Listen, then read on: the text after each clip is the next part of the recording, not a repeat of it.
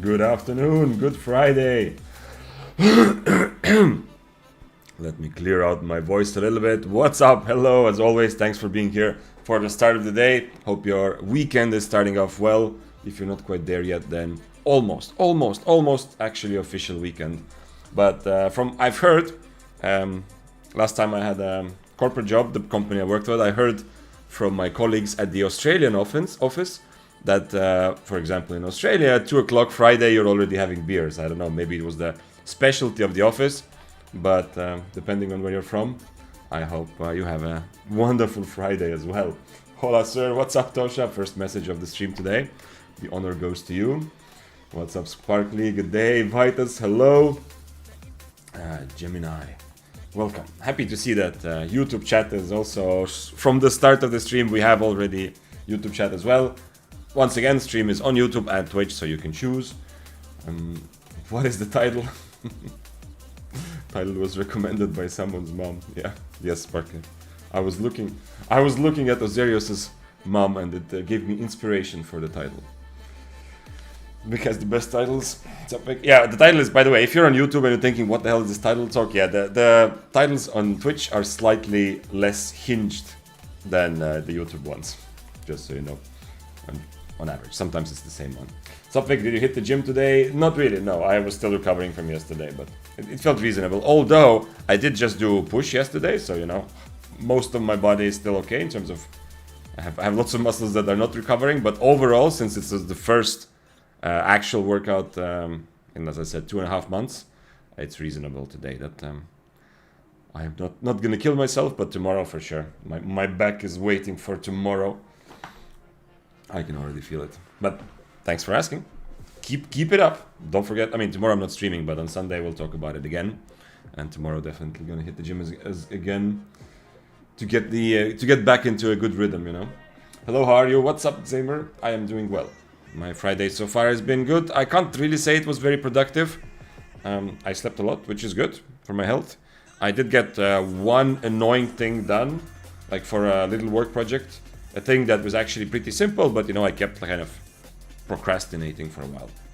So psychologically, I feel like I got a lot done, but in reality, it was like half an hour of work, or maybe 45 minutes. So I don't know whether to call it like a good productive start of the day or not.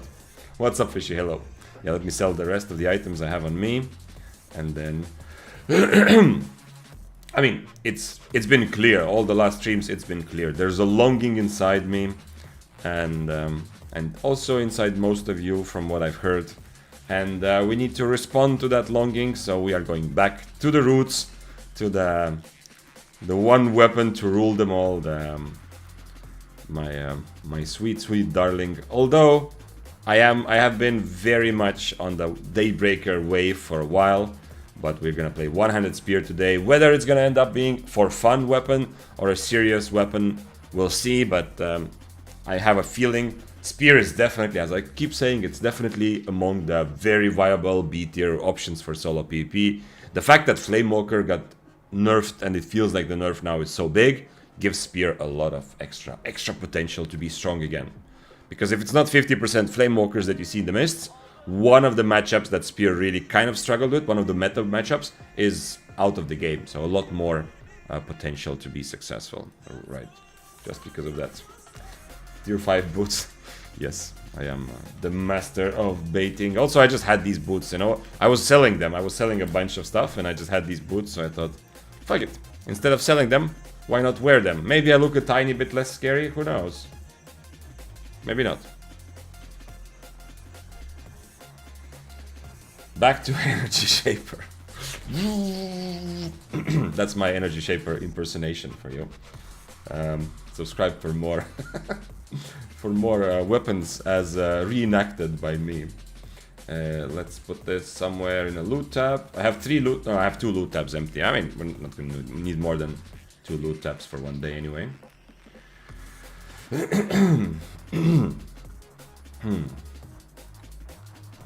I'll be coughing a little bit, I feel. Okay, we have horse, tier 5 horse. We definitely still need potions, and I would like to have a Dust Quiver helmet. I want to try 2 things. I feel like there's 2 ways to approach spear right now in terms of helmet. Everything else is kind of clear, you know. I'm just gonna play Assassin Jacket. If I had the tenacity, I just have so many Assassin Jackets, so it's whatever. We could later also go to Mistwalker Jacket at higher AP, at tier 8 specifically, or maybe tenacity, you know, for higher AP and Inferno Shield. However, the helmet is really the only question. I have 2 ideas. One is to just play a Helmet of Valor, very basic and good, and you know that's something that's the one thing you kind of downgrade from Daybreaker to one-handed spears. You don't have the built-in purge, right? You do have a bit more mobility with your E, but not the purge. So it would make sense to have a Helmet of Valor, and we'll probably do that in a while as well. But the other option that I still kind of like, I want to try, is the helmet swap. Now, helmet swap was more relevant before Energy Shield came to every single helmet, obviously. But I kind of feel like having Duskweaver plus Cultist will still make me feel pretty good. So I'll try that. Okay, when you have this, the last Siphoned Energy. Some cake, by the way, I forgot to use that before. Don't think about those things enough. Also, I don't really need fame. I have a bunch of books. The Limhurst Bank is also probably... Can I see my Limhurst Bank right here? It should be here, right? No, it's not. It's in the bank tab. It's so full of all kinds of books. Now, I could probably easily get my last armors to 100. And then some fame credits on top of that. But it will take a while, of course, to click through those books. Okay, for food, we're gonna use, not this high, we're gonna use Eel Stew as base and then change to Snapper when there's an actual fight. Nothing too special there either. As a swap potion, a couple gig pots can be nice. Once again, we don't have the purge, but we also don't have the CC immunity that Daybreaker offers. That could be clutch or important in some specific matchups. Like we had against Firewalls to counter Fists of Avalon. We can maybe make up for that a little bit by potentially having a gig pot. Like, it's gonna be quite situational. Don't really need it for most situations, but sometimes. Oh shit, oh shit. Give me 2. Okay. Snapper. Oh man, I still feel like the DOMS is kicking in from yesterday's gym. Still kind of in a good way, but you know, some movements are difficult. Like some movements I feel, and now this is it's an enjoyable kind of pain, right? It feels good, but it is. I feel more limited. Like I was even putting on my shirt earlier. I felt like I need to I need to do something special, you know, because it hurts a bit, but it hurts in a good way. Yeah. I kind of missed that gym DOMS feeling. I don't know if this is toxic, said Fishy, but I get tilted in black zone, I just go in yellow zone mist and then fight people in yellow zone. Well, it's less toxic now, because you can't do this 8.4 versus 4.1 and kill beginners. But at the end of the day, no, it's not toxic, you know. Just don't write shit to people, but just attacking people is fine, yeah, wherever you go. I mean, the game is built on PvP in every zone except blue, right? That's a fun thing though, yeah. I felt like that, Fishy, I felt like that on my Corrupted Dungeon day. The first time, like the first day I played Corrupted, it's like 2 weeks ago. Like more from the recent history, I mean the first day. I went for Slayer, you know, I wanted to play against the best, and that one time, you know, I got the Fate of Kong 3 times in a row, one of the top players who was playing a build that is pretty much unkillable. I died to another, anyway, I would die so many times in Slayer, like 4 or 5 times in absolutely hopeless situations. And I went down to Stalker, and I felt a bit like that. I felt like I'm kind of channeling me being destroyed in Slayer level. I'm kind of channeling that into killing beginners in Stalker level. Not that Stalker level is just beginners, but I did get a lot of fun players there. I felt a little bit also like that. Like, you know, I got annoyed by constantly having to die against the best players, so I went and then constantly killed a couple of the less experienced Corrupted players there. Hey, Aldoran, what's up? I'm back since you're the best YouTuber. What's up, Logical Bird? To teach PvP for me, what weapons would you recommend for going into lethal? I have Fists of Avalon, Deathgivers, and Flamewalker. Do I spec another or play one of those? If you're going into open world or mists, you have to specify a little bit. But like after after the last patch 2 days ago, Flamewalker, it's kind of iffy. Like Flamewalker got finally nerfed, but it kind of feels like maybe it is now actually like a B tier weapon and not so strong at all. Who knows? Fists of Avalon are in a great place. Deathgivers are among the best solo PvP weapons, like completely S tier, and there's different builds, and you know you have to adapt, and it's a bit difficult, but it is a very good weapon. But all of that, both Fists and Deathgivers are especially good, and Flamewalker is still okay, especially when we're talking about mists, when there's a lot of 1v1 fighting happening as well, with occasional rats here and there. Open world, where there's not so much 1v1 focus, you could go instead for Battle Bracers instead of Fists of Avalon. You could go for... you could even go for Bloodletter instead of Deathgivers, but Bloodletter is going to be difficult. It's mostly going to be to rat open world. Awesome. The Spear guy playing Spear again. Yes, we are doing it. Welcome back, Leonidas. I was thinking that to put it on the somewhere, like on the thumbnail or on the title as well. Like I don't know if I can get the kicking animation from the game. I don't think there's any emote that will make me. Yeah, there's nothing. But if there was like a way to kick, I could screenshot the guy kicking with his foot, and it would say, "This is Sparta." Okay, that sounds very stupid out loud, but yeah. Anyway, I was thinking about Sparta earlier today. And yes, today is 100 Spear Day. Whether we're gonna die a million times in a sad situations, feeling that our weapon is more limited than some others, or we are going to dominate by being able to adapt to... Oh, this spear actually had the wrong passive. Good thing I opened it. I don't know where I got the spear, like from some loot. I actually should probably check everything now. Based on some experience from Dante's fight on Spear also recently, although that was when Flamewalkers was still dominating, I kind of feel like maybe putting a bit more into cooldown reduction is also a good idea. So we're actually going to go with cooldown reduction passive to start this off. And let's get the Duskweaver, I forgot it. Yeah.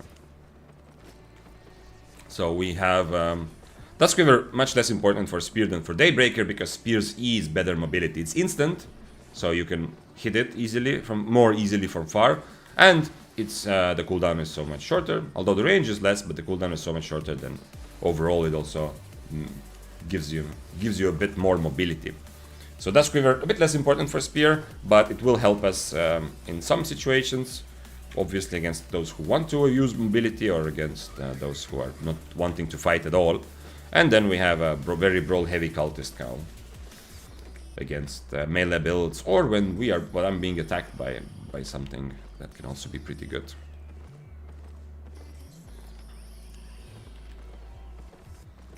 Pantheon of Albion.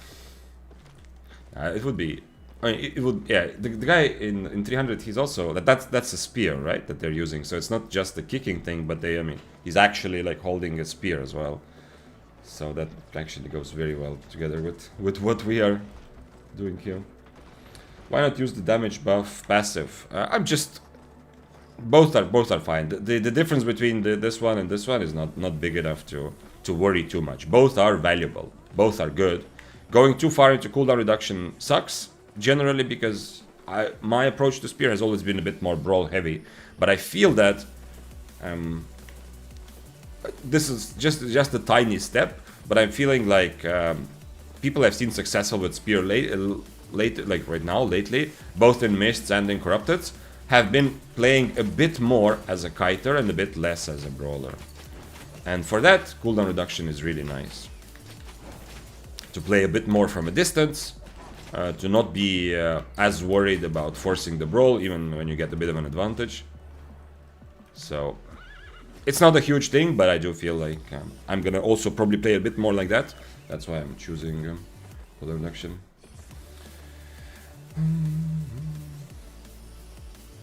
Why not use... Oh, you meant for this? Damage buff passive. Never even... I don't think anything comes even close on the passive to just being able to heal every time you hit. Every other passive requires you to attack several times. I don't know. It's been like a year and a half since I even tried and tested some of the other passives, because from my memory the life leech was it was just so much obviously better. We can try. You can try to imagine how much damage I would get from extra 7% if I do proc it. Keep in mind that that's like, this passive is. I wish there was another passive that didn't even involve auto attacks, but this passive will only be useful if I'm actually standing and brawling, right? For any situation where I'm kiting a person or kiting away from them, I'm trying to catch someone, it will be pretty useless. I will never hit 4 auto attacks fast enough to proc the 7%, which isn't also super duper impressive. It's not bad, definitely. There's some value if you specifically attack 4 times in order to E, but usually I feel like this is not also ideal, because also I'm not hitting anyone if I'm closer, if I'm kiting away, or if I'm catching, which is why I say I wish there was some sort of a passive on spear that didn't just depend on auto attacks, but the life leech will be useful even if I only get 2 auto attacks in every now and again, like in between my kiting session here and now, you know, a couple of seconds of brawling. It will be useful all the time without having to hit some sort of threshold. Spear should get second row of Ws. That would be pretty funny, yeah. To make Spear like even more flexible. Spear now has it's how many? We have 6, so we'd have like another 5 or 6 Ws. That's pretty funny. Yeah. I mean, then it would be like Invoker in Dota, you know, like every other weapon functions, like every other hero in Dota functions one way, but then you have one which is like uber duper complex and works completely differently in terms of how spells even how spells are cast. It could be kind of the same, like every weapon makes sense, you have Q, W, E, but then there's one which is like, or maybe you can make your own W, yo. When you craft a spear, you craft your own W. Nice to see you back on Spear. It is nice to be back on Spear, even though right now it's just being mobs, but yeah, it already feels, it looks good, you know? To my eyes, this looks natural seeing me on the Spear. Although, as I said several times, Daybreaker also is has won my heart to a point where I feel as much of a as the Daybreaker player or Daybreaker main as I do with one-handed Spear. By the way, they reverted the change to mobs. Doesn't affect mists, but SBI saw the feedback and decided, you know what, the leash, like making mobs leash earlier, is actually not a good change, so they went back. I can feel my triceps when drinking coffee. It hurts in a good way, but it hurts. And I was specifically trying not to do like a proper workout, since I know I've been doing nothing for 3 months. You know, I knew I need to be careful and hold myself back. But damn, this is still. He can't purge everything. He will purge my Inferno, and then I can Cultist, or he will purge my Cultist, and then I can Inferno. And we have another Spear there also. Interesting that this Spear is on a stag. Looks like a PvE player. Oh shit, we need to get to the chest. Okay, we're gonna leave these guys here if they don't want to fight, and we're gonna go and fight for the chest. Against both Spear and one-handed dagger, I feel pretty good with Cultist. A Spear just dismounted. This is not a very good build for the Spear, but they might have decided to 2v1 me or something. Or he's just being super brave, but... Like, Impaler versus Impaler, you know, you can always miss. So, just being 1 tier higher, it's not like... it's not like an automatic victory by any means. I did Inferno his E there.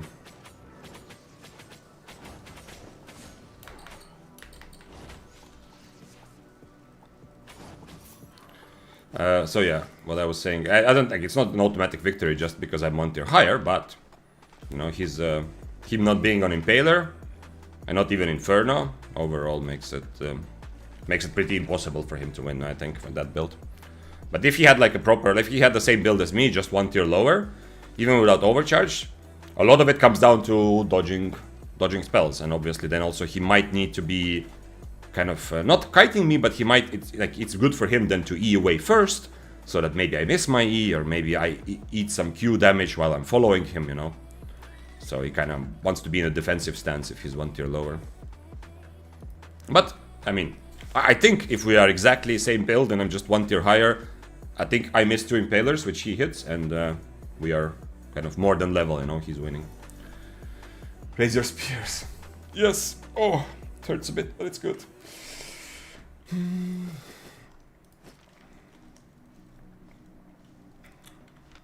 Happy Friday, great fights. Thank you for Finger, and happy Friday to you as well. Man, too bad the one-handed dagger doesn't want to fight. It's not a bad fight for him, the tier 7 dagger. But you can see this. You can see spear mentality. Spear is a state of mind. But the 4.2 spear who has no hope with this specific build, dismount. I mean, I dismounted him, sure, but he wanted to get dismounted and fight and see what happens. The one-handed dagger with decent specs, same tier than me. Nope, not even thinking about it. Maybe as a rat, you know, when he saw that I don't have full HP, he kind of tried to get hit by mobs, but nope, doesn't want to try it. Would rather just walk around on a horse to make sure he doesn't lose his items and not get the valuable gaming. Okay. Which is actually not like a stereotypical, you know, one-handed dagger is a pretty Chad weapon, to be honest, generally. Why not attack speed passive on chest? It's much more limiting. In this case, very clearly the other 2 passives are useful in every situation. Attack speed will only be useful when I'm standing and brawling next to the person. Oh. So, I think this and this are both better than attack speed passive. I was kind of planning one day to try a full attack speed spear, but I already know it will be just a fun meme to surprise people with big attack speed, but attack speed is only helpful if you're standing next to the person and they are hitting you back and you're just brawling each other.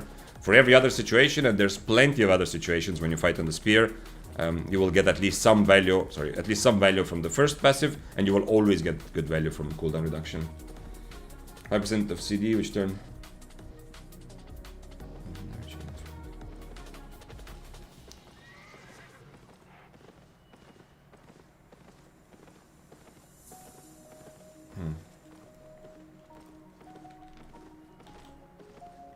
Well, as we talked about earlier as well, there's a bit of diminishing returns with the extra damage that you get. So if I already have damage from my food and from my armor, this it isn't actually 4%. But the same is kind of true for cooldown, you know. If you see, like now my cooldown is 17, you see it actually gives me about 3% cooldown and not 5, because it goes from 14 to 17. This will be more valuable when I change to Rose Snapper, because then I won't have the cooldown from my food. Is a mammoth okay for the depths? Never seen one. I don't know how the repair costs will affect the mammoth. Because when you die in the depths, you do get you lose some durability and you have to repair your items. And this I think applies to your mount as well.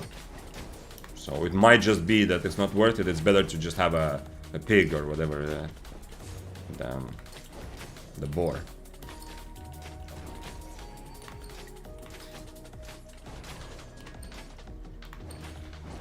And Sasha says, for spears, due to their Q stacks, I think auto attack speed passive is best. 12% of attack speed is no joke when you have 3 stacks. Yeah. I mean, it's not useless, but it's just it's not overall bad when you are able to stand and attack your enemy. But I'm not gonna be able. Most fights, I'm not gonna be able, and I'm not gonna want to just stand and attack my enemy. So, I mean, it kind of depends on the build. Yeah, Cultist Cowl definitely makes me better, you know. So if I do get attacked by very strong brawlers like dual swords, battle axes, even the one-handed dagger, I have more time to just stand and brawl, or death givers, because I do have the Cultist Cowl. It gives me like extra 4 seconds where I feel kind of good to just be next to my enemy. But there's just so many different situations where I don't want... well, cooldown reduction is going to be valuable no matter. Am I chasing the frost? Am I trying to kite away from a battle axe while hitting Qs? Cooldown reduction valuable. Extra damage and defensive valuable. Sorry, this one. Attack speed only in specific situations. That's why you don't see a lot of people, I think, choose attack speed passives on leather items for spear. Or in general, like attack speed is... attack speed in the game in general is kind of a weird thing. I'm not saying you can remove it somehow, but it's like, I mean, it's obviously good sometimes, but it's not like, it's not something that most I don't know any weapons that really prioritize it, unless you have like a very good way to be on top of your enemy. I guess one-handed dagger is one of the very few ones. You use Shadow Edge, you use your Purge, and you have the extra movement speed from your E. So while your E is going, the attack speed is a priority. But for every other weapon, I think attack speed is kind of a secondary cool little bonus, but never trumps just being strong in other situations by having more cooldown reduction or having more, just simply more HP. But one-handed dagger is mandatory or you don't heal. Well, it's a nice thing. First of all, one-handed dagger, you kind of need the purge, yeah? But if you purge, you can usually get like your enemy to stay on top of you. Plus you have Shadow Edge, which they use, you know, to have some time to actually hit the enemy. But plus it's nice that one-handed dagger, your E also gives you a bit of move speed, so if your enemy is just walking away, you will be able to stay on top of them and hit, yeah. So it's like, it's a very, very good synergy for that situation to just focus on attack speed, which is why you usually see a Hunter Jacket, of course. Whether it's mandatory or not, that's interesting. Yeah, you might be right to some extent. But well, because it actually, I don't remember seeing one-handed daggers without. It's just because it's such a nice synergy. But I mean, if a one-handed dagger was a player who plays a lot of one-handed dagger was to test different things, I wonder what they would. Would they just go Inferno? Or was there something else that would then synergize as well? Or at least somewhat. Okay. Especially if you have heal passive on Spear, it's even better. I always have heal passive on Spear. Not because it is amazing, like super duper passive, but because all the others feel bad. Having to hit a certain amount of auto attacks just feels bad. And the slow is also, I don't even know what the point would be to slow someone. If they're already in range for auto attacks, it's all unlikely to do anything at all. Yeah, we have a Chill Hull. Against Chill Hull, I would like to have Mistwalker, but let's fight.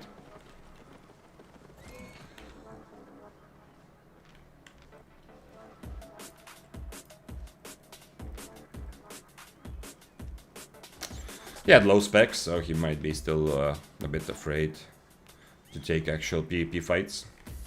Which is sad, a little bit. I would definitely... It's an interesting fight, and it's not super simple for me. I do have Duskweaver for this situation, so... If I do catch him, but I have to hit my spells, right? I'm gonna be punished a lot. If he blinks away, let's say I get on top of him with Duskweaver, he blinks away, I miss my Harpoon, now I'm in a bit of a tough spot.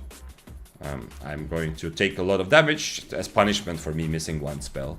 But at the same time, I do have, if I do hit my spells, there isn't much that he can do either, because I have Duskweaver, I have Harpoon, and I have obviously my E as well.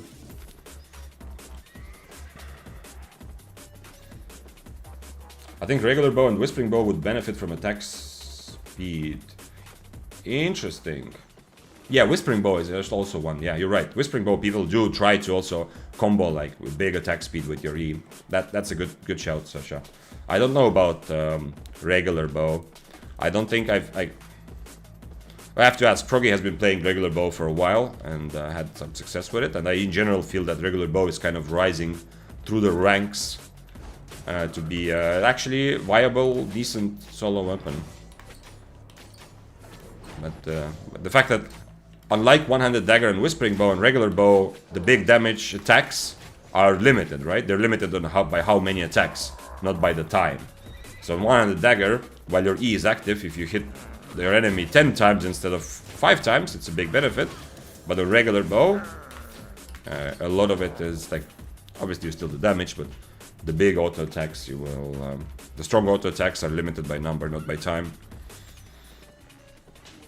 And whispering bow also, yeah. VRS also mentioned whispering bow since the E lasts a certain amount of time. Yeah, exactly. Yeah, exactly what I was thinking about as well. Yeah, good shout. Yeah, we found the second weapon that actually could really benefit from attack speed, and it's not played that much in solo, but if it is, like, when people play it, they usually do try to go for like a big E combo with some silence and maybe auto attack speed. Would love to see on Heron Spear one day. Great weapon with many. I love Heron Spear, yeah, but it is a fun weapon. I played it also on stream, like during the first week of streaming on Twitch. I played it as well. But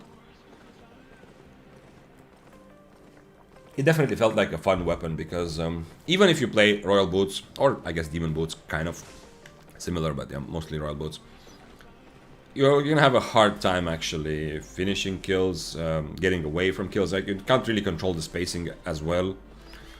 It's much more difficult to play, and you don't have like this crazy amazing damage. So if you do bait in your opponent, then or if you do hit your big combo, which you can actually miss, you know, easily, then suddenly, you know, you kind of make up for it by being by having a big advantage. He used his boots, so looks like he doesn't want to. Never mind. The other guy dismounted also. I need to be a bit careful about the other guy up there. Obviously the curse is kind of a free kill, but I could even change food if it was ever serious, but I need to be a bit careful with whoever dismounted up there. I don't see him though, I don't know why. Why the other guy is not here yet. I don't want to change food just for the curse. Okay, here it is. Oh, it's a carving. Nice, okay. I definitely need to try this carving fight.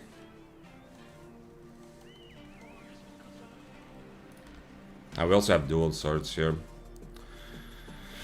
It's gonna be interesting and new, kind of, to play this without cripple, you know. I don't really even want to change food until it's clear that I'm brawling, like I'm full brawling one of them.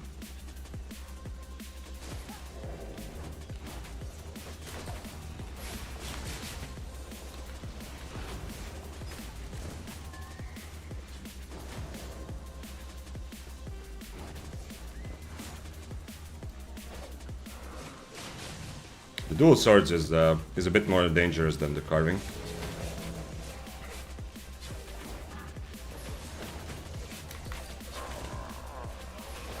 Now, I might be dead here. Maybe not. I did slow him. I don't have a purge. What is his... What is this? I didn't cancel his E. I might be dead here. Only 2 stacks though, and he's tier 6.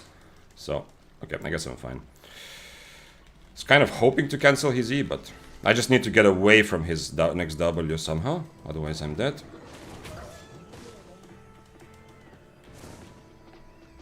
Okay, just out of range. Kind of cool situation. I did eat when I realized I'm probably gonna just have to fight the dual swords, I ate the other food. Oh shit, someone's still fighting here. Because against dual swords, heals to obviously not good. But for the situation when there's so many people fighting, the extra cooldown reduction from heals to is worth having. Oh, it's the good dual swords build. Like, I like it with the assassin shoes. There isn't a clear thing I can do. I don't think I can just stand and brawl him no matter what I do. But maybe I have to try. Do I have just 1 potion? Okay, so I'll change to Gigpot and we'll just try. Not even close, yeah. He's also tier 7 overcharge. And he's gonna use boot to get on top of me, then Q, then W, and I cannot remove his stacks. That's the big thing. And if I E away, he just E's after me. So what I'm gonna try to do is, when he boots on top of me, I just E out right away. Hopefully he messes his W, maybe not. And then he's gonna E, and I'm gonna Inferno to block his E, and then Cultist Cull him, and hopefully win it with just 1 big brawl. Very unlikely. I mean, it shouldn't happen in theory, but because I think he's just gonna hit harder because I cannot dodge his E very well. But we'll see. If you watch that again, the curse got dismounted by Hellfire Pod flying out of nowhere. I saw the Hellfire Pod, but I don't know who threw it. I think it's this guy that is dead on the ground then that actually threw the Hellfire Pod. Does he have? Okay, he doesn't have second potion.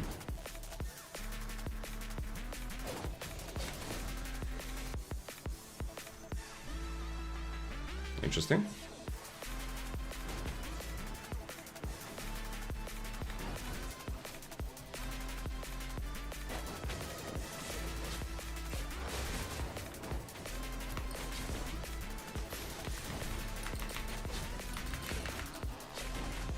Yeah, I don't think I can beat him, unfortunately. With just brawling, he's gonna have boots ready again, and I don't have my E. Am I in range? Yeah. Unfortunately, you saw, even with Geekpot, Inferno, everything, I can't just stand and brawl him. I could overcharge, but yeah, that's... Unfortunately, Spear no longer counters swords, as you can see. I could change to cripple and try to at least get some distance, but I don't think I can beat him that way either.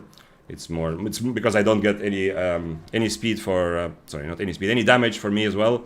I just get enough separation to maybe take one step away. Also, I didn't overcharge, but I don't know. So yeah, he eat my Inferno, but if I had Mistwalker Jacket, it would be different, right? Because I know I E out, he's gonna E after me. If I had Mistwalker Jacket, I dodge his E completely. But my Inferno, you see, he doesn't care. He E's into my Inferno, he still gets the buff from his E, he's just hitting, and it's easy. So, he did Hunterhood my Impaler, so at least there's one thing that he did okay there, but other than that, it's just mashing every button and he can still win this, unfortunately. Interestingly enough, first time I E'd out, I should have probably waited for my second E, you know? I followed him because it seemed like he maybe doesn't want to fight, but then it turned out that he was ready, his boots cooldown, and his E cooldown are shorter than my E cooldown, so the second time I wasn't ready to E out right away. What about counter against dual sword? Could be an option, yeah. It's a bit of a problem to have to do enough damage, but yeah, could be an option to always deflect their E at least. In fact, you know what? Against this sort of dual sword, I think next time actually I will try deflect. I'm talking specifically about the Assassin Shoes version, right? It's because he doesn't care about overall mobility, he just wants to do a gigaton of damage when he's on top of people. And he has no way to cancel my deflect. We will definitely try that actually. Also overcharging problem. It is now an overcharge matchup. Unfortunately, dual swords no longer like used to be. Can't be happy with spear against dual swords anymore. So it is probably a matchup now to overcharge. Okay, let's see what else I have in stash to get out of the way. I have some tier 6 spears. Let's do a couple more. That might be a bit of a like long-term spear problem as well now, actually, because yes, flame walkers are not dying out, but you know there's not many flame walkers, which is nice. But if I do constantly run into dual swords or death givers that are using this assassin shoes build, that might actually end up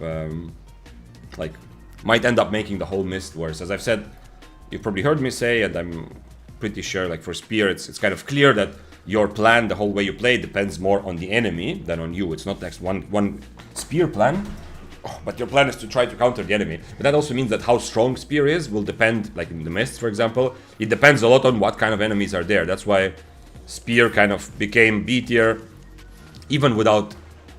It did get nerfed a bit, but it was also a lot because other meta changed, you know? So when there's suddenly mists are full of weapons that spear is bad against, or like it's difficult to have a plan against, you become worse. And earlier it was very strong because it countered a lot, like swords and mobility weapons, it countered a lot of meta. So now, I feel like if we discover that suddenly everyone is playing this dual swords build that we just went up against, or a Death Givers build with those assassin shoes, which is kind of popular, then that might be the kind of the thing that actually makes me say, you know, spear is not in a good place again. Because even though in theory it could be good, but there's just too many enemies that you don't have any meaningful like strategy against. But okay, we have to try. We have to try these matchups, and you can see me die, and also maybe apply this to your game later. Wait, I didn't buy Siphoned Energy. Raven's Tease. Thank you for following. I will throw up if I hear him talk about how obsessed he is with spears once again. Who are you talking? You wouldn't be talking that about me, would you? If your friend is obsessed with spears, then you have to let them be for a little while, and let them discover the meaning of life, and then they will come back to you, or they will go and you know, make better friends. But who knows? You cultist call a mob. Did I? Oh shit. Okay, that's a big thing as well. I specifically, like, cultist call and Inferno were my tools to just stand and brawl. Was there even a mob? Damn, okay. That's painful. Okay, okay. That's painful. If I just misclicked my cultist call on a mob, that does also change it quite a bit. Topic Zane, do you play Ragnarok Online before? When I was like in high school or something, but not seriously, no. I just remember that it existed. It's like 2D. It's an MMO, but it's like 2D with some sort of anime-ish characters, right? I think I'm remembering it correctly. I don't think I played it a lot, but I remember it was popular like when I was in high school or something. Maybe it's one of the games that has also survived till this day, I don't know. I never well followed it later. Look how they massacred my cripple. Yeah, I could still use cripple because, you know, every time he Qs, I cripple and I get enough move speed to kind of keep separating myself. But then, since he has Assassin Shoes and E to constantly keep the pressure on and keep closing the distance between us, it's kind of... I can't play from a distance like I want to, you know? I can't play from 10 meters against that build. It's very difficult because he's gonna spam Assassin Shoes. So, if I do want to use my mobility, including the cripple, because it doesn't give me any damage boost anymore, just the extra mobility, and removes a bit of his attack speed. If I want to play from a distance, I kind of need to just fuck off entirely, right? It's just kind of, okay, if I want to use my mobility, I just disengage. I can't... constantly play from like a 10-meter distance, like which would be the case or used to be the case against a lot of the swords.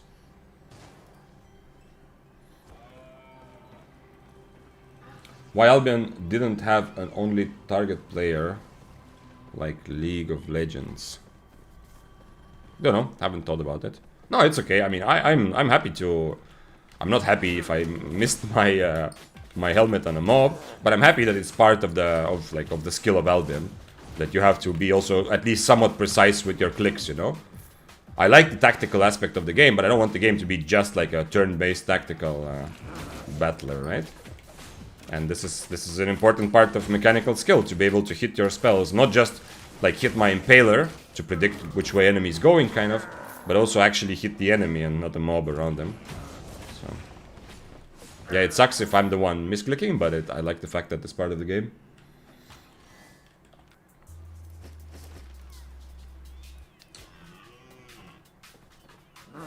Why not Fiend Call on that build? If I want to go Purge, I will go Helmet of Valor, which is a much more valuable Purge, because you can also Purge yourself. And you can Purge more than... well, you can Purge yourself and the enemy at the same time. You can... it feels better to have Helmet of Valor. But yeah, that's the other option. So I will try this helmet swap a couple more times, and at some point I will try Helmet of Valor as well. That is definitely strong. I mean, Fiend Call is kind of like a simpler Helmet of Valor, but it is much more limited because you cannot remove Cultist Call from yourself. You cannot remove even Polymorph, you know, or like is potentially something you can purge.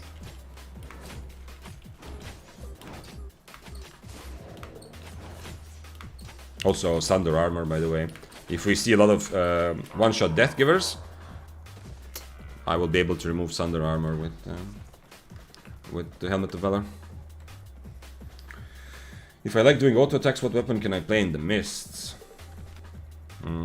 Well, Spear does like auto attacking, but unfortunately, you can't rely on it all the time, because you have to often space away or catch people. Death Givers auto attack a lot. Dual Swords auto attack a lot. I mean, all swords kind of auto attack a lot. Oh, we have a... I don't think he's gonna fight me, but who knows.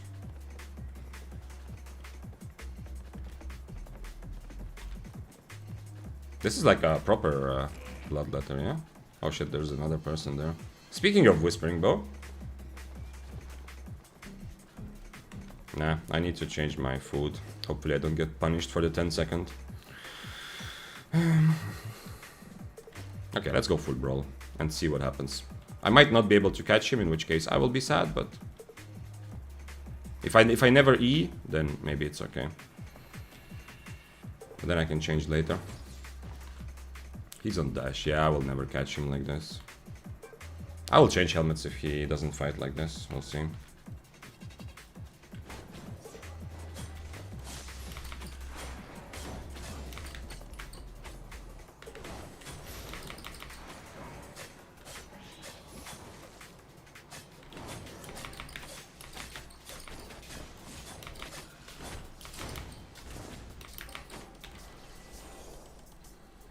He still has a potion as well, I think. The slow hit. Now I just need to somehow survive long enough for my E. I don't know what his W cooldown is comparing to my E. Oh, come on. He has better cooldown, so now he's gone, I think. His boots are just before mine, I think. And he will have another E ready. Oh, boots are actually at the same time. But he will E for safety anyway.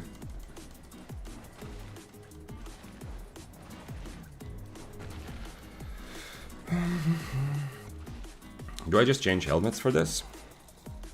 Wait, he didn't use his... Oh, he only has one potion. Yeah, okay. So he will have cape and I don't. Kind of close. I kind of need to E after his E, obviously, but... But I have to hit impalers. I did hit impalers, but I mean, that's important. That I actually hit my impalers. It's a bit different for him.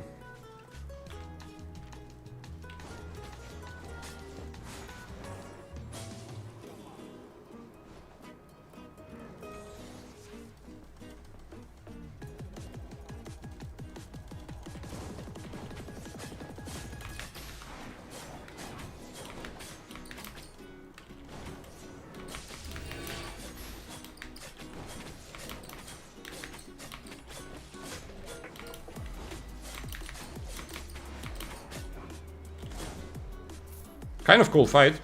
I have Inferno and Healing, and I need to use one of them when I'm getting close to 40%.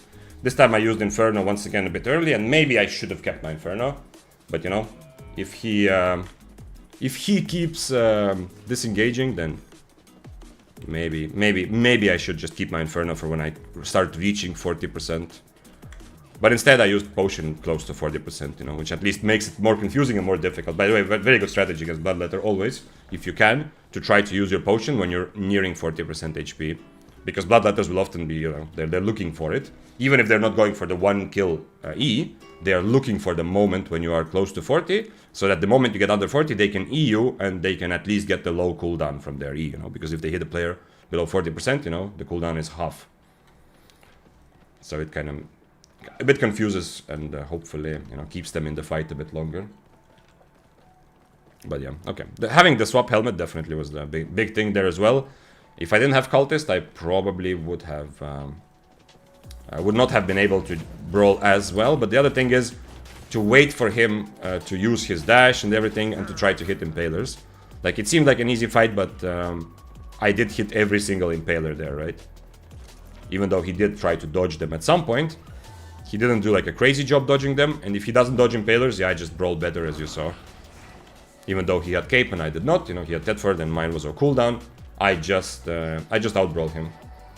But if I do miss Impalers, and it's very easy for him to dodge occasionally an Impaler here and there, then this doesn't go as well. Is this the 100 kills run? No, it isn't, but we are gonna also do that on stream at some point. Actually, yo, maybe it is a good time soon. I mean, I've been kind of talking about this every time, but it is it's been a bit on the back burner. I mean, 100 kills run is also playing spear, right? I only have spear specs there, so yo, maybe I should actually use the spear day for that as well.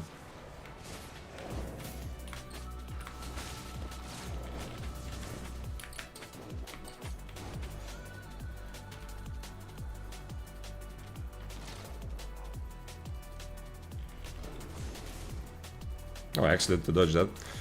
He doesn't have undead, okay. So I'm fine, actually.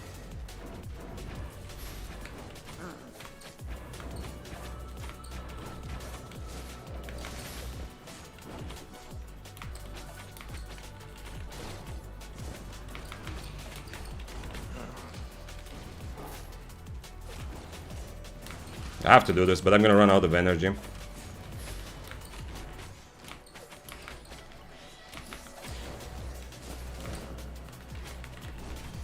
Okay, nice. Ooh, just close enough. Almost ran out of energy there for the second guy. Oh, and the first guy got down to mobs, I didn't realize that. Okay, he fought back. Oh, 600k, yo, this was tier 7, yeah, so actually, it makes sense that he fought back. I accidentally dodged the W here. There, I don't know if you saw. When I stood for my impaler, that's when he went for W. Okay, he's tier 7 but no spec, so respect for trying to fight back at least, but... I mean, if it was just a straight up fight, there wouldn't be much he can do there anyway, I think. Kill every bloodletter? If he activates Stalker Jacket... You know what? Fuck it. Let's try it. Let's see what he does. I am on the correct helmet for this.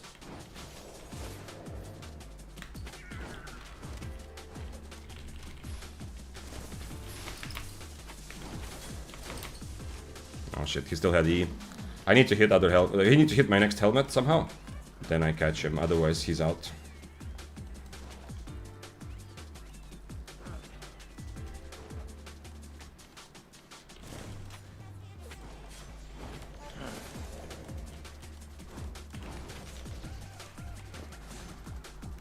Yo, we are the menace of the low IP mists right now. A lot of these things are definitely some that, like, one-handed spear, when you play Daybreaker, and a big thing of when I rank weapons and we talk about how good a weapon is, specifically for mists, a lot of it comes down to how good is it at winning 1v1 fights. That's why matchups are important, that's why, you know, I say things like, oh, if Flamewalker becomes very popular again, Spear is gonna be less popular, because you can't really fight Flamewalkers very well, they have an advantage. But, a lot of what's actually happening in Mist is not just 1v1 fights. And just like in open world for Mist as well, everything outside of 1v1 fights, one-handed spear is actually pretty good. Look at this. Wait, I'm gonna make it. I don't see it now, it's behind my face anyway. In the chat here, it's... well, I mean, most of these, like, these are small kills, but it's just fun that there's 4 messages in a row. You killed this, you killed that, you killed this. The Bloodletter Destroyer, yeah, absolutely, you know. That's why. Spear and Daybreaker both rose to power, not rose to power, but became much more stronger, where there was a lot of mobility builds, because against mobility, Spear is pretty good. Let's see what to keep from here. There was tier 6 Bloodletter in the end, tier 7 Bow, who didn't have specs, so, I mean, he fought back, but he was at a big disadvantage there anyway. And we just need one more food and then we are ready, and some potions as well. In what matchups would Blind Spot be better than Refreshing Sprint? That's a very weird question. Why? Who told you to use Blind Spot in general?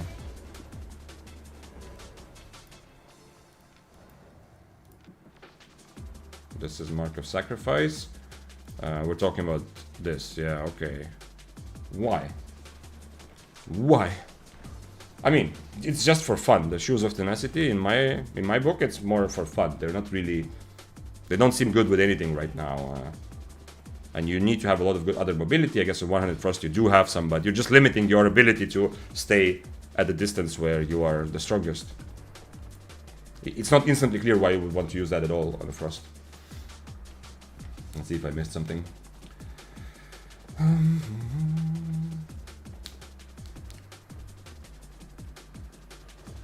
I just tried the Arctic Staff, it feels so strong. Yeah, it felt pretty good also. Yesterday I tried it. Didn't play it long enough to really have a strong opinion, but I tried yesterday Arctic and it felt pretty decent as well. The damage is big and the range is crazy, the range on the E for sure. Oh shit, I didn't buy potions. Well, okay, we have to make do with 4 potions for the moment.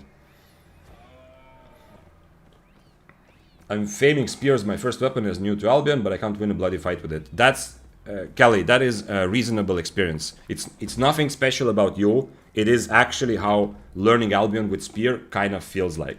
Obviously, it depends. If you are more in the open world, you will have probably more success right away, at least at survival. But Spear is not that strong at 1v1 fights right now, and it is good. It is way above average, but it's not like a super meta weapon, one-handed spear. And it is much more difficult than most other weapons. So you are going to struggle a lot more. Damn, he has artillery. I need to figure out what to... Ooh, this guy is tasty. Wish you could get this guy. Do we want to do something with the tier 6 wildfire on artillery? Oh, we have also... man, we have a lot of fun things here. I don't want... The thing is, I don't want to harpoon the wildfire, right? Because It's not like close range I'm happy. He's on Q1 and he's wildfire. And I cannot dodge his E. So if I harpoon to cancel his artillery, I'm gonna get messed up close range anyway. So this 1v1 fight I don't want. But having a fight against all of these guys together, I do want. Look, this guy has 2 tornadoes, by the way. Yesterday I was trying to decide what kind of potion to use with that. And I couldn't. And we also have Death Givers here. Death Givers would be the most straightforward matchup for me. He's on Rose Snapper on Death Givers already. I don't know if I can take this fight on this helmet, but we can try. Everybody wants this. The 6-3 fire, everybody's looking at him. He's also on Swift's Claw, which is easier to dismount than a horse. I don't want to fight the Wildfire, everyone else. Now, this is one of the issues with Spear that I felt in these multi-way situations. I have a decent enough plan against everyone here except Wildfire, but those plans require somewhat different spells, you know? And if I'm kind of forced to be in the middle of everyone, I can't have all the spells. Yeah, so for example, against Death Givers for 1v1, I would very much like to change my helmet. I can't afford that with so many other people lurking around. Against the Arctic, I definitely want to have Harpoon. But against Death Givers, it's just GG if I go in with Harpoon. He's on Throwing Blades, interesting.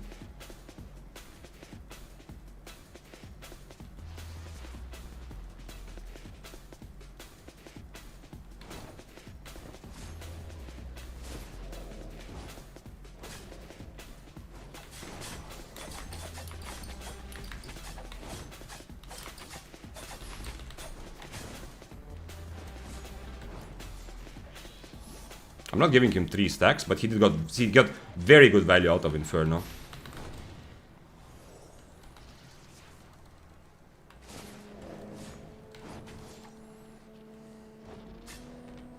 He still has second potion, so do I. Oh wait, no, he didn't have second potion. So his second potion is on still like 30-second cooldown or so, which he's probably waiting for now. With Cultist Skull, this fight is much easier for me, but then of course I risk that he just can get away whenever he really wants to. We both got really good value out of Inferno here.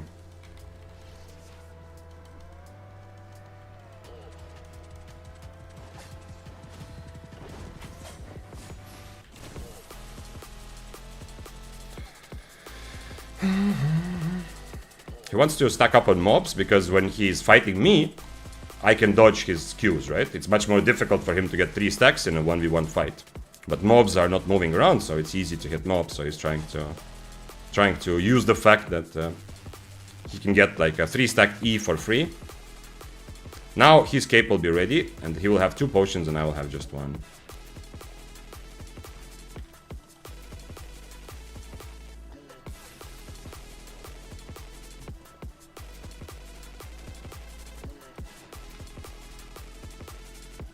Who is this? Is this the wild? Yeah, the Wildfire is the most dangerous rat also because he's on Royal Boots.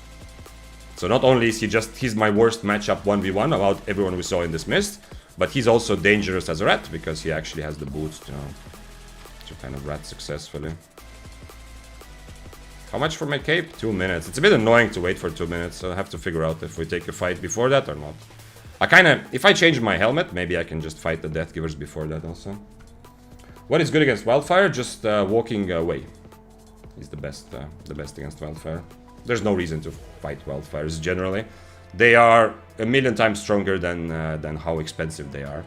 So you are fighting for small money with a huge risk to die. So yeah, what I was saying earlier, Kelly, if you're still here in YouTube chat, by the way, you know, we stream available on YouTube and Twitch. I've been streaming on Twitch for a month and a half, but on YouTube just 1 week now. But the chat you see on screen is just Twitch chat. But anyway, I will repeat that at least a couple times a day, you know? You already heard me say that. It's kind of relatable and normal experience. Spear is difficult because to be successful with Spear, first of all, it's not like an OP meta weapon. But to be successful with Spear, it is good. It is above average, very strong for solo PvP.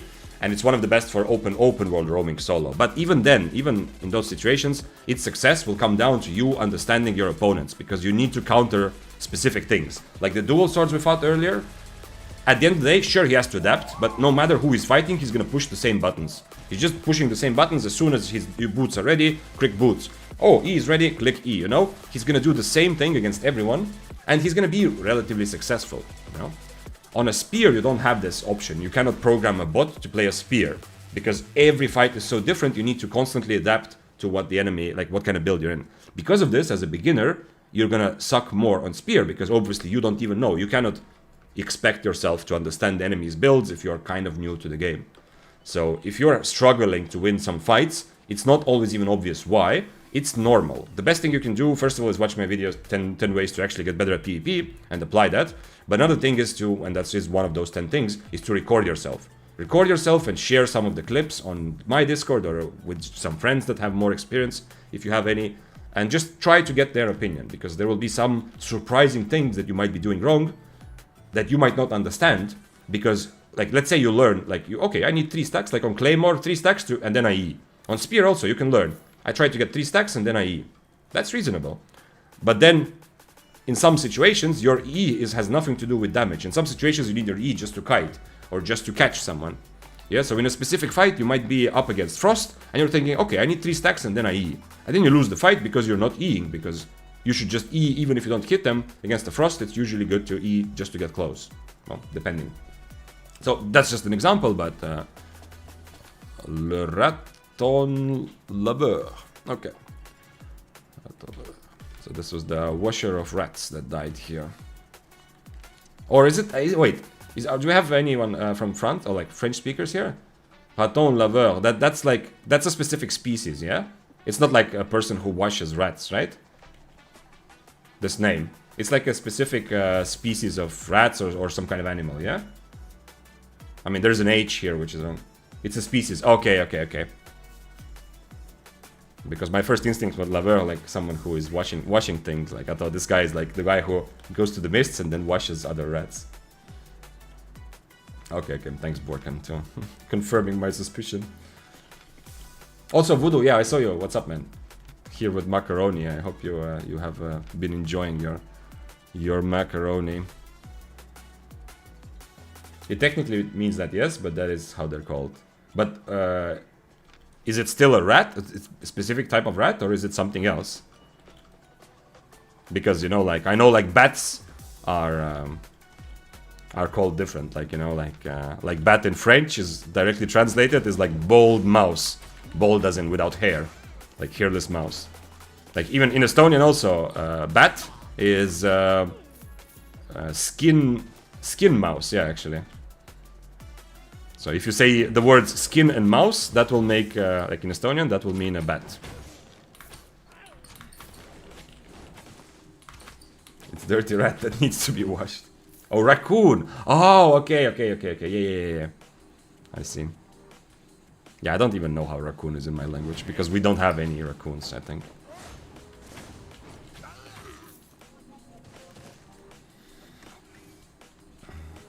According to Google, Raton Laveur is raccoon. Okay, yeah, I got it. Where are you from? Your name is Vix Introspective. Your name on YouTube. That's what you chose. So you're also Vic. Where I'm from, I am from a tiny but awesome country in northeastern Europe called Estonia, where people speak Estonian, in theory. Bat is Dutch. Bat in Dutch is winged mouse. That makes sense. Winged mouse makes sense. I don't know. Are like bats like famously without hair? Because in my imagination of a bat, bats actually do have hair. But if in French it's bald mouse, so hairless mouse. In Estonian it's skin mouse. Both of those kind of imply that bats don't have hair. I don't know. I've seen like big bats at the safari. I remember that's like it was a very awesome and scary experience. We almost got, like, not almost, but we actually got to touch some of the bats also, who were like hanging and sleeping, and they were like this big when they were. Okay, you don't see my other hand, so you don't know what I'm showing, but anyway. And I definitely remember they had hair. That's one of the weird things about bats, that they were actually hairy. Are we the same time zone? I'm a little embarrassed. Oh, we have the same time zone. Yeah, we do have the same time zone, yeah? Is it? Is it also for you 4 o'clock? Zippy? I just woke up. Oh, urgently raising my spear. Yeah, nice. Yo, don't be embarrassed, you know? There are times... if your whole life is just waking up at 4 p.m., maybe. I mean, you obviously don't no reason to be embarrassed, but maybe there's something to think about. But having like periods of life when you have proper sleep schedule, and then periods where everything is messed up for whatever reason, it's like that's very normal. Like, unless you're a bot, you can't live your whole life by the book, you know. Sometimes some things get a bit wacky, but then you'll get back on schedule for another year later, and then break your schedule again at least. And from my experience, it's normal to have different periods of time.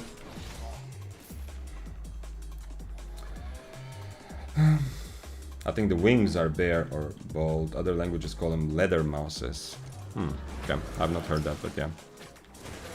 I mean, okay, actually, yeah. When I say that in Estonian it's skin mouse, the word for skin and the word for leather is the same. So it actually can also be leather mouse in Estonian. I just assumed it's skin, but yeah. Why didn't you use Cultist Call and Reflect W against the Death Giver? First of all, when we started the fight, I was already on this, you know. I wasn't setting up for a 1v1, there were 5 people on screen. After that, I can change, yeah. Cultist Call is much better against the Death Givers, but he will also just run away. You saw the way he was fighting, yeah. He was only wanting to play around mobs. So if I do get some sort of advantage, I kind of need to be able to catch him. Because he's definitely the kind of player that if I use Cultist Call on him, he's just gonna run away and reset or just run away forever. So it's not terrible like this. It's not bad to the point where I just don't take the fight until I can swap my helmet. And since before I was already in the middle of 5 people, I was on Duskweaver. But if he was like, let's say even if he was 1 tier higher, like if he was or if he was 1 or 2 tiers higher than me, I would definitely not just take that 1v1 fight on Duskweaver, because in that case, I have to forget about potentially catching him. I need to make sure I don't just die in a brawl. As for Reflect, I think Impaler is overall more useful. Reflect is... Ooh, thank you for the horse. Reflect is not bad. Reflect is good. When the Death Givers don't have a Shadow Edge, I mean, if they're not using Shadow Edge, Reflect is not bad. But they can also play around it, kind of, you know. It's not like a instant game winner Reflect also. Against a good Death Givers player, the moment they see I have Reflect, they will either change to Shadow Edge, or they will start very heavily playing around my Reflect. And it's gonna be okay, but it's not gonna feel super strong. Then even more so, I should not go Cultist. Because if I go Reflect, my playstyle will mostly be to kite him. When he gets close, I Reflect. I try to maybe Inferno, then I E out, and keep kiting him. And then I need Duskweaver to catch him if he decides to go the other way.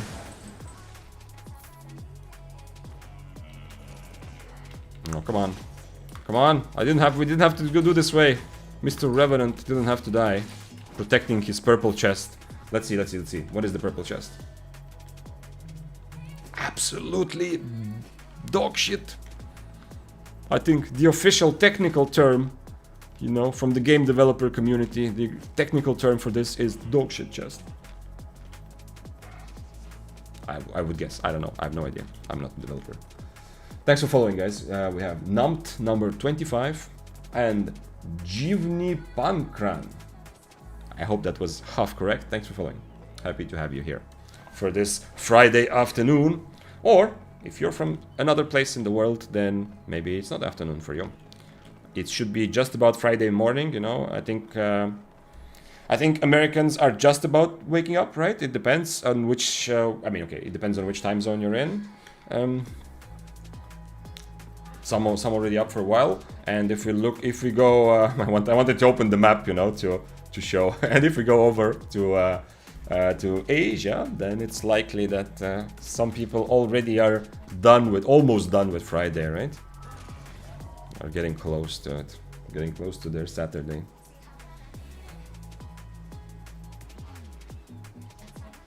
Hey Vic, hello Jonathan. Nowadays with the cripple nerf and running Impaler more times, is not worth to use mana shoes to prevent run out of energy?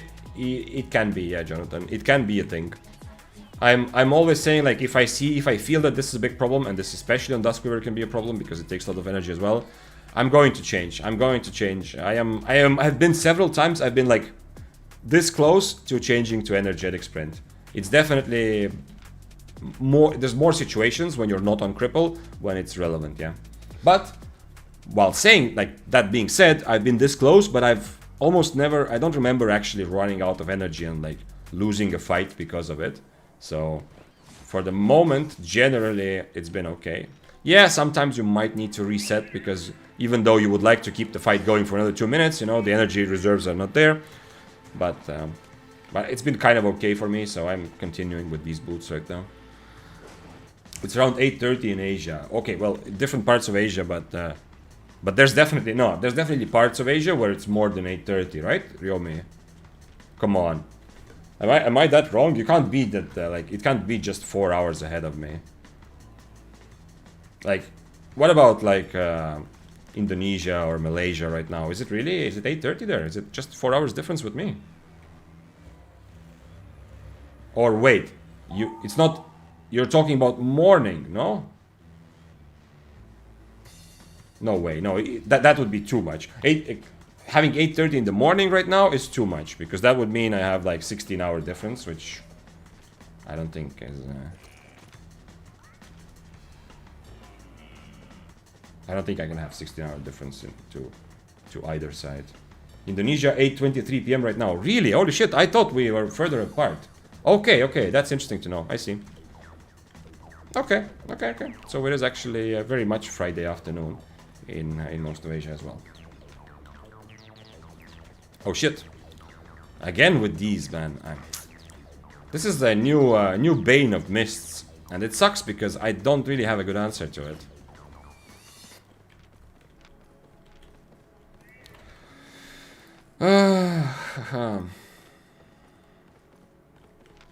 We need to figure it out. We're also gonna face a lot of death givers. Next time I fight these sorts of dual swords, I am going to just play deflect and see what happens.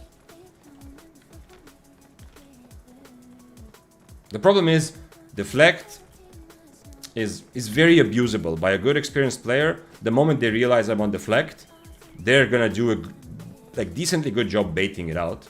And it's difficult to me to rely on my reaction. I can deflect his E based on reaction, unless I'm global cooldowning myself, unless I just use something else. But I mean, maybe that's enough, but I'm not sure if that's gonna be enough to just outbrawl the dual swords on assassin shoes. 9 AM in Canada. That makes sense. Yep, that's what I expected. You know that, and that North and South America currently is somewhere on the brink of waking up. I hope you have an amazing Friday, Master Tem. I don't know if you have work that you need to do, but I remember that because I used to... Ooh, 5-4 actually. This is another matchup that puts Spear a bit lower in my mind, because another super good, strong weapon, which isn't played that much, but it is, in my opinion, absolutely S tier, is the Arclight Blasters, which I feel is impossible matchup for Spear. We're not talking here about, you know, overcoming 3-tier differences. Legit, like if he was same tier as me, it feels almost impossible. The only way that I feel like I've seen this played, if one player played against me, but that was in Corrupted Dungeons. It was to just deflect from far away and never commit. Just deflect from 10 meters away and that's it. Then walk away, then deflect, walk away, deflect, walk away. But that worked in Corrupted Dungeons because sooner or later, if you get a tiny bit of HP advantage, you know, the enemy starts walking away, they run through bats. It only works because of bats. In Mist there are no bats, so I don't know if that will work. So yeah, I used to work with the North American market. Like I had sort of a sales job with specifically talking to people from North America, which meant that I had to... I was also living by like American time, kind of, for a while. Not for too long, but for like half a year. So I remember we were always tracking, like, okay, if this person lives on the East Coast, you know, we can already call them or accept their call. If this person is if he's from California, then, you know, they're not even woken up yet. So I remember that then trying to track time zones. But I don't know, actually. When I was in Canada, I was way too young, so I don't know if I've never heard about this before. If you have, I mean, you should have different time zones, right? But I know that there are some very big countries that decide, like, okay, we just have one time everywhere, which kind of destroys a lot of the idea of even having time zones, yeah, but I don't know. I'm guessing Canada also must have separate time zones, right? Within it. Are assassin shoes good with Daybreaker? Doesn't feel that way anymore, Spoken. They're not bad, you could try it. Like kind of not with high IP, because high IP you are dead. If a rat comes, or if you get attacked by an 8.3, you're probably just dead. You don't have the mobility to make up for lack of sprint. In some fights, it could be interesting and it could work, yeah. I definitely try it out, but it's much weaker than it used to be, because assassin shoes used to be nice when we were more reliant on cripple, you know, because then you negate your enemy's boots. You pretty much just fight. You try to fight normally. Whenever your enemy uses boots, you assassin shoes cripple, kind of. You know? But I'm afraid that cripple is not that strong, so you're gonna feel a bit weaker that way. But actually, I mean, your question kind of almost makes me want to try that again soon. 25 PM in Latvia. What is that? It's that does sound like some sort of Estonian joke, you know. All countries have some sort of jokes about others. We talked about this a bit yesterday, and yeah, Estonia has jokes about Latvians because, you know, they're a neighboring country who is kind of similar. So no clever jokes, but it sounds exactly like some Estonian joke would be like. In Latvia, it's always 25 PM or something. What's your top 3 recommendations for total noobs for weapons? Battle bracers, one-handed fire, battle axe, dual swords, quarterstaff. I know it's not 3, but this is top 5 recommendations for beginners who want an easy time.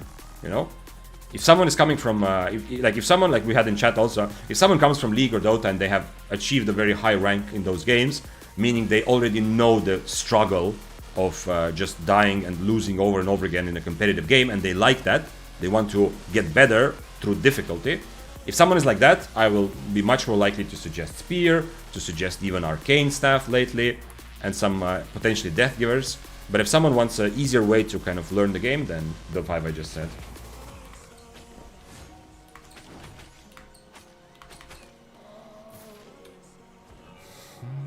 Why is Smuggler Cape so popular in the Mist? Because for 1v1 fight, Famuzak, it is stronger than any other cape. Because the extra healing potion, it is reliable. No matter what the fight is like, extra healing potion is a reliable extra, I don't know, about 500, 600 HP, depends on the...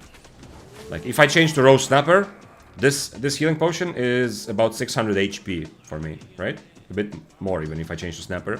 So, and that is no matter what the fight is like, you know? If I am chasing my enemy, I can still get value from it. If I'm being chased, I get value. If I'm brawling, I get value. If I'm kiting, I get value. No matter what, healing potion is just amazing. Extra healing potion. Just extra HP. Other capes are much more situational. If, for example, you're using Thetford cape for damage, the fight has to last about a minute, like a minute and a half or a minute and 20 seconds. And you have to constantly proc your Thetford cape. You know, as soon as it's ready, you proc your Thetford cape. And the fight has to last like a minute, 20 seconds for you to make up, to do the same amount of damage to me with your cape as is the HP I gain from a healing potion. So, many fights you're not going to get that sort of value. First of all, you can't proc your Thetford cape every time, you know, sometimes you are not next to your enemy. Secondly, some fights will take less time. You know, it's just so good, so reliably strong for... there's only some specific builds which forgo Smuggler's Cape because the build specifically synergizes with Keeper Cape for a giga damage burst. Or Kerleon Cape, also usually for a burst. Like one-shot Death Givers like Kerleon Cape, because you can surprise your enemy with the big damage and you don't have a lot of time. If you're using Q1 on Death Givers, you don't have a lot of time to stack up. Because people will start kiting you. Some hammers can use Kerleon Cape, but everyone, like every single build can use Smuggler Cape, and most builds is just the best value you can have from a cape slot. We have a Life Curse, and someone else is dismounted. The Bloodletter is dismounted with 2 Stalker Jackets. That's interesting. I don't have Guardian Helmet. I mean, Life Curse is also... all curses are also not amazing for spears, but it is decent, you know. It's possible, at least, to fight some curses. But it's not amazing. Which is another reason that when Demon Boots and Royal Boots got buffed, also, Spear became a bit weaker, because so many heavy brawler builds like fire staffs and cursed staffs became popular, and Spear wants to fight mostly against melee weapons or against kiters. or mobility, not kiters, but mobility users. Which is why Spear's best matchups often are those which are both melee weapon and mobility user, like double-bladed, bloodletter, and used to be swords, but now the swords matchup is different. I've been struggling so much with Spear versus Quarterstaff. That's interesting. Every time I lose. That doesn't feel like a very bad matchup for Spear, because you can always E through their E, you know, and dodge it. Well, not always, but you do usually. And you can kite the Quarterstaff. Like Quarterstaff is kind of like Death Givers, you know. You have to look at what they are using. If they went for like full mobility, then you just out-brawl them, right? If they have stun run and not somersault, but what's it called? The Q, when you vault a little bit.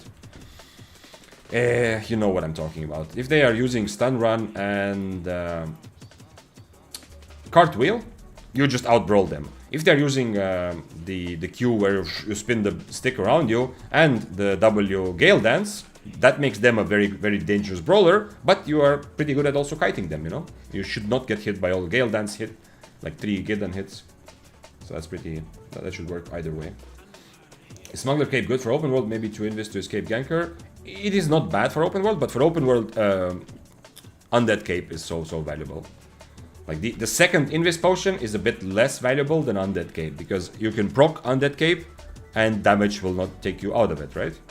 So I think it's better to, if you want to go open world and you want to survive against groups or unexpected situation, I think it's better to have one Invis potion and Undead Cape. A lot of people in open world will mess up the kill when your Undead Cape procs. Like they will not, like if it's a ganking group, they will not spread out in all directions. So there's one direction you can go. They will maybe forget about it altogether. Maybe they don't have a AoE purge, because a lot of gankers use the Fiend Cowl instead of Helmet of Valor. Whereas the second Invis potion, it's very likely it's just gonna get cancelled, right? People will just do some sort of damage and reveal you.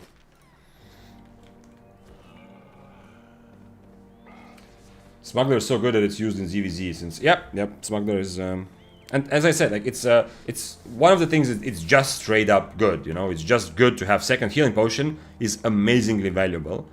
If you compare it to, like, let's say Martlock Cape, you know? Yeah, it's nice, but it's very difficult for the Martlock Cape to give you as much HP as just the second healing potion. So it is just valuable just because you had a healing potion. But the big thing that gives it like an extra advantage is that it is reliable. You will always get that value, that potential value. You will always get it from the cape, no matter what kind of fight is. I mean, obviously, if you forget to use a potion, or like me, you know, you push it to the limit and then you don't drink it, yeah, you didn't use your cape, sure. But if you do drink a potion, it's always valuable. Whereas most other capes can be valuable, but you can very much mess it up, or the fight can, like the specifics of the fight, can make it so that you get 0 value from your Martlock, you know? What if you start kiting away and that moment enemy procs your Martlock Cape? Too bad, now you pretty much have fight without a cape. What if the enemy has a reveal for your undead? Or what if they accidentally guess where you go and kill you through undead? Too bad, you just fought without a cape. Whereas Smuggler's Cape, all of those, like there's no way to counter a Smuggler's Cape. The only thing is that if you drink a potion too early and your enemy will disengage, yeah? I mean, then you just have to decide whether you're fighting again or not. But there isn't like it's still gonna be always valuable when it's ready. Hope that makes sense. What's up, Tahiro? Oh, raising hand feels good, but painful. Oh. I am suffering from having finally gotten back to the gym yesterday after 2.5 months of doing very little physical activity. And even though I didn't go hard, you know, my body obviously is way too used to just sitting or walking around, so it's taking it with a bit of a shock. I'm going again tomorrow. On Sunday you can ask me about it. Tomorrow will be a pool day, so I will do back. But anyway, so that's why I am struggling a little bit. When I lift my hand, it feels good, but it also feels painful good. The problem is spec is kind of low, so my max health is pretty low. Yeah, well, your max HP will depend a lot on your the IP of your chest armor. Obviously other pieces also help, but chest armor primarily. So yeah, for sure. Need more spear guides. I'll keep that in mind, Steven. I think right now it's more of a Daybreaker era from the spear family. Spear is... I would suggest spear more as an open world weapon. It's still one of the best for soloing open world, but for mists, or for corrupted dungeons, both of those contents is a bit more 1v1 heavy. For 1v1 fights, there's a lot of matchups which you don't have a clear win condition, and your enemy just has a lot of advantages. So you have to do everything perfectly, and they can mess it up, which is a bit unfortunate. But for one-handed spear, the cripple nerf really felt like a bit of a impactful.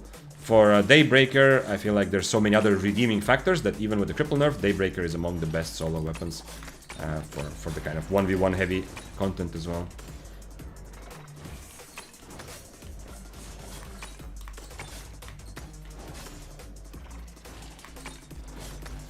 Unless you forget that potions exist. Yeah, it's possible. I definitely have died a lot. A lot with my Smuggler's Cape by trying to push it to the limit and not drinking a potion until the end, but then kind of getting bursted down.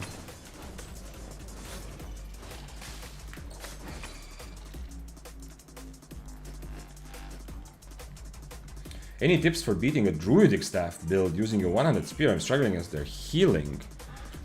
If you're talking about corrupteds, I don't think there is any sort of answer, because against healers, if you have to 1v1 a healer like a druidic or blight, you kind of just have to full send it and hope for the best. If you have Stalker Hood, it's going to be a bit easier.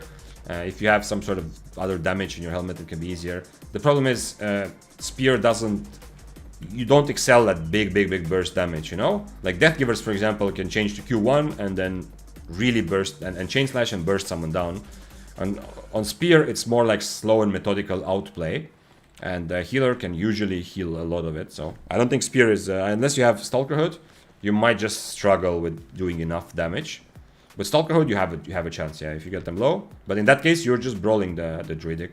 You're kind of trying to dodge their W if their W is damaged, but other than that, your job is kind of just staying on top of them and fighting as long as you can, as long as it feels like you can still potentially burst them down, because there will be healing a bit less than you do damage. So, you know, step by step they get a bit lower, and if you get them low enough for Stalker Hood, then you have a chance. Thanks for following Zen Legion.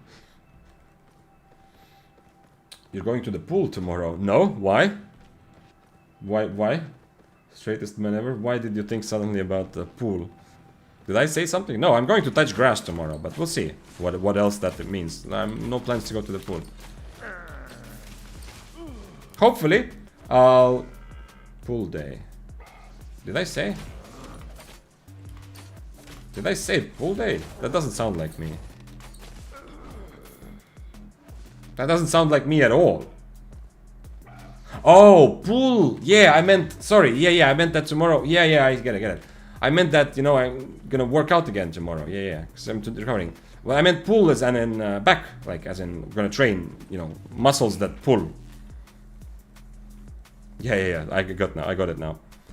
He has polymorph, which I cannot dodge. I don't have a purge for it either.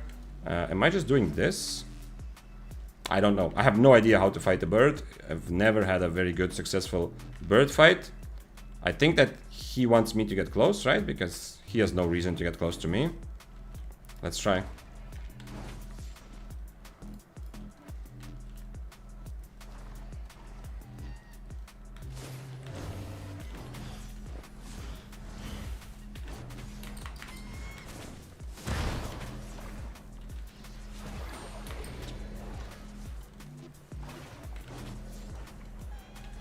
Oh shit, I missed that. That's bad.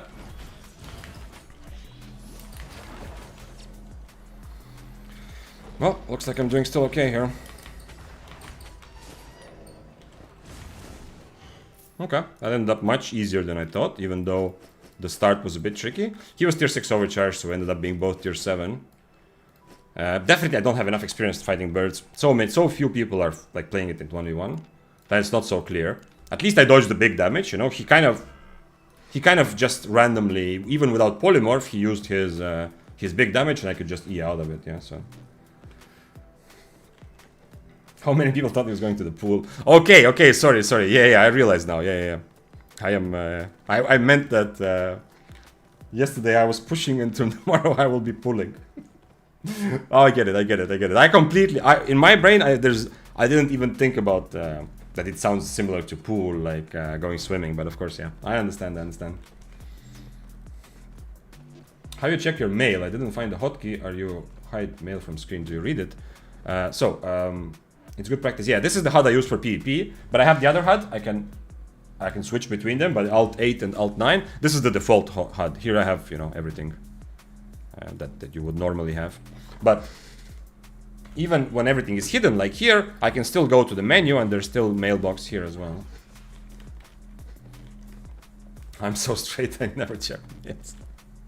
Nice, good one. Fits your username very well. Will you continue 0 to hero contents? Yes, I mean, I'm not gonna just do 0 to heroes, but the 0 to villain thing where I'm trying to get 100 kills, yes, we'll continue, yeah. It's crazy that they nerf cripple. I've never seen spears to be OP. True. They could have nerfed Daybreaker a tiny bit by giving its E a bit of extra cooldown, like a couple seconds. Because Daybreaker definitely was an S+ tier weapon for a while. But primarily as it was a super strong counter to a lot of the other meta. However, I absolutely agree. Like spears as a whole didn't need any sort of messing with. It was the biggest. I don't think the developers thought that they were nerfing cripple. The way the wording around it was more like they want to make it more useful for other situations, whatever. I don't think that they realized how much of a nerf it ended up being, which is okay. I mean, you can make mistakes like that. But yeah, my first reaction and my reaction still is just why. Like, there's zero reason to mess with it. It was in such a spears as a tree, and specifically one-handed spear was such a nice place. Like, as absolutely balanced, absolute balance. No, not OP, just good enough to be able to handle most fights, while being difficult and kind of never like one-handed spear never felt like the cream of the meta, kind of like flavor of the month. No, only Daybreaker. Daybreaker did get strong enough because mists were full of things that Daybreaker was so good against, like swords and mobility enjoyers and fists of Avalon. I feel like you are at your best when playing spear. Interesting, Amram. I don't know how to feel about that. Maybe you're right.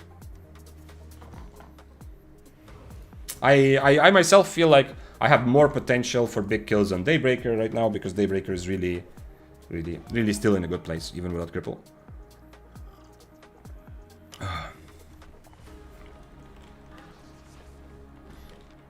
But spear is fun. I need to kind of adapt a little bit, and I need to learn spear a bit again. Not from zero, but just to adapt a bit to the fact that spear has been like the options on spear have been reduced a bit.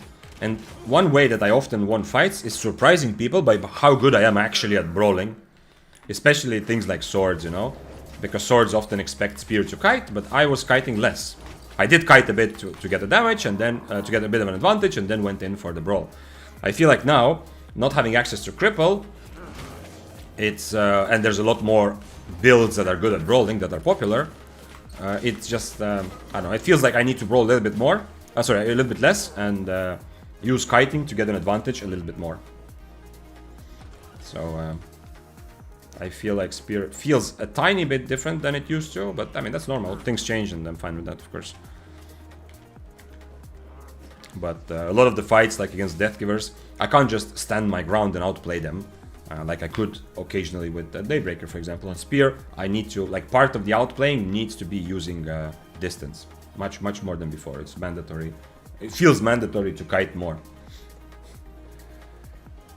What alternating HUDs never stop learning here? Well, okay, this is PvP. The other HUD, the one that I showed, this one I only... you see also the game sounds are off. This one I just use in the city. So, this is just for extra clarity in the city. It doesn't really matter what the HUD is like, but it also gives me a easy one-button solution to turn off sound. If I'm in the city, I don't want to hear all the shit behind. Especially on stream, if we're doing something else. So much many harmony. What was the nerf? Oh, the nerf. You have to go look at the big change to cripple. There's a couple things, Serhard. So first of all, the biggest thing is that it does not give a damage boost when you successfully cripple something. Instead, it reduces your enemy's attack speed a little bit, but it does that always. So you can cripple even when their boots are not running or movement speed buff. It will always reduce enemy attack speed a little bit, which is much less impactful than giving you a damage boost. So it's overall cripple is much simpler. You can just use it kind of almost randomly occasionally. You don't have to wait. It's not like this big play that if you do successfully purge the enemy's move speed, you get a big advantage from it. They also made the movement speed last less, but at least it does a tiny bit more damage and the cooldown is a bit better. So they kind of made the cripple into a spell which is lower risk, lower reward. You know, it's not that big of a deal if you do actually successfully cripple movement speed buff, but you can use it more often just for damage or just to lower your enemy's attack speed. But attack speed is nothing. Like the biggest thing is just losing the damage buff from it. That's the biggest thing that why cripple doesn't feel good in many matchups. Do you watch One Piece? No, I have not watched One Piece. The only animes I've watched, I think I don't know if it's called. I think anime is like any sort of, right? It doesn't even doesn't just have to be like Japanese, right? The only ones I remember watching is Castlevania and Death Note, and I actually liked both of them. I don't know why I didn't continue. Is there anything I can do against him? If he thinks that he's the aggressor, is there anything I can do like this? Unlikely, right? Very unlikely, but once again, Daybreaker for this sort of fight. At least I can kind of visualize, you know, removing his stacks with my E. I have access to purging his stacks all the time, potentially purging his jacket. You know, at least I can visualize that if he does like 5 things incorrectly, maybe I can win the fight. On one-handed spear, I don't feel that way. I feel like I cannot in my head. I cannot visualize how I can kill like a 5483 or 6483 death gears, which is if I was a tier higher, maybe, but still, it's spear is good for outplays, but this sort of like crazy IP difference fights, I don't feel like I have as much access to them as I would on a Daybreaker. But on the other hand, if there would be 5 other people like you saw before. If there's a lot of people fighting each other, it's not clear who is wanting to kill who, there's like a scrappy situation, then I would feel better on a spear. If it's not just a straight up 1v1 fight. Anime Japanese, that is the meaning of anime, come on. Oh, okay. Okay, so Castlevania is not an anime then, right? Because I don't think it's Japanese. Okay.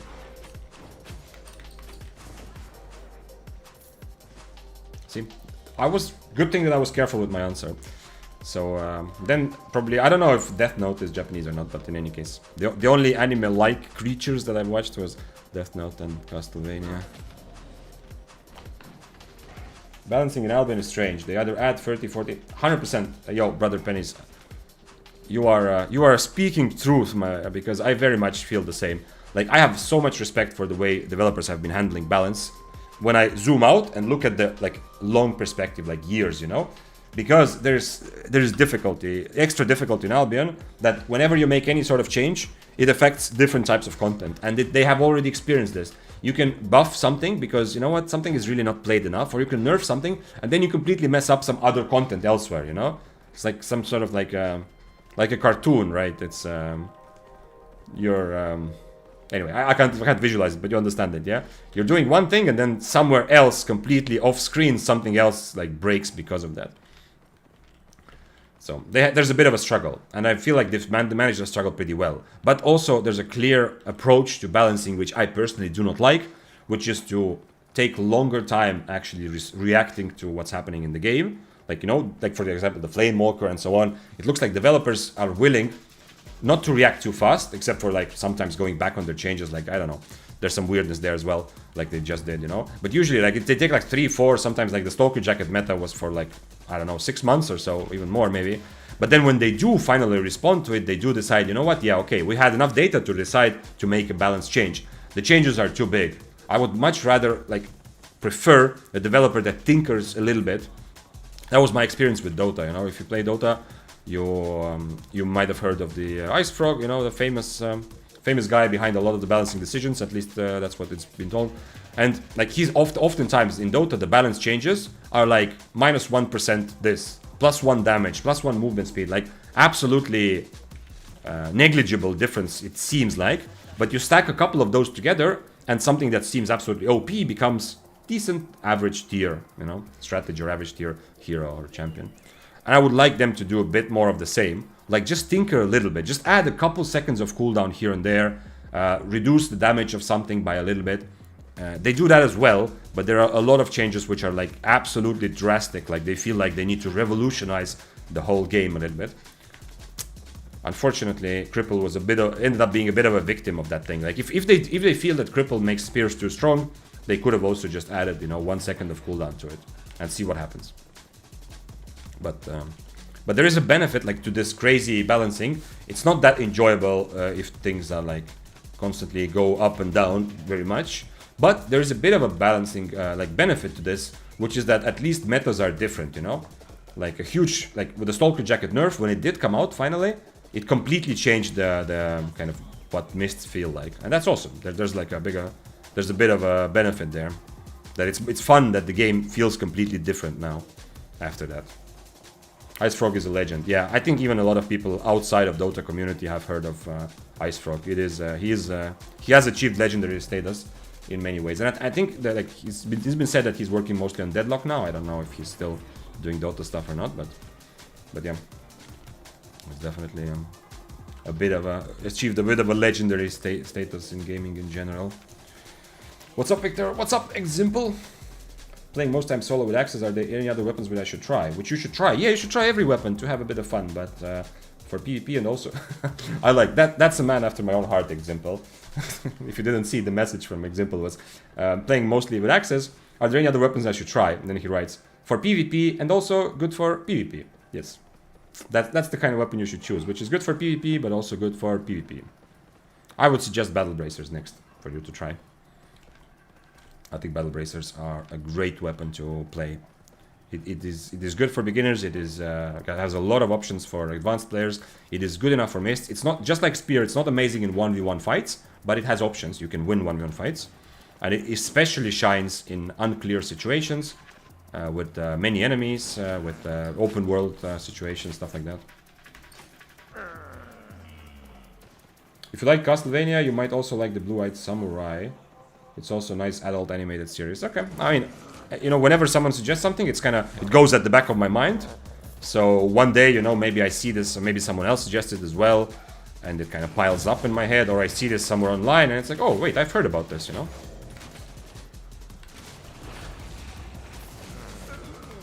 I don't know. I cannot really explain why I like Castlevania. I don't know. Mostly just, I guess, the characters. There wasn't anything like specific that I could point to. It's just kind of awesome, likable characters, and maybe also the fact that it's so different from anything normal in my life. You mean the gloves, Battle Bracers? Yeah, I mean Battle Bracers, yeah. For which modes they are. They are good for soloing open world, for playing mists.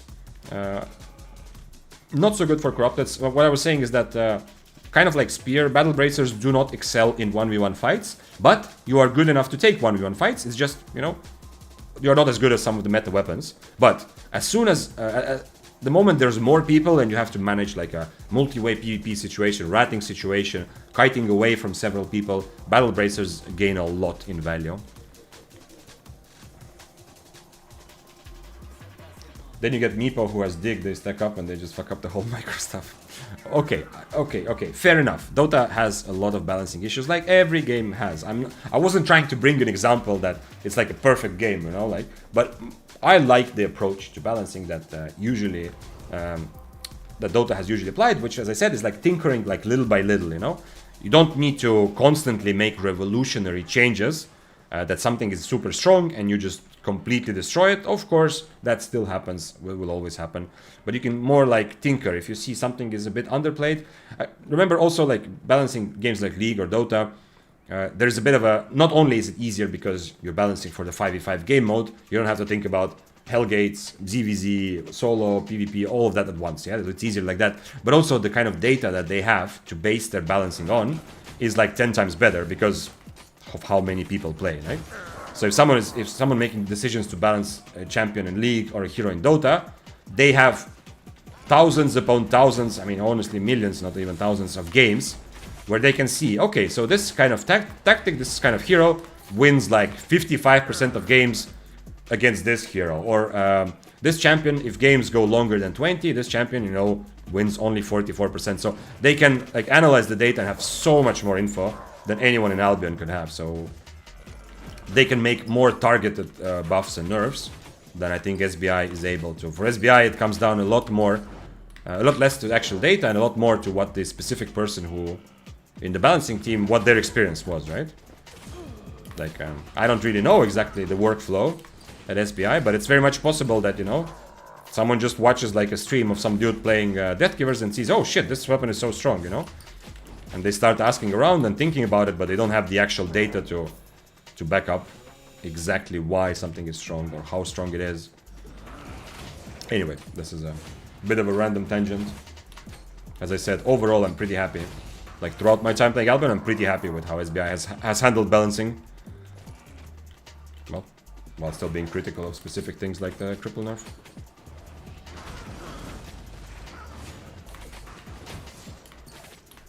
This is a very dangerous camp. If an 8.3 comes here, I kind of have to fight, yeah? Because there's only one exit out of this little place that I'm in. Speaking of, do I need to change something? I kind of would like to have Harpoon, right? It's a Badon, yeah, it's a Badon. Yeah, I need Harpoon because of his robe also. Okay, you can. I'm gonna fight. He also has a soldier helmet.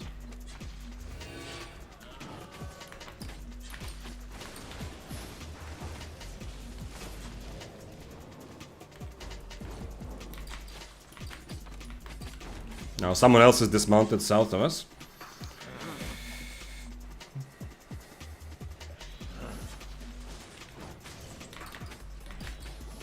I'm probably dead here anyway, to be honest, but we'll see. I drank that a little bit too early, but we'll see. Ah, it's a flame walker. Oh, there's also a quarterstaff. I can hear a quarterstaff somewhere as well. Interesting. He roped very early, but you know, for just a couple ticks. I was not ready for that. I'm definitely gonna take the fight again, but let's see. There was also a quarterstaff sound. Okay, this is the quarterstaff. The Flame Walker, we both have cape on cooldown, so we can fight Badon without worrying too much.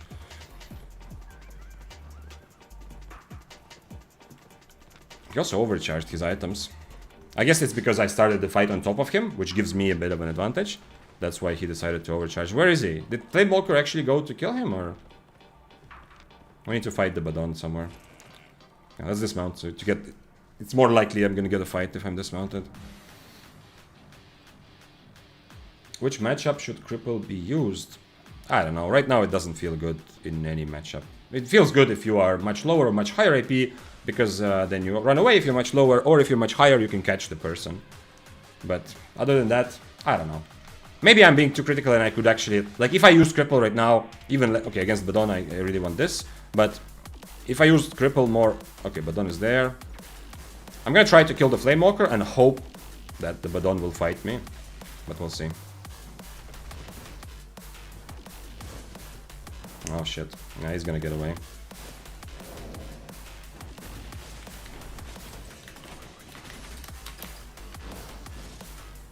Yeah. Flame Walker still has good mobility.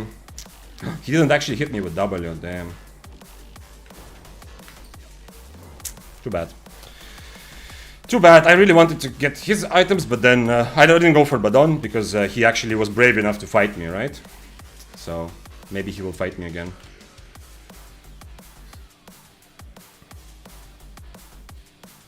Usually play cripple against Axe. Yeah, I tried that as well, yeah. It's possible. But Axes will often change if they see you use cripple. Man, he's on a lot of poison damage there.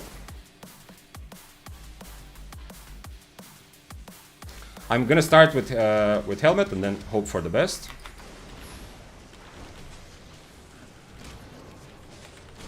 Man, the mobs. Why are the mobs hitting me? Come on. Fuck. That really messed up. I was happy with this start. I was really happy with the start. That's shit. That I aggroed the mobs.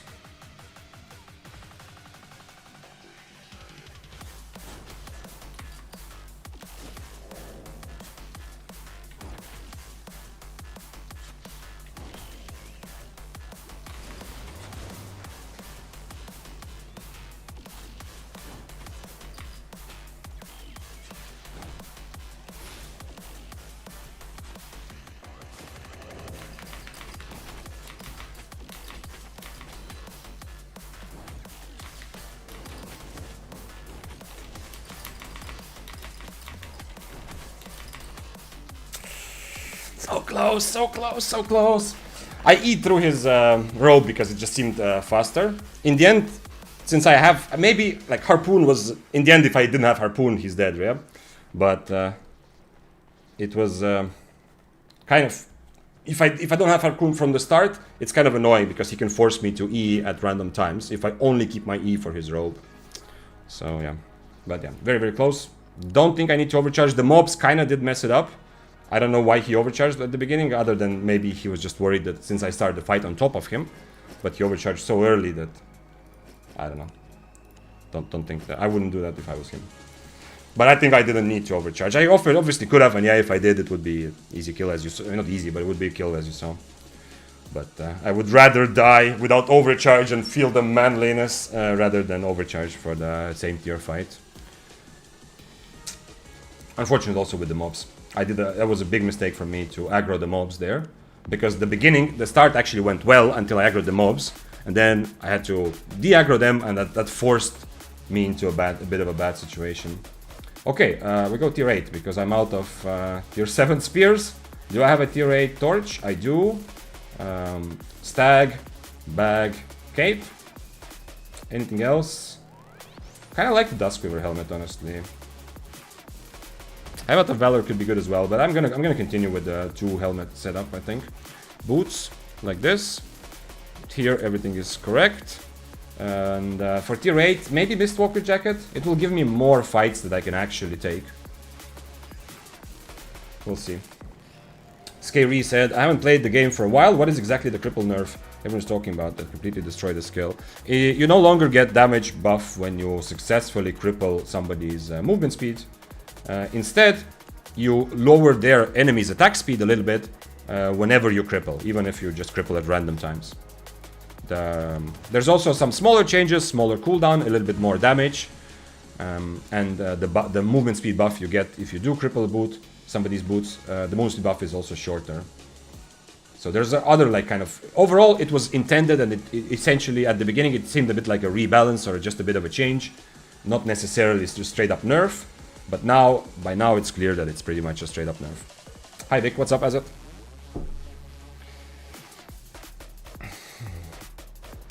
What I said, it was too high. SBI said it was like that in all games. When you have been line, a skill changes at least 20%. Oh, you mean the nerf? Yeah. If that's what you mean, that it's always swapped, but at least 20% nerfs or buffs. Yeah, as I said before.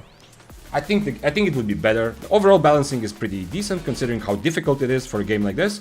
But I feel like it would be better if they try tinkering like little by little instead of making these big changes. This is 1 mil, and obviously this is going to be a lot more for the future. Yeah, I don't know. If I went tier 7, it's okay. Yeah. So we're gonna go with Mistwalker jacket. It is much more expensive. Let's see if I bought Tenacity jacket, like 5.3. Holy shit! Okay, this is not just a little bit more expensive. This is like ridiculous, yo. 5.3 Tenacity would be 3 times less. Damn. Okay. So this is not a good choice for how to spend your money. I'm not gonna buy Mistwalkers after this, but it is. It does add a bit of extra value. In some matchups, it just... not that it wins the matchup outright, just having the Mistwalker jacket, but it does, like, even against Badon, it does so much more than Inferno, potentially. Cultist go.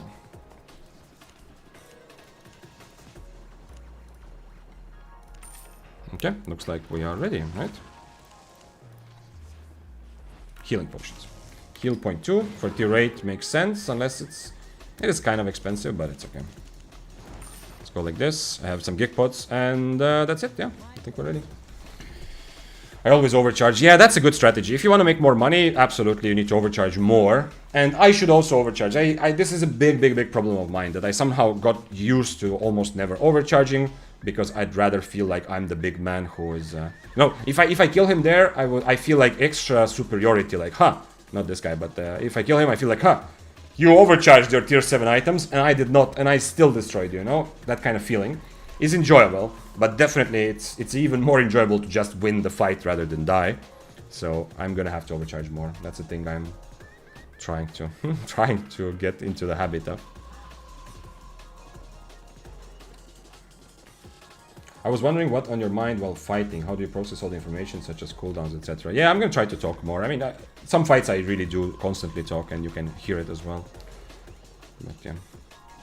But I mean, some of those are about cooldowns, yeah? Like me trying to predict, like, how is his E cooldown going? When is his E gonna be ready? Like, he didn't use his E, I still didn't have Inferno, but he didn't use his E. He walked into a corner, like you saw, that was interesting. He walked into a corner of the tree and then E'd to make it more difficult for me to get away. In the end, like that final brawl, yeah, the fact that I'm on, like, I didn't need Harpoon. In the end, for this fight, I didn't really need Harpoon at all, because he was playing very aggressively. And I have my E to cancel his roll anyway. And that kind of ended up biting me in the ass, because I was brawling without my W. But there would have been an easy... Like, he could have easily created a situation where I need Harpoon just to cancel his roll anyway.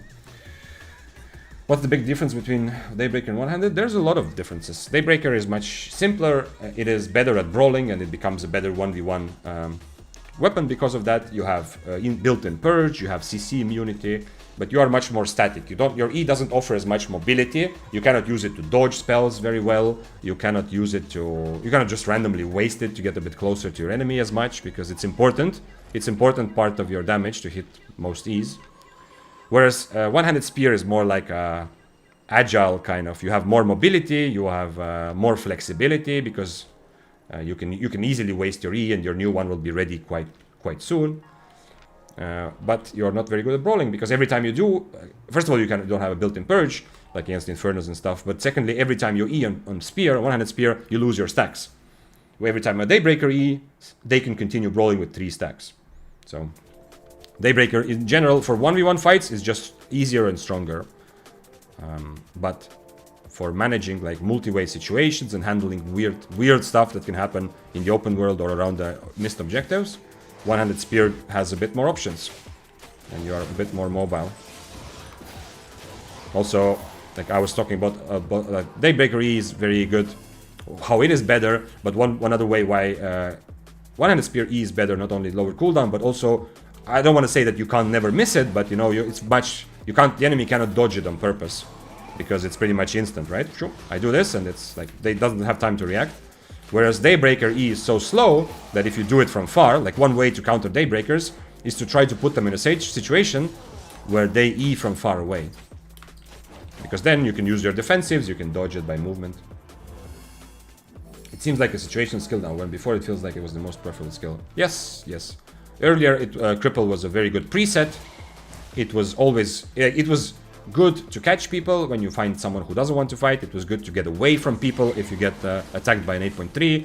But if you end up in a 1v1 fight, it was still felt pretty good.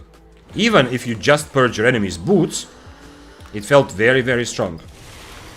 And part of it was the damage buff, part of it was everything else that you can just remove their boots to limit their mobility. Now, in most 1v1 fights, Cripple seems... It just seems weaker. It's not like it's crazy GG, like if your Cripple fight is over just because of that. But it just seems weaker, because you don't have the damage buff, you can't really use it as well as before. You can't combo it with your E, which was a big thing. If you were kiting a sword, one of the ways some people use spear to kite a sword, in a legit way, when the sword gets on top of you, you get 3 stacks, cripple, E. So your E does a decent amount more damage because you just crippled. Can't do that anymore. I mean, you can, but you don't get damage buff. Now, does anyone know how to get noble community tokens? Okay, I can talk about that. So, they're adding new skins and new Twitch drops to the game. And if you see any sort of noble, like noble chest, noble community tokens, whatever, noble, something. This is in the future, starting from next week, starting from next Monday. What the developers have decided to do is the drops that are running right now in the background, the kind of random stuff, you know, all the time that you can get from watching streamers, that's going to remain.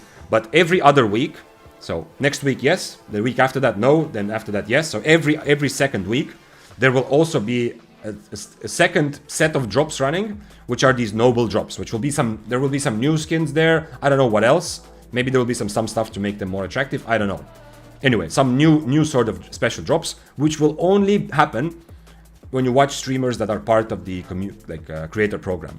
So here, yes, and this limitation of only this will only be for streamers who are part of the creator program.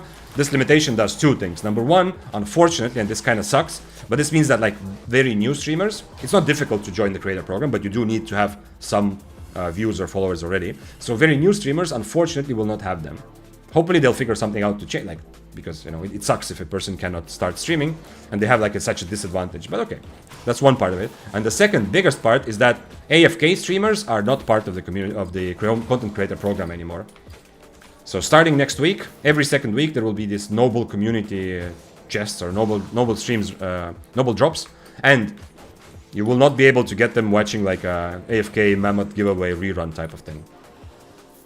I mean, I know for most of you it doesn't really matter. I hope. I know there's some people here because, you know, you have to watch something, you know, for drops and you're interested in that.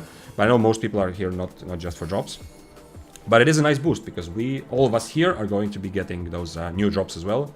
Because I am, of course, part of the creator program. So if you see like that skin on Reddit or in the game somewhere, I don't know if it seemed like I accidentally they added it to the game a bit too early. But anyway, if you see like some noble tokens or skins that you can get for those noble tokens, those are connected to these new types of drops starting next Monday. So actually today is Friday, so it's soon. Thank you for explaining, it sounds good, yeah.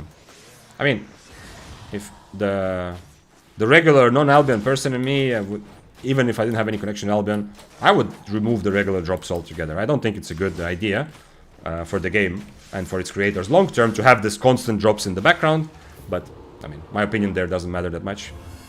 It's whatever. They are deciding to continue with that, so the kind of basic drops will continue like they are doing, but yeah. More. Daybreaker better to play in a group than one-handed also. You can't really play one-handed spear in a group, yeah.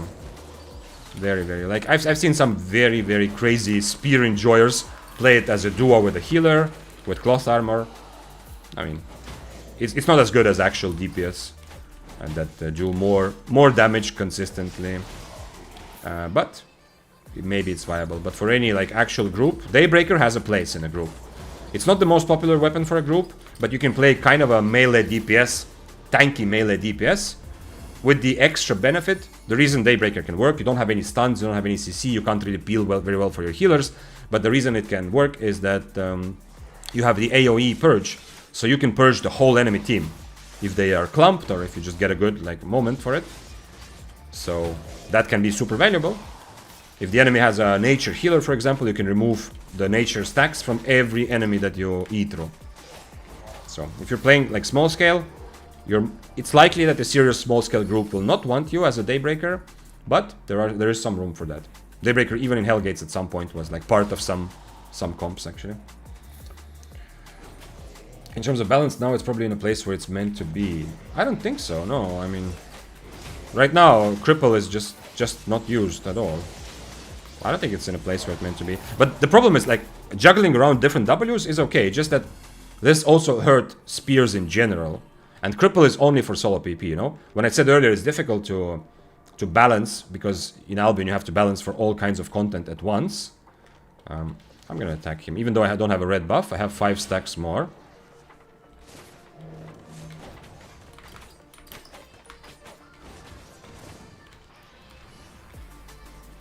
Do it.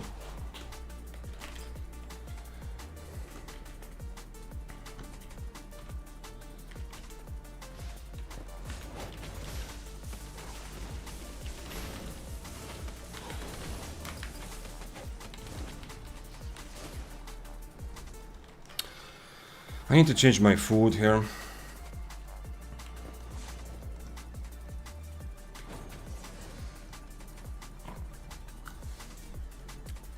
Man, too bad. Maybe I could have just fought back right away, because his whole combo is done. Now it sucks that I only have one potion, and no buff either. I should have... Like, if the quarterstaff wasn't still at the edge of my screen, kind of hovering, I could just probably turn around. I guess quarterstaff ran away anyway. You saw me fight against this build before, you know? After he does his full combo, he has nothing. So I can just drink a potion and kind of turn around. But unfortunately, I need to be a bit more careful, because I just... you saw, I just fought the quarterstaff. Now it's... What is my... My cape is 3 minutes. Okay, so if I go for the chest, I will almost have the cape ready. This is the quarterstaff. I have 11 stacks, which is nice, but the quarterstaff probably still has his buff, right? He has blue buff. It's not the biggest deal. He's on rest spot. I only have one potion and no buff, but he's on double rest spot. No, okay, he used one already. Come on, you are okay. He did overcharge, so he will probably be interested. Oh shit, there's another guy there still. I wish I could get at least some sort of buff here.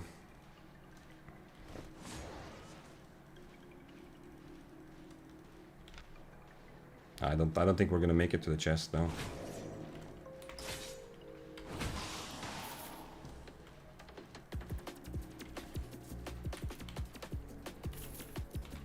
Oh, that's this guy. I changed to Rose Snapper, and I think I don't need to change helmet or anything. I changed to Rose Snapper, and I could probably just 1v1 the Grail Seeker. But I need to be careful. Let's get the buff. This will also help against Grail Seeker, because it's gonna proc in the middle of his combo probably.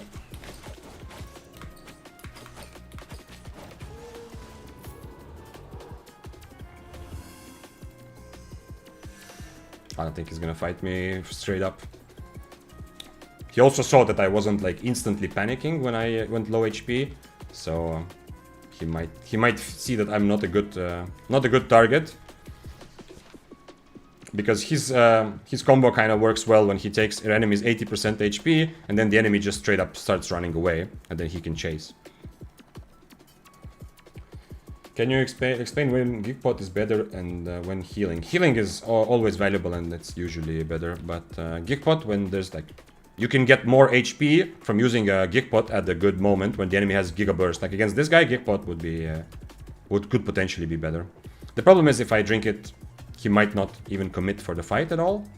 But who knows. Maybe I just changed to... maybe I changed to Cripple for this, just to catch him. Because I'm out brawling him anyway, it's just a question of surviving his big burst and not dying to a rat while he's bursting. I'm going to change to Cripple, and I'm going to change my food if he ever attacks me. I'm not even sure he's going for the chest. Kind of feels like he's just full on running, but we'll see. Thoughts on Q2 and Spear? Any viable situations to use it? One-handed Spear, no. You do a lot less damage in a brawl. Like these Qs are important, but for two-handed spears, some of them use it. Yeah, like Pike and Trinity use it. Yeah. Geekpot is a defensive. Geekpot is like Inferno, you know, or Hunter Hood or Guardian Helmet. It's a defensive which you try to use at the right moment to get the most value out of it. And if you use a Geekpot at the moment when your enemy is doing big burst, it can be more valuable than a healing potion. It depends on how much you mitigate, but let's say with this Geekpot, any damage I take during the 6 seconds, it's like, you see my max health is 120% higher, so it's kind of like I take 60% less damage for 6 seconds, more or less. So if during 6 seconds you would take the damage you would take, let's say I would take 1000 damage in 6 seconds, instead of 1000 I will take 400. So it gives me 600 HP. Healing potion will also give me 600 HP right now, a bit more even. So you can see that even if I take if I take 1000 damage, then I can still the healing is still kind of reasonably.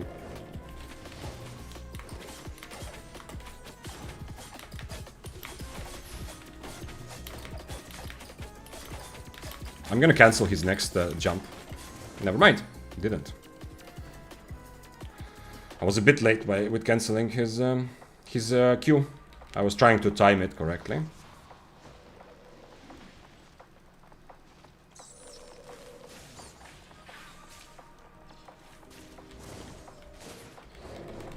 No! Damn. Okay, well, he's not the one I really want, but let's just see that he leaves the Abbey in this. Oh, there's a blue chest here as well.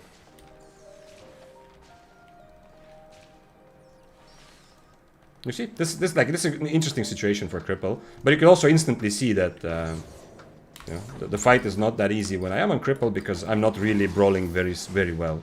I already used my Inferno there, and I'm still kind of at risk of probably not really at risk of dying, but I'm not gonna kill him without using potions, and I'd rather keep my potions in case I do run into the Grail Seeker in a moment here.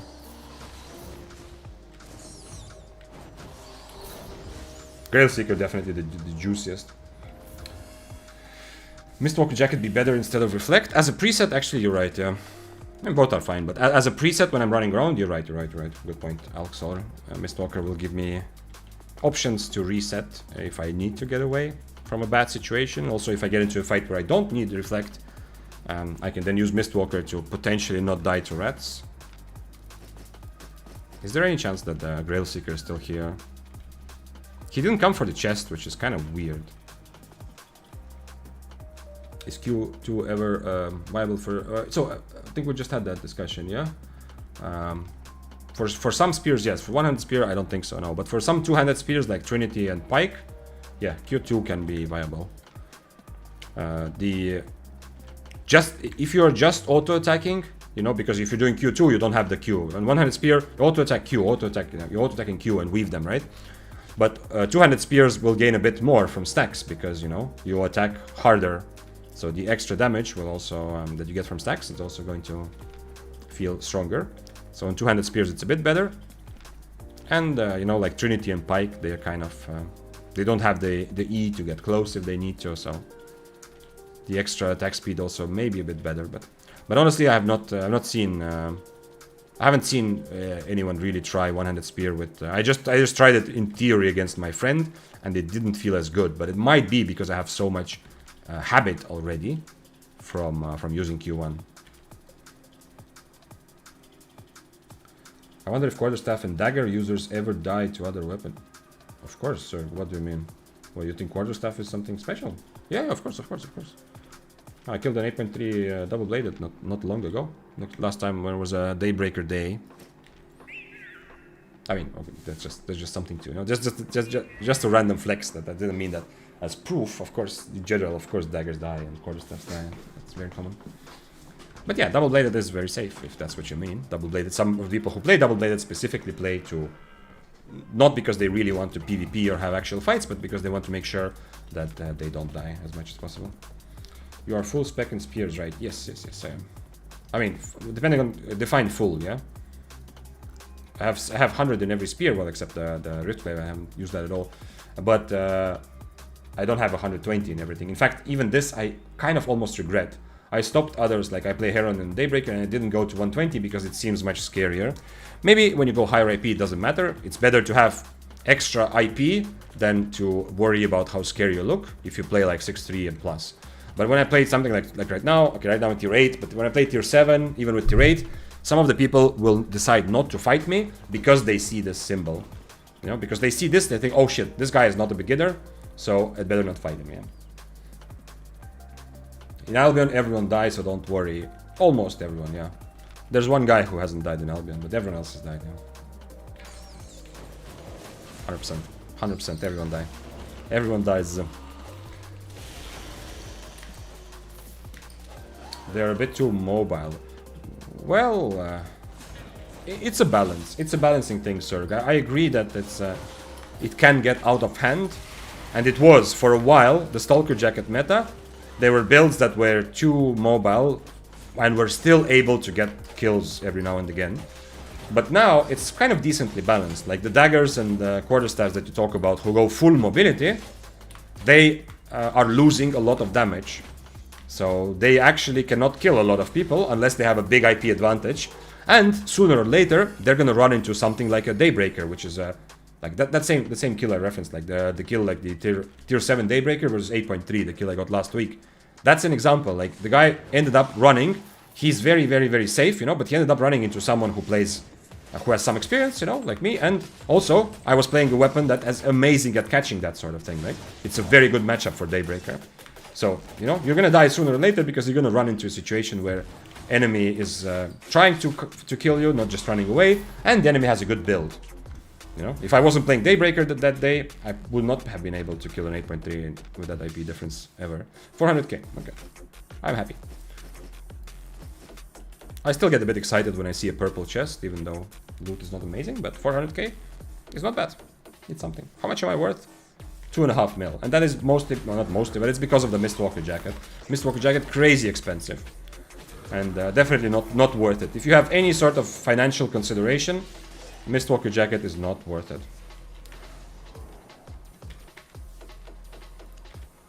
Speaking of weapons that I have a decent matchup against, I still have red buff. I only have 1 stack though. I mean, only 1 buff. Now this guy might run away if he feels that I'm too confident, or he sees that I have big specs. I'm gonna keep myself currently like this on Impaler plus Duskweaver for this fight. Interesting that he didn't actually try. I was hitting mobs and he heard it, but he didn't want to try to take advantage of me fighting mobs, because I might have just as well. I might have, you know, not been ready for him. It was possible. You didn't hide the map. What do you mean?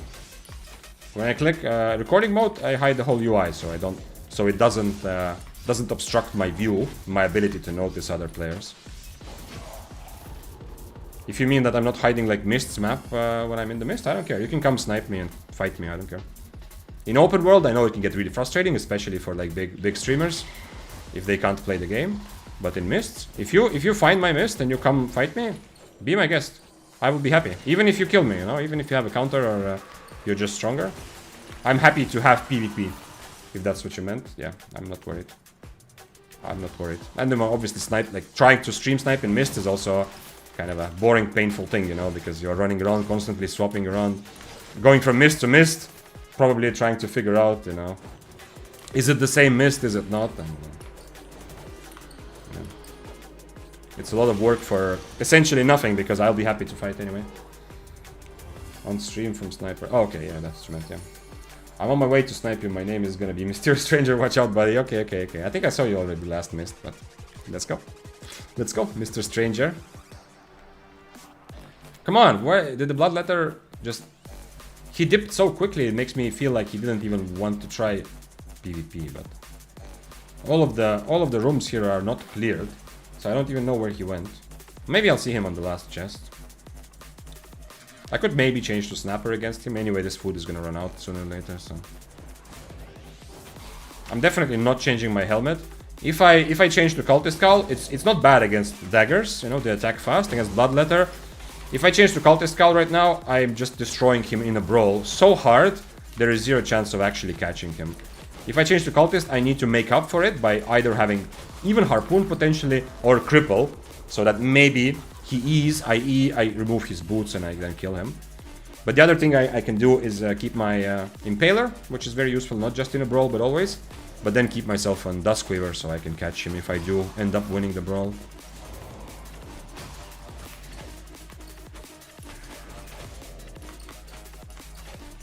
I'm 800 spears, 900 armor, helm, boots. Do you know how much IP I have? Do I know how much IP you have? No, I don't. I mean, probably kind of similar, right? Like similar to me. I mean, okay, this is tier 8, but like you have 1,300 and I don't know, 70 or something in tier 7. Wait, in 5.1 gear you have 80 less, so you have like 1,300 in tier 6, I think. Consider. Oh, you're saying if I'm 800? Oh, okay. No, but you can calculate if you really want to know the exact details. But I can gear up if you want and check. Oh, nice. Okay. Yeah, on tier 6, I think it's likely you're gonna reach somewhere near 1,300 average IP. Of course, the cape will affect a lot. Yeah. If you're using a higher IP cape, that will give you much more.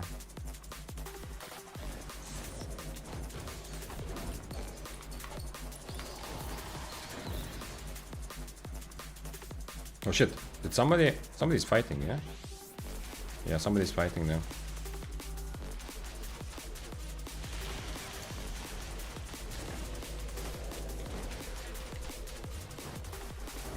Nah, he eats. He's not even slowing me. I'm still on cooldown reduction food and he's not. That's why I'm kind of chasing, because I have the chance.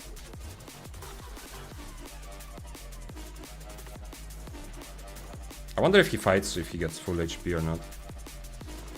Oh, yeah. He drank a potion, holy shit, okay. So that's why he's not fighting. He's actually new to this, yeah?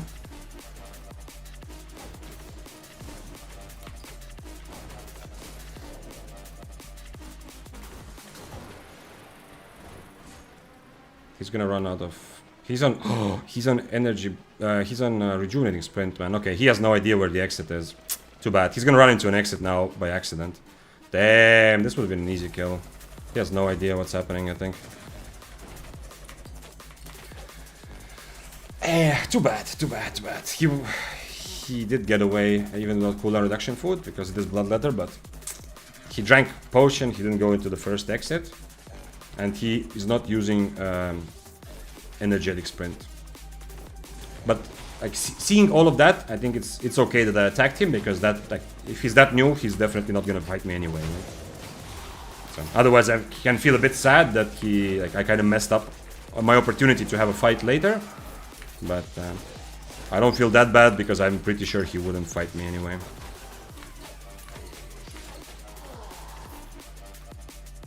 Let's do this for some energy.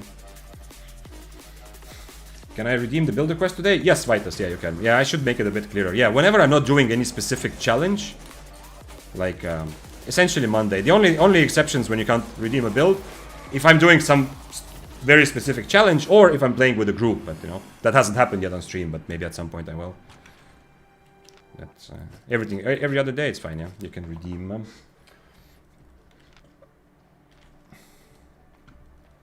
I'm curious now what Vitus is cooking up. Vic, could you please give me a reason to restart specking up Spear again? Well, this is the whole reason is just you can watch the stream and you can try to evaluate how much fun am I having. I'm gonna tell you, I'm pretty sure on Daybreaker I will have better kills and potentially more fights, because some of the guys, like I saw earlier, like Death Givers, like some of the 8-3s, I can't really on Spear I can't really fight them that well. It's a Shadow Caller, right? He shouldn't be running away from me. He has red buff and he's Shadow Caller.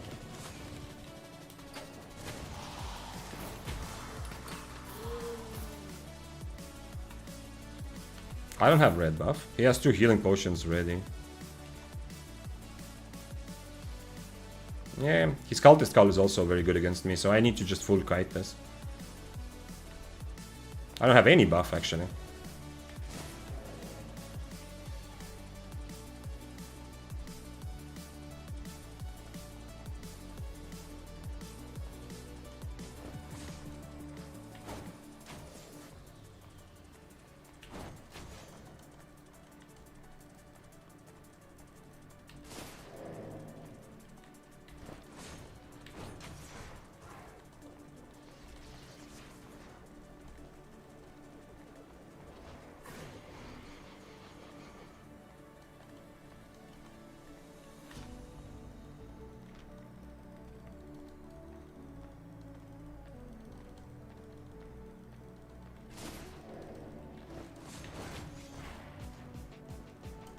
Also, Cultist Call makes him... like, he's very dangerous up close to me. Not just because it's a Shadow Caller and he has a red buff ready.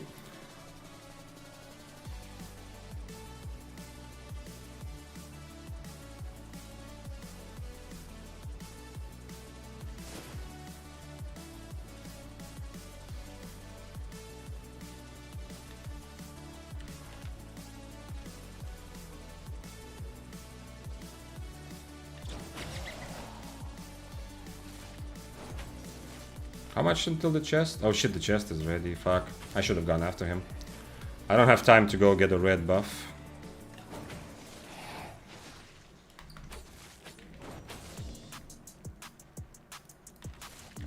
If he changes W to the long range W, I'm gonna be a bit more fucked, probably. Because then I won't be able to just fight him from far.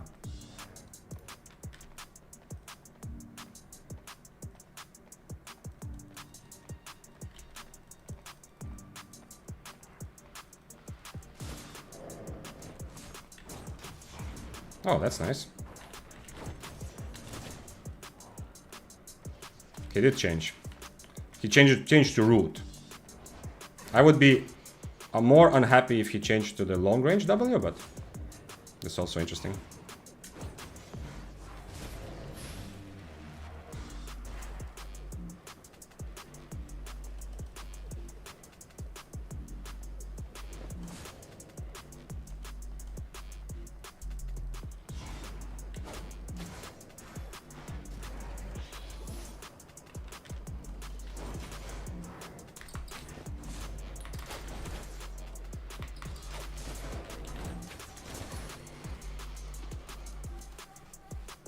Okay, I procced his buff, but he still has 2 healing potions, and I used one of mine. A bit early, to be honest.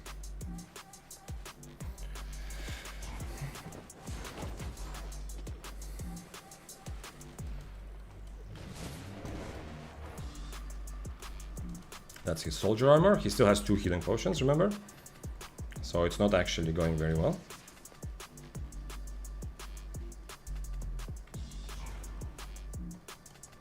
He doesn't have any way to get energy though, which is interesting.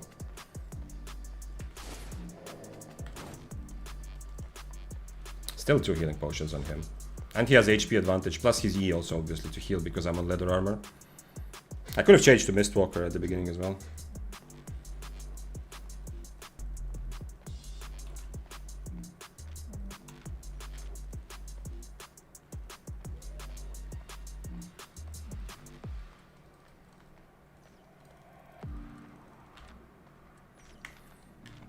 Oh, I'm tier 8, I just realized. I mean, okay, he's tier 7 overcharged, but it's still... Okay, he says, see ya. Then, that's what it is. Let's go open the chest. Too bad. Really sad that I didn't get a red buff before I saw him. Would have definitely made me a bit more confident in this fight. I could potentially swap to Cultist, but the problem is I can't just go for one big brawl anyway. If I just let him fully like keep 4 stacks on me, even Cultist doesn't help me. Yeah, Cultist is nice, you know, if I go in and just brawl him, but even then I'm still losing the brawl, you know. Plus he has Cultist as well, which this time he didn't use it. I mean, he just randomly clicked it one time, but whenever I commit, whenever I decide, you know what, I'm gonna just brawl him next to him. Not only does he have Cultist, and not only does he have 4 stacks that he can just keep on me because I can't remove them, but also he will have his Cultist as well.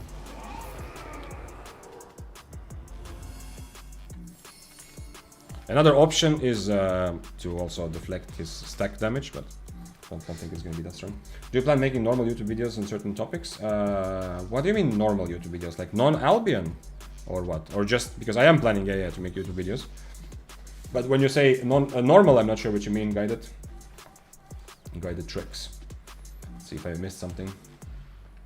I did some calculation with full 120 spears and 100 spear tree. On my 1x in quality, you are gonna have 1404 IP on your one-handed spear. Yeah, so if you're using everything and you have like a 4.0, 4.1k, then that will give you like 1300 average IP more or less. Yeah. So if I use everything this, like if I just pump up my, if I use everything the same with full spec tier 7 with the same 4.1k for example, it's probably going to be around 1300 average. Yeah.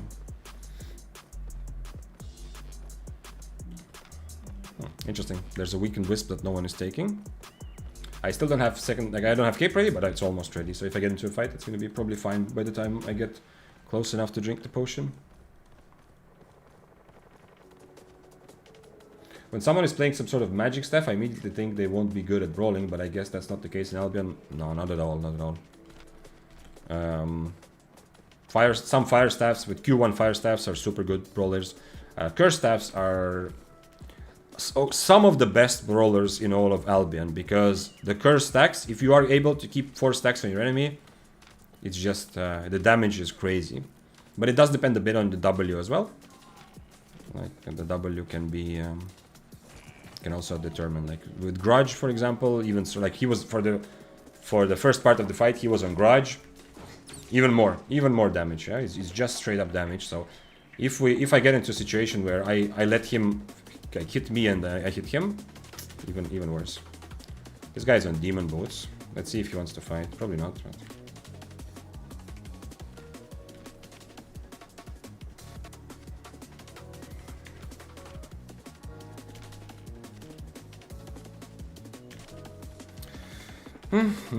Being tier 8 is not good for this fight. If I was tier 7, he would maybe fight, and the fight would be somewhat similar.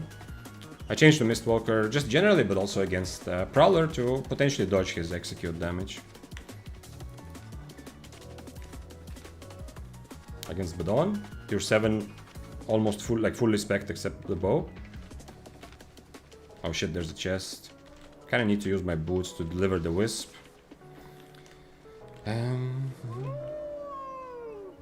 The Badon might go for it though. Oh, he is here, okay. He does want to go for it.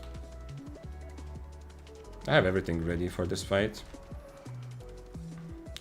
Just need to stay on top of him. He's not changing his helmet, so he's not going to be able to push me back. The moment my boots are ready, I need to walk towards him and just take the fight here.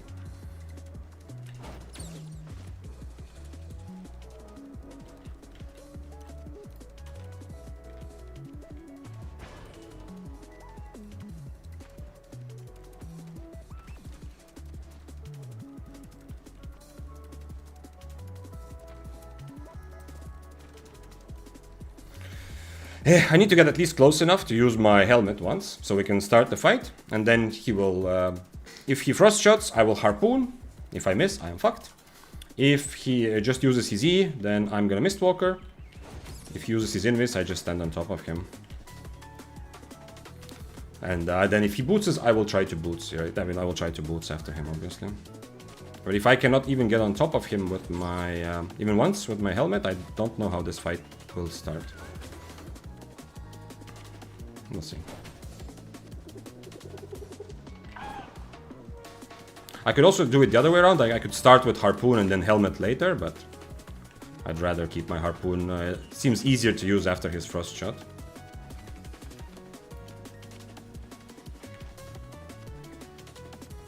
Also, cooldown is lower. I just realized.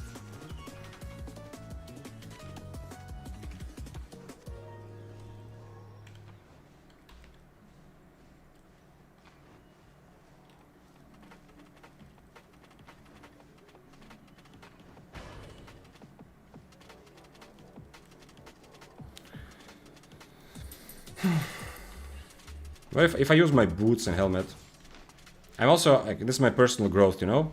I'm not gonna give him a big advantage just to make sure the fight starts. So, he's also an omelet, by the way. I am still on Snapper, I don't have another eel still. So, let's see, maybe this is enough for him to actually use his mobility towards me, and then I can start the fight as well. If I use my boots and helmet to catch up, he will have a free way to disengage with his boots, and essentially he will always be like at a range where I can't even do damage to him.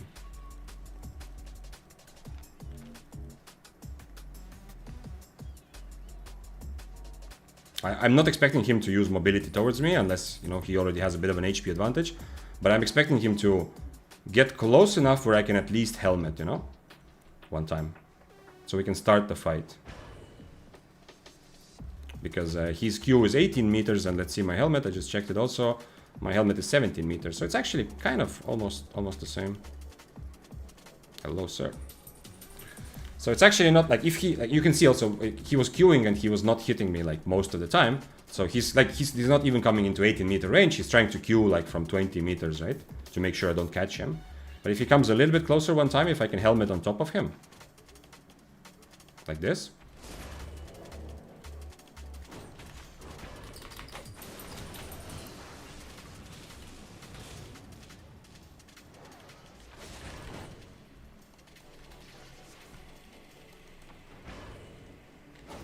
Now I have E to catch him, and that's going to be the deciding question.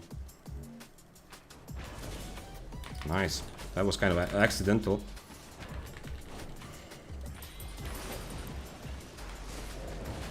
Yeah. He's E ready again, that's crazy.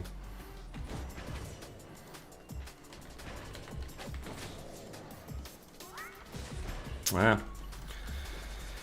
I think I'm just running away, but we'll see. Actually, maybe not. Remember the time I said I'm running away? Gotcha!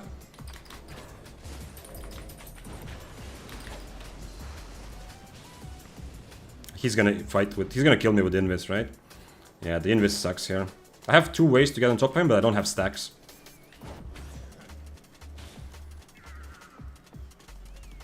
He's also running out of energy, kind of. He doesn't have energy in his boots.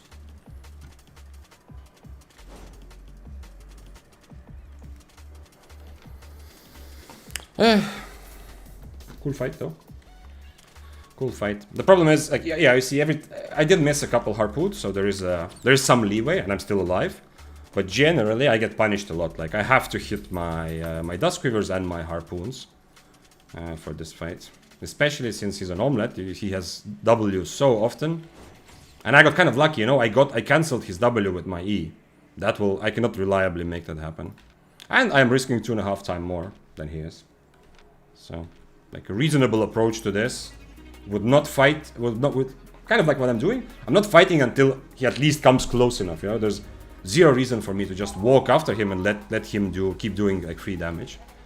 But after that, I can at least try it. His cape also on cooldown.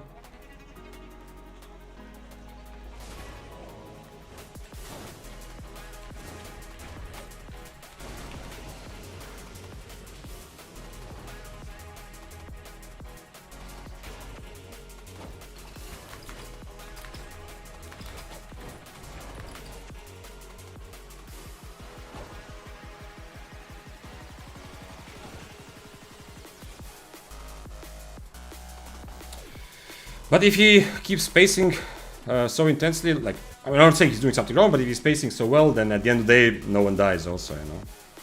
Kind of this happens. If I had Stalkerhood, I would have a different option. I could try to, you know, to get him out of Invis. Like, one day he's gonna mess up his Invis. That's one way I can win this fight, you know. But you can see he's using his Oblet cooldown reduction. The moment his Invis, like this also, the moment his Invis is over, he's not just coming out of Invis so that I can E on top of him, but he's instantly Wing away, you know? To be like more than one screen or more than one spell away. Because if he just shoots, the moment I see him coming out of Invis, I E on top of him. He knows that if my E is ready, I just E to try to kill him, right? He wants to avoid that, because if I do E him and then he frost shots, now he's in range for Harpoon. So then he's in trouble, and now his Invis is on cooldown for 50 seconds, right? So if he doesn't play this safe, there's a chance he will also just die, right? Like last time I got a bit lucky by cancelling by his frost shot. Since he's an omelet and I'm on snapper, I am so much better when I'm close to him. I'm so much better at just brawling. But it's in his interest to at least make this fight happen one way or another, right? Because you can see how even the fight is. But he's risking 1 mil, and my set, like I have 1 other mil in the back. He doesn't know that, but my set is 2.5 mil, right? So he's essentially taking kind of a 50-50 fight with much better stakes, right? Because he's standing to win a lot more than me.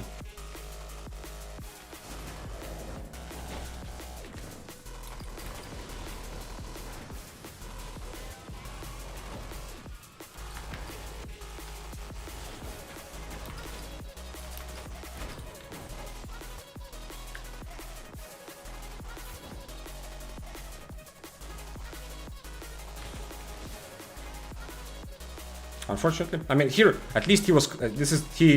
He was close enough this time for me to try for the harpoon.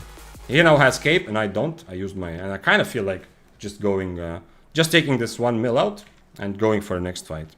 So in some ways, you know, dancing around with him like this, I'm giving him a chance to make a lot of money.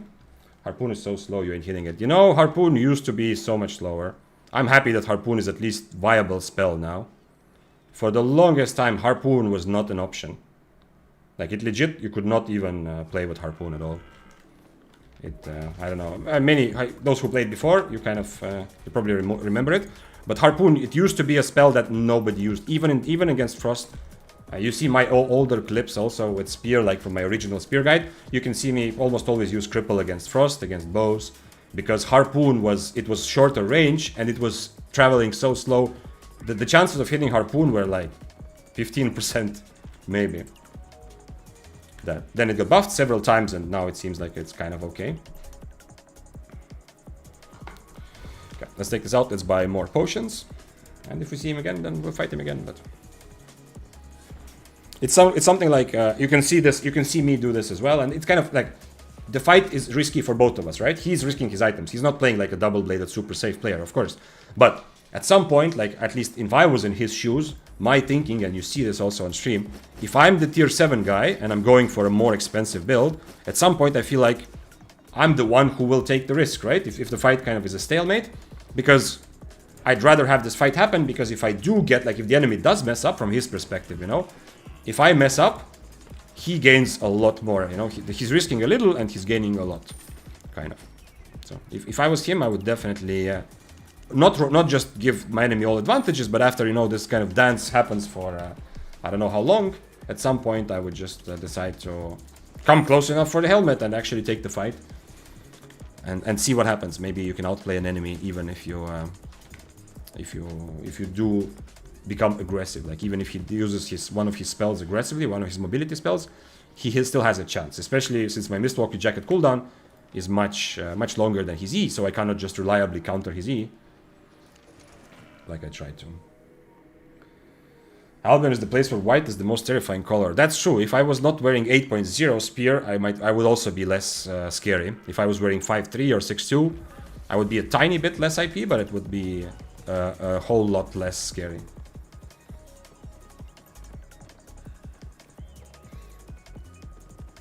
But yeah, I don't know how...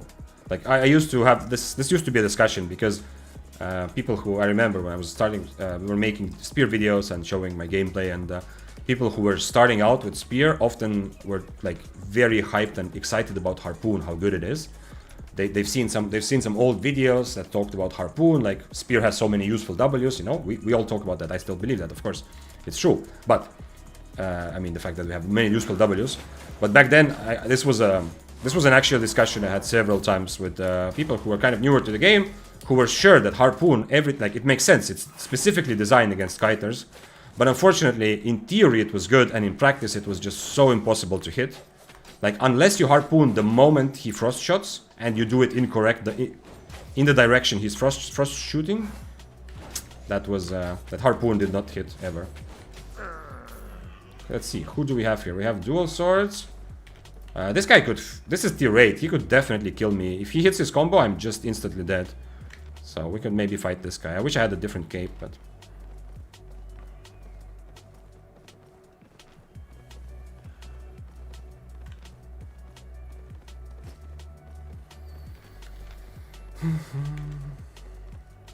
Actually, no, I don't want that. I want this. But I probably...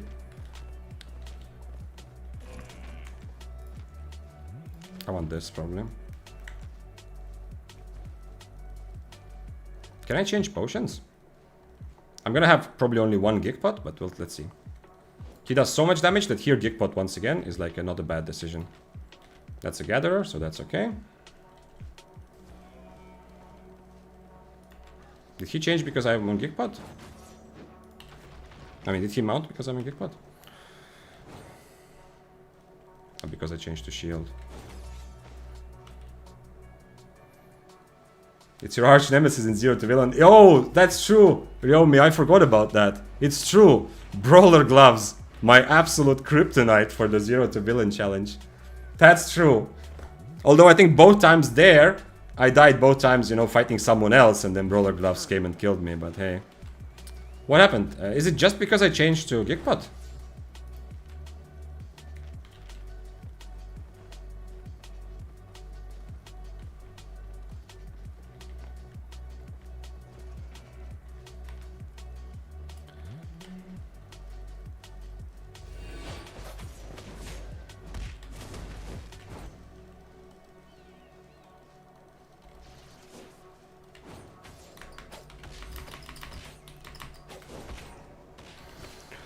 That was a bit of a mistake from me, but at least I dodged his cape timing.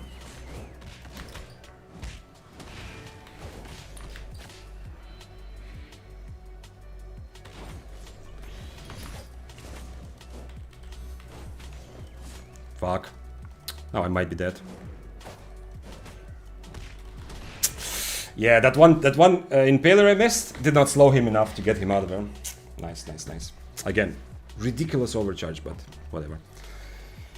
No fight otherwise. I messed up my... didn't necessarily mess up, but I have an option. The thing is, I can actually Mistwalker after he uses his W, before his E. So I didn't really need to. I Mistwalker just for the cape.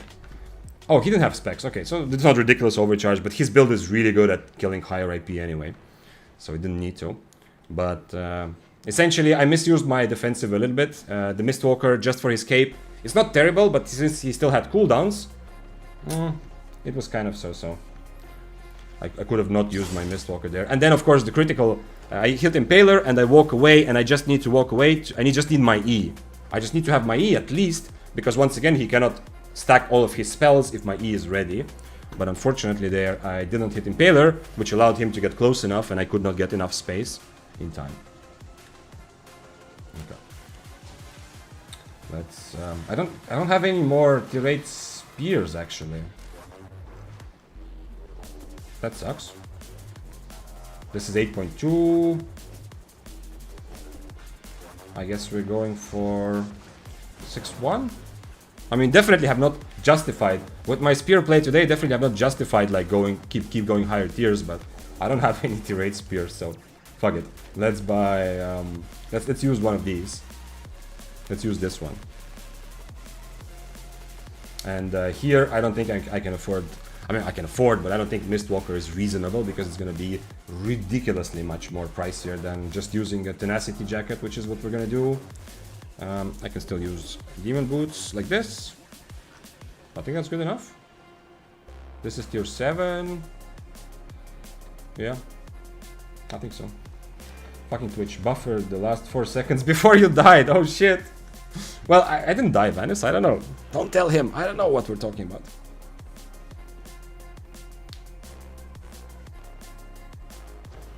Also having Undead Cape, I mean, it doesn't change that fight, but it would, at this when I'm playing tier 8 or higher, having Undead Cape also would make a lot of sense.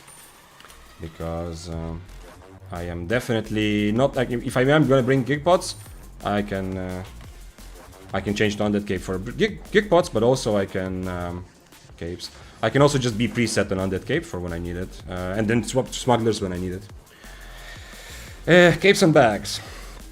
We're gonna do like this, Tenacity Jacket. Damn, that would have been, that feels a bit bad because it was so, it wasn't that difficult to just survive that. I E'd out of his first combo, makes a lot of sense. Then I have my Mistwalker. I could have also Mistwalker this first combo, but I E'd out. I could Mistwalker the second combo. I don't need to worry so much. What else are we gonna do? Torch. 6-3, I think. Okay. I'm trying not to buy excellent. It's also nice that my spear is not excellent quality. I'm a little bit less scary this way. And I'm gonna continue. Actually, I like the helmet swap as well.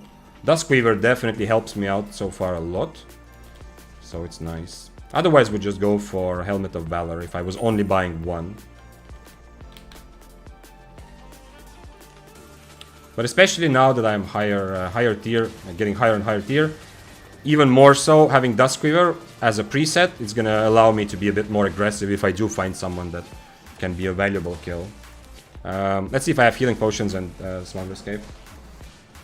This build is so easy to use, but it's a one-trick pony. Well, yeah, if you're talking about the one I just fought, it's kind of yeah, it is simple and in that sense also a bit boring, but you're putting a lot of pressure. It's very awesome. Like that fight, it's up to me, right? I decide who wins. Sure, he can mess up, he can make like some big mistakes, it's possible, but generally I decide who wins with what I do. I made a mistake with my defensive, he wins. I play everything correctly, I win, pretty much. He won't have a chance to disengage. If I play everything correctly, he won't have a chance to reset or, you know, somehow get a second chance. I wanted a smuggler's cape, I just remembered. Do we still have one? This is 4.3, so I can just sell this and buy a 4.1. So that people would actually fight me a bit more. We'll see though.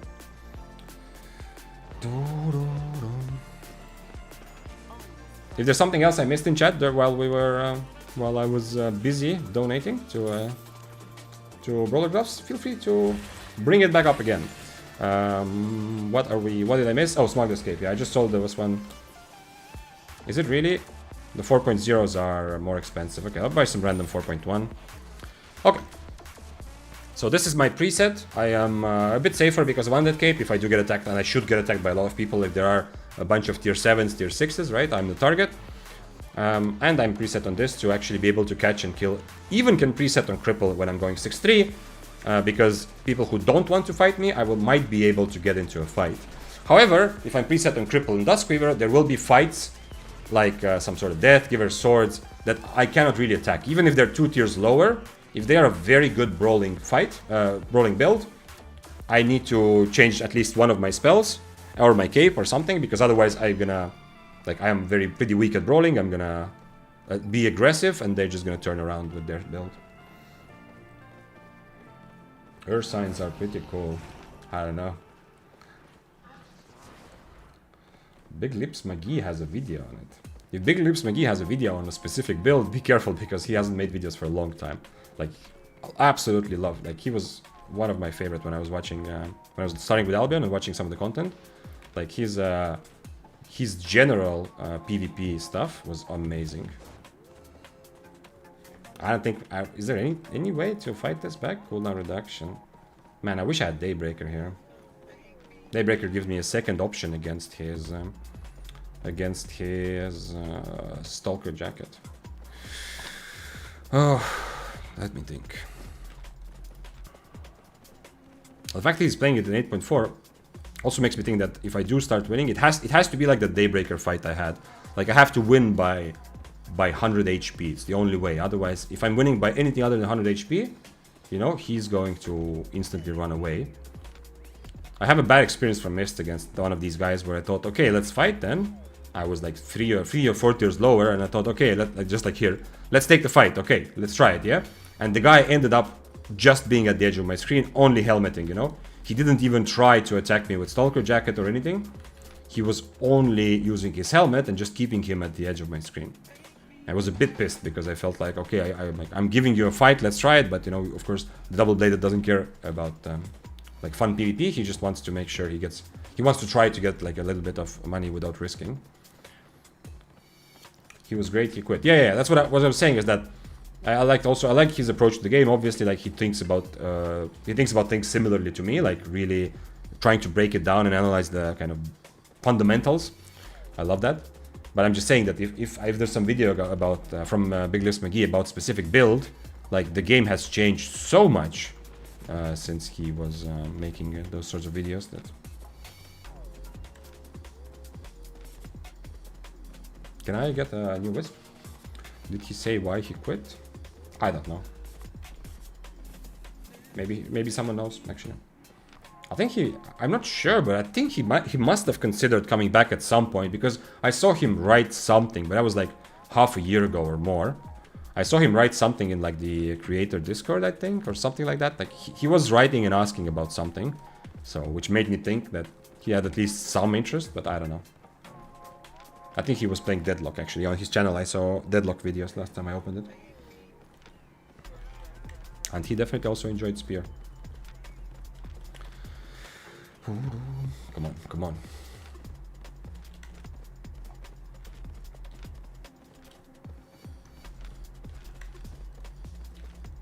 Yeah, too bad.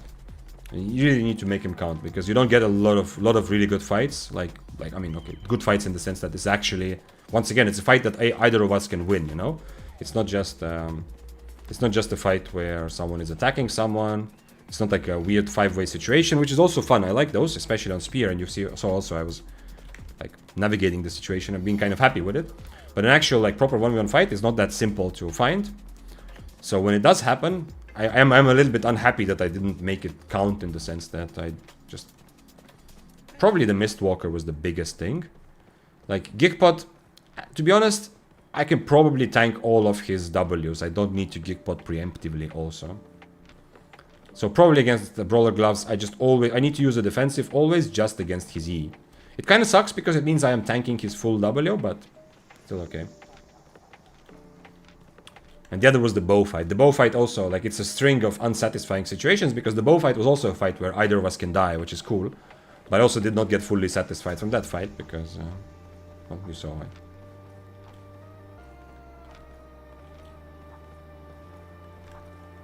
I didn't buy, okay. Let's go out, let's buy Overcharge, and then come back. Because anyway, I'm looking for a mist to go. Attacking Spider for 50k is not worth it because the 8.4 might very much be at the edge of the screen, you know, watching for the Spider to move so that he can try to attack when someone is killing the Spider. So, but I need to bring Overcharge, especially since I'm not running an Awakened weapon. Overcharge even more valuable and more important. Since I'm just full on 6-3, I need the Overcharge.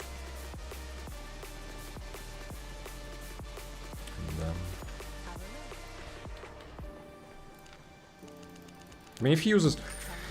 Yeah, I'm already annoyed in advance for the double-bladed. Like, 8.3, definitely. Like, I have to fight double-bladed. Like, I have to take the fights. That is where the profit will come from, right? Just running around and waiting for, like, a sword is not gonna work. Especially if I don't even counter swords anymore. I have to take the fight against double-bladed at some point. But I am a little bit too hurt from that one time I decided, and double-bladed had a big advantage anyway, and I decided, you know what, fuck it, I'll try it, I'll give you a chance, I'll take the fight. And the moment that he realized that I'm actually fighting and not just running away screaming, he stayed like more than 15 meters at all times, just helmeting down, because 8.4 helmet hurts. And that's kind of, that makes me, that memory still irks me. But okay, we have to be aggressive, we have to risk it. If there's someone here that wants to kill me, then so be it. Okay, he killed someone and looted the body. Good on him. That was a dagger pair that was successful there. I have dual swords here. Right now I'm preset on cripple because my IP kind of acts as the brawling tool, right? I'm stronger because I am 6-3, but if I do get into an actual proper 6-3 versus 6-3 fight, for example, or against 8-3s or something, I will need to change my cape and change my W almost certainly. And potentially helmet, but that depends on what the situation is like. Did the patch change anything about normal bow? No, but bow is rising a lot because the previous patch, Anamawa, the big update, changed the bow Q. So Q1 became much stronger in terms of close range damage, it's really nice. And the long range Q became weaker. And one bow that kind of likes playing into the more brawl heavy playstyle and not just kiting around is the normal bow. So I think more and more people are discovering that it's actually kind of better now and trying to make it work. More than normally. You're playing Spears in Duskhelm? Yo, what up, Dark? Yes, I am. I have a swap helmet, and also remember every helmet now has this as well. So I'm not stuck on just playing Duskweaver always. But especially as I am a bit higher IP, I'm 6.3 right now. Having Duskweaver also allows me to get some... to kill some people who might not want to take the fight, but they're kind of forced into that. I'm also on cripple, you know. If I run into a proper fight against like another spear, let's say, I'm gonna get destroyed with this. If I have Duskweaver versus Helmet of Valor, for example, Duskweaver versus Cultist Skull, he has big advantage. Cripple, I have Cripple, he has Impaler, he has big advantage. He has Smuggler's Cape, I have Undead, he has big advantage, you know. So if I fight another 6-3 spear like this, I need to use my cripple to reset the fight, change my spells, and then fight. But luckily cripple does allow me, like it gives me a good chance to actually reset if I do need to. Duskweaver plus cripple.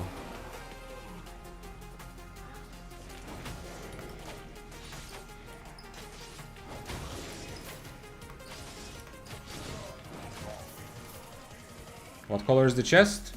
It's green. Then fuck it, let it be there. Energy shield on helmets is one of the best changes you've seen in 2 years, Serg. I don't know about the best in 2 years, but I definitely agree that it's amazing, yeah. I am very happy with it. It makes it easier for beginners to participate and still express their skill by, you know, choosing the right helmet. It gives everyone Like it reduces a bit the necessity to change helmets, which makes it simpler and a bit more fun, and enables more builds or so to just play. What is this? What is this, sir? With Invis Potion. I didn't bring Invis Potions. Maybe I should have, because I'm actually pretty good at also ganking, you know? If I find a gather or something. I should probably walk around without the horse at 6-3. Spear gets stronger? No. There have not been any buffs to Spear now, if that's what you mean. Spear is like average B tier, kind of. Viable, decent, good in non-standard situations. Not very good in straight up 1v1 fights.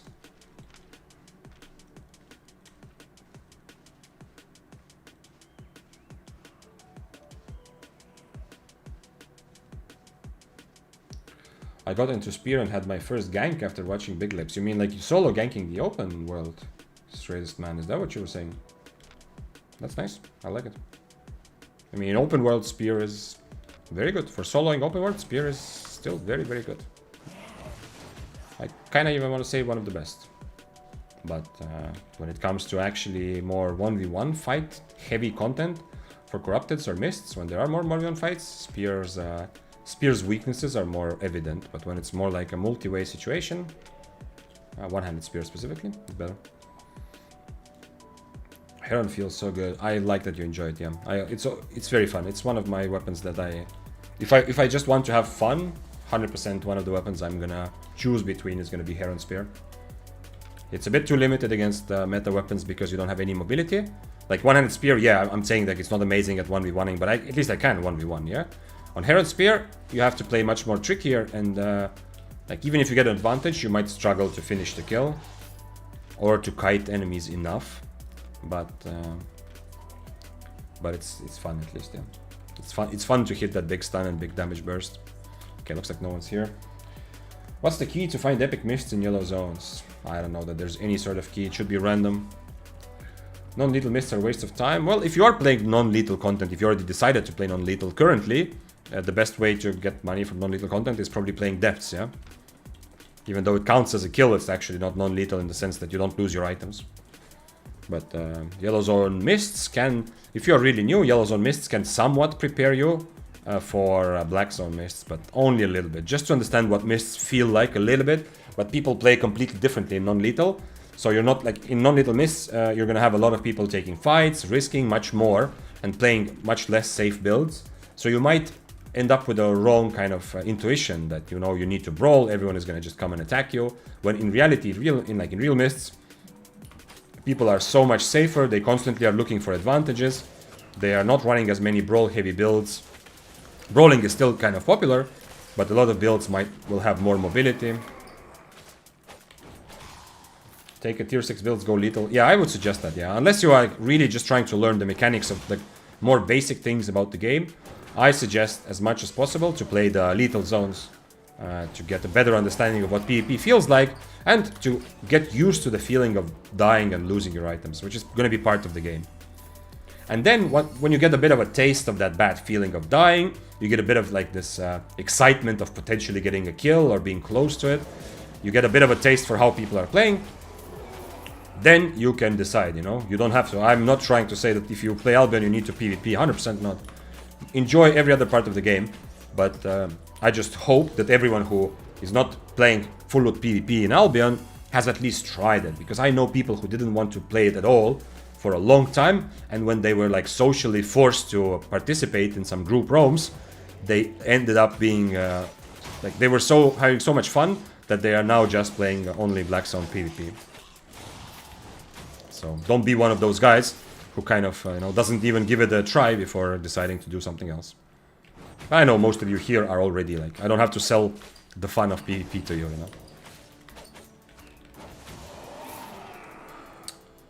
Bo Walker says, yeah, I do find Heron is a bit limited. Yeah. Because your E doesn't do anything for the movement. When the enemy is chasing you, you can stun, and it's a bit of mobility, yeah, but it's not actual mobility.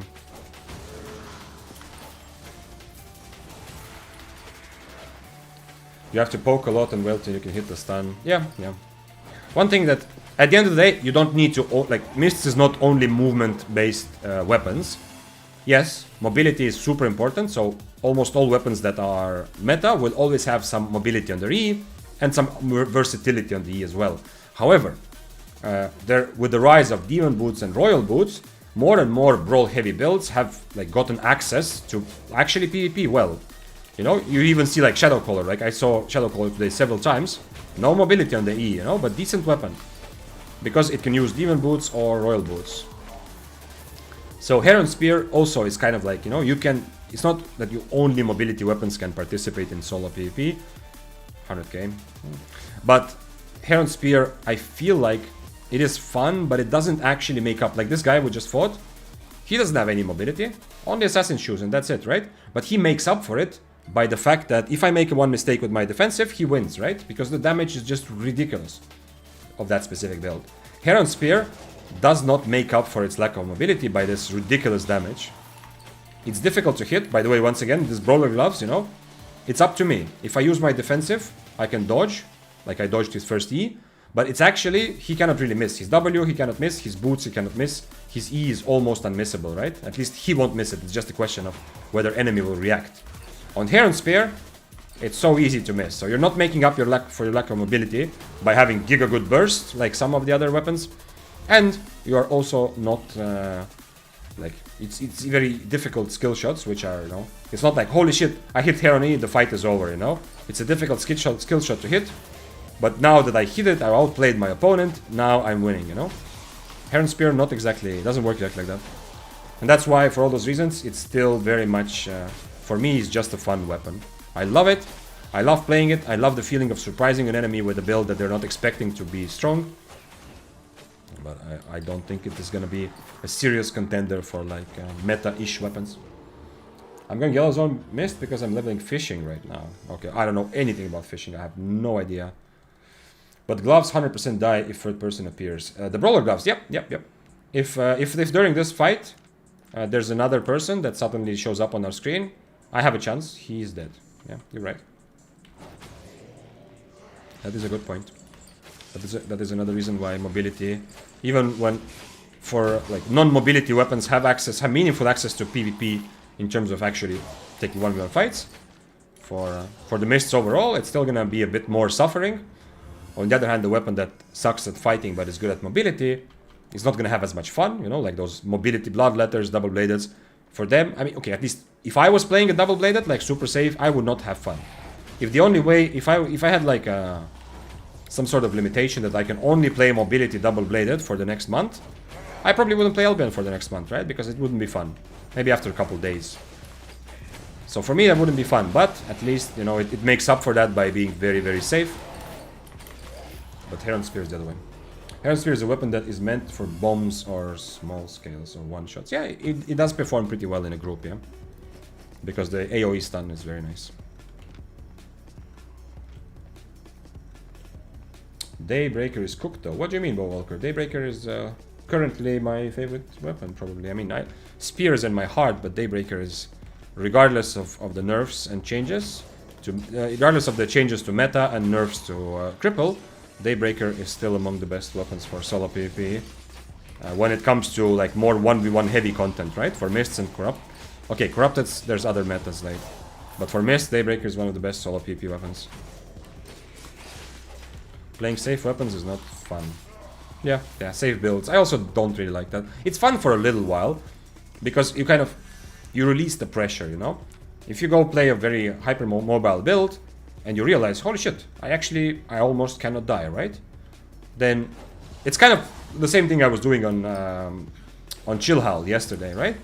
I was just dismounting a bunch of people, and I've done this before as well. There's guys around me, everyone is kind of worried, everyone is mounted, and I can just attack them.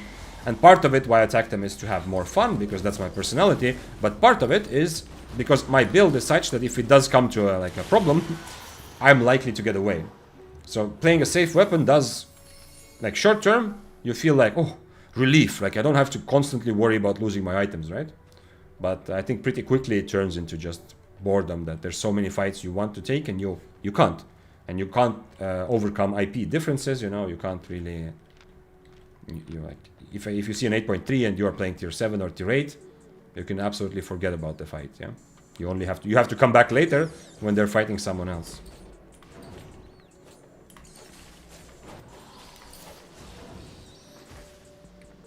That's why I want solo orange zones. I would be willing to use more dangerous weapons that are still fun but more risky to use in mists.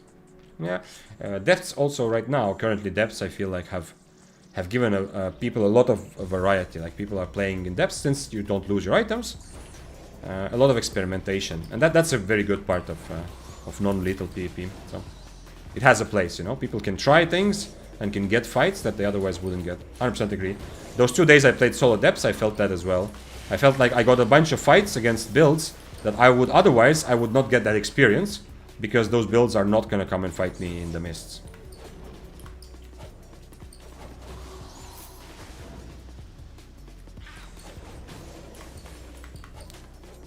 Daybreaker is my favorite weapon too, and it does fantastic damage. Yeah, so it's not cooked. Well, what are you saying? Daybreaker is very nice. I don't want to... I still have 2 minutes, but I don't want to take all of these buffs and then end up fighting without a red buff. This is blue. Okay, let's go around. Maybe I see red buff somewhere. Death's only 2 different flavors. Healer comp and one-shot comp. Is it like that now, Venice? I only played during the first week when Depths came out. And that was not my experience at all. But it is likely that as the content is out for longer, people will kind of figure it out more, and the kind of list of things that you can actually play in Depths will get narrower and narrower. Because if everyone else is playing a healer, well, you can't have fun. You know? You also need to have a healer or a one-shot, otherwise difficult. But from what I've seen, like from what I've seen some other content creators play in Depths, I feel like there's still a lot of variety. People are still playing all kinds of DPS plus DPS fun combos. Okay, I have just enough time to get there. Oh shit. I think he's full running, yeah? Yeah, he's full running. Oh, it's tier 6, it's not even tier 7. Yeah, I should have been more aggressive. I am on cripple already, so no reason to be worried here. Need to adjust my brain a little bit to being 6-3.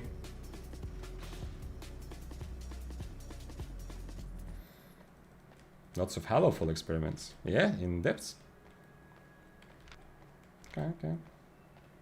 And Hellfall has always been one of the most popular healer weapons anyway, because it's so nice to have that extra E-mobility and interrupt, and you offer utility for your group. I don't know about Depths though. Does anyone know if SBI actually does something against people who sign up as healer and then actually play DPS in tier 3? I have no idea. I don't know how much they care about Arena.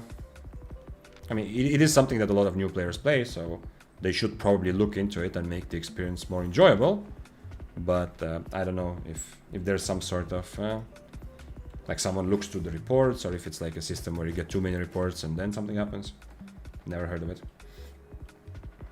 Double Bedods, double Warbows. Oh, it is that? So when I said like people having some fun with other things, it is actually just double bows, yeah? Because I also saw double Sky Strider several times. So yeah, maybe that's true. Maybe that's true. You have 3 choices. Healer plus DPS with cloth armor. You have one-shot comp, and then you have bow plus bow. Possibly true.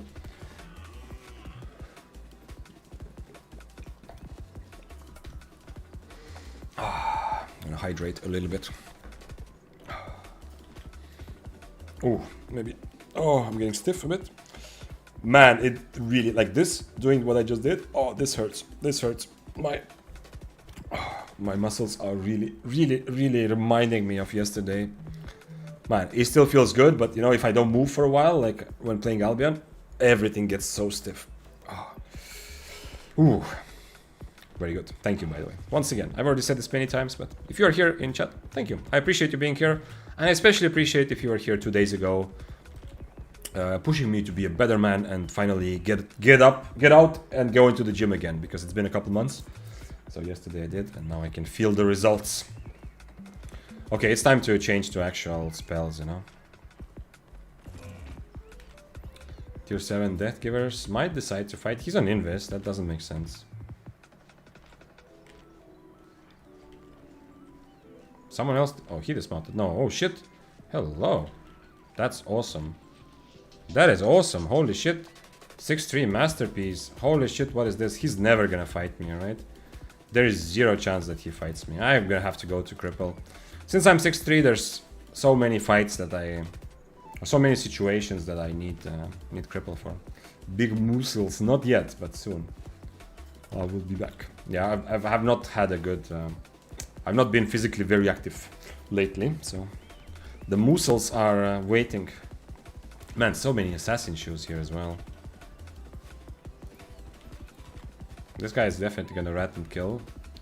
If I give him a chance. Man, I want this. This is so funky. What the hell is that? Normal quality awakened weapon. We have death givers.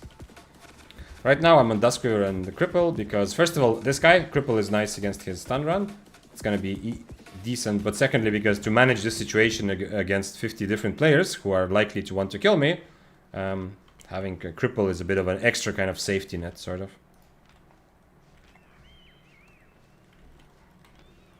He's worth 6 mil, so at least, you know, I'm worth 4, so if we do fight, he's a priority target, the double-bladed. I wish there was 1v1 lethal arenas with no mobs. Well, there's corrupted dungeons, I don't know why.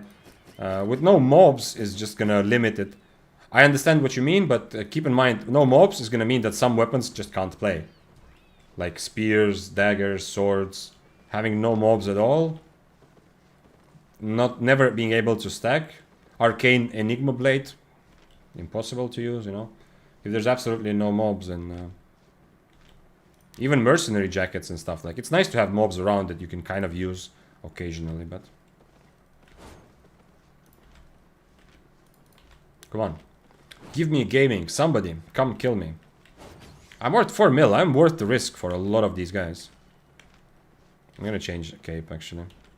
In case I do end up fighting. Damn, the double-bladed actually was dismounted coming for the chest. If I was in a bit of a better position, he was hoping to attack anyone who's on the chest, I think.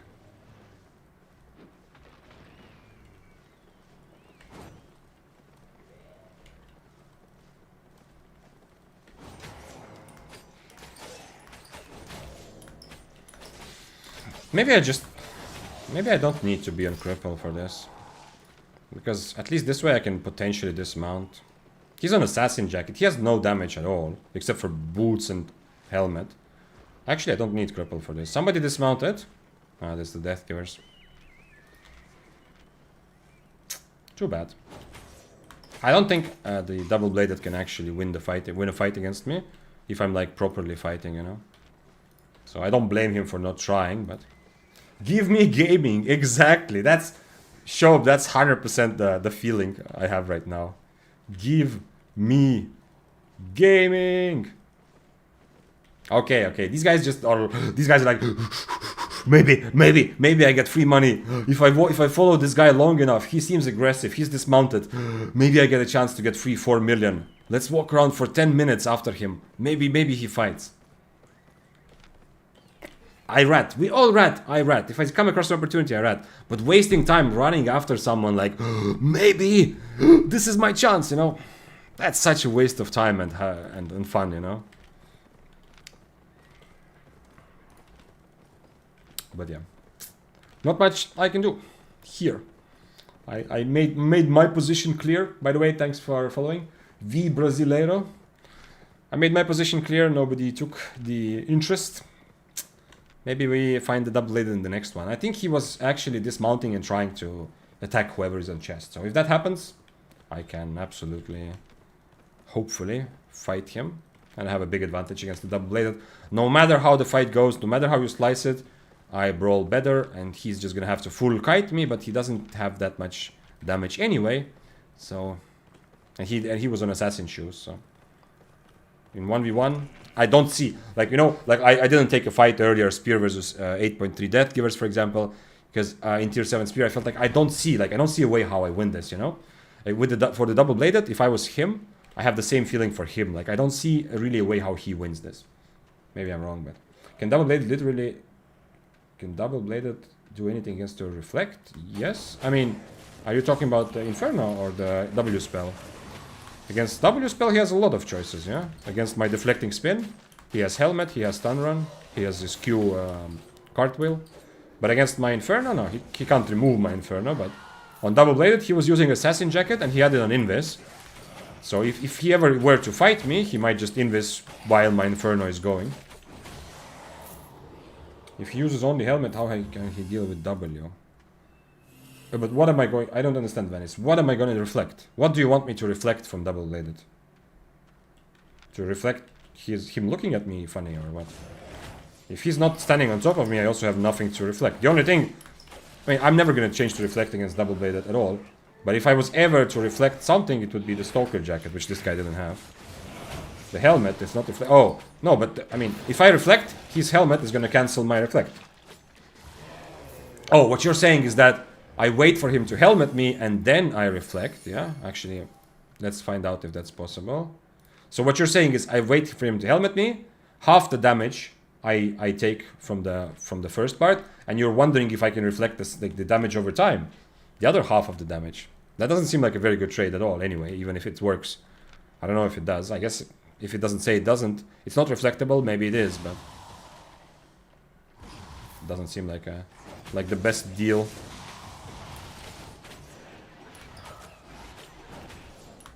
I forgot the W is interrupt. Oh, okay. So you thought to reflect the first part of the helmet, yeah.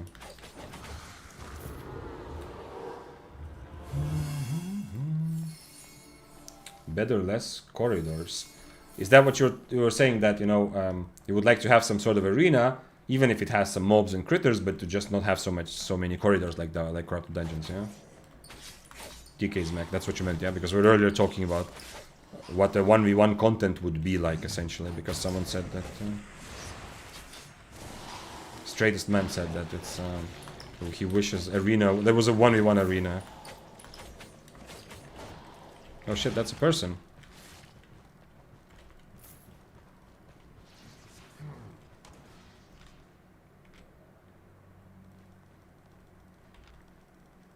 Not a good fight for me, but obviously I'll take it. This is one of the matchups where a cripple used to be so nice against light crossbow, against any caltrops, you know.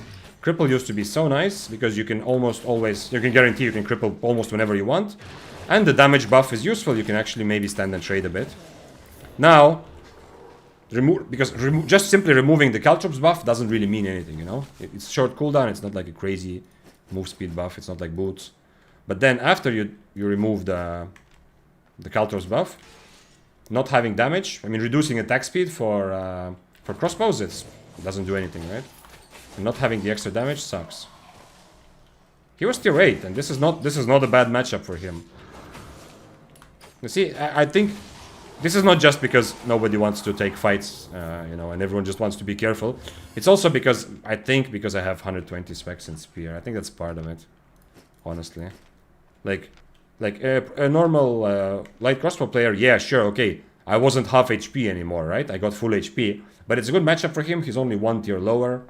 Like, majority of people would just take this fight, you know. Spear doesn't have anything against light crossbow. I just have to tank like gigaton of damage. If he hits all his spells, I am fucked.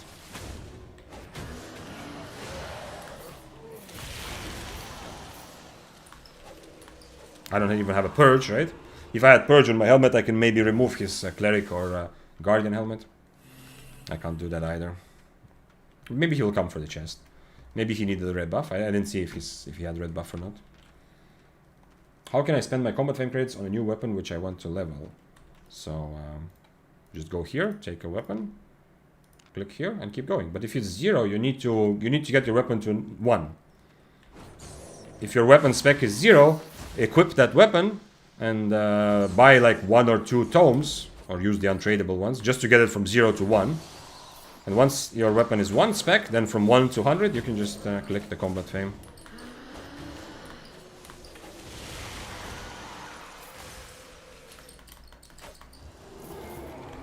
I hope you are able to find that, how that works. Come on. Oh, here it is. Is that him?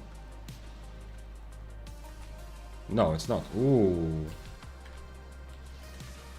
This is even safer. This guy wants to make sure he only fights with his helmet, you know? Even more so than the previous guy. The problem is, I'm never actually gonna, you know, be able to meaningfully fight back. But we can try. I think it's one of those guys who dies once in 25 years, who's only gonna use helmet from far, but we can try.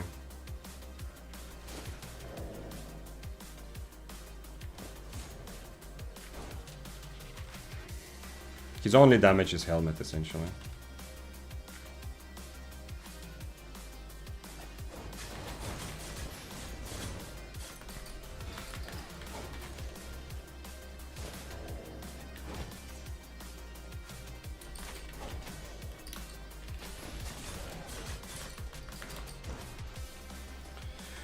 Either way. OC, thanks for reminding me, Vitus, yeah, but I don't know. Is he ever gonna kill me, I think? I don't think this fight is gonna look any different than it's looking right now. He just wants to be in range for helmet and that's it.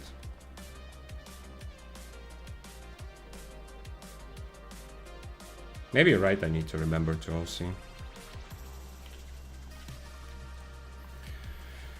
He still has red buff. Need to keep that in mind, you know. I'm starting to get a bit of an HP advantage, but he still has red buff. Also, can I just do this actually?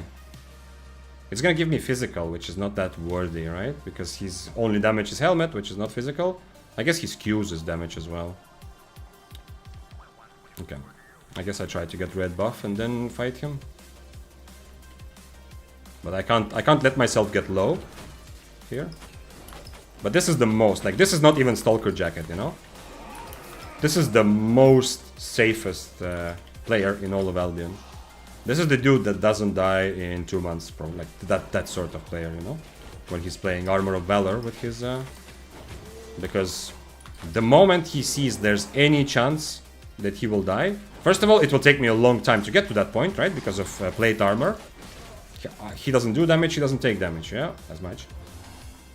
OC and keep everything for chasing. The moment he sees that he's starting to lose, he's just gonna go for the exit, right? Not even starting to lose. The moment he sees there's like a 10% chance, he's going to run away.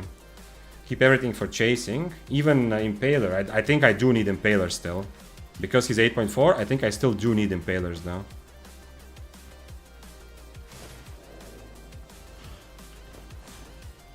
I don't think I can afford. You can see what like his whole plan is to kill me just with helmet. You can see his helmet does more damage than my Impaler. Because it's 8.4.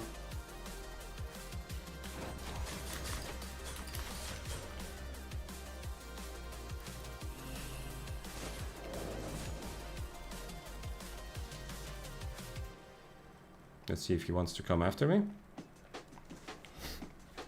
I think he now that I'm fighting back, he kind of understood, you know, he's not even trying to get on top of me. He's just trying to helmet me.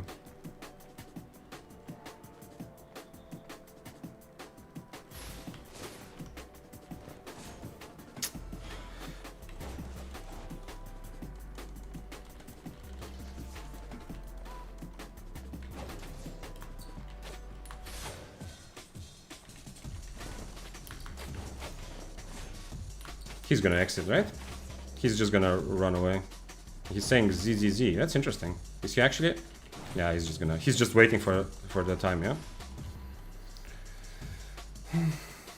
You can now see. You got more stacks. Yeah.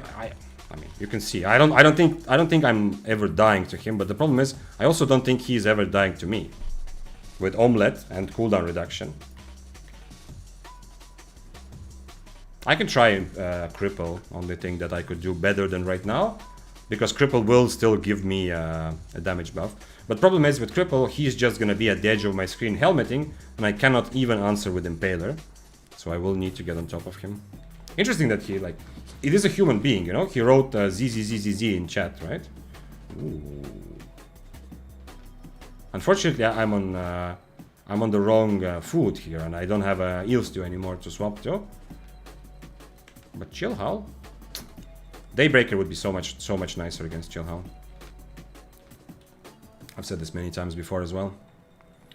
Because obviously I have the E against his E as well. Here I have the E also, but here the E is the... I mean, it's fine, actually I have E more often, so maybe it's actually not that bad at all. But I need to react very quickly. If I get frozen and I'm on global cooldown, I will die. The double-bladed will come back and kill both of us, right? That's how he gets his money. It's time you get a crown then. Oh shit! There's so many juicy players here. Again, man, there's so many fights I would love to have Daybreaker for this. What happened to the other guy? Ability damage. He's also on Snapper and... what happened to the other guy? There's so many guys here that could also take this fight. Oh, he got scared. He has red buff, I have yellow. Oh, here's the...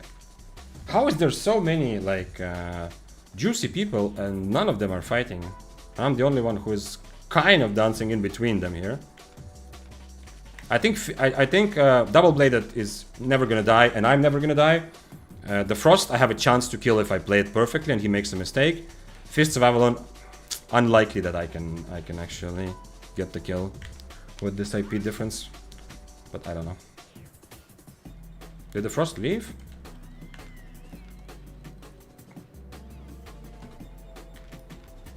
Oh, there it is.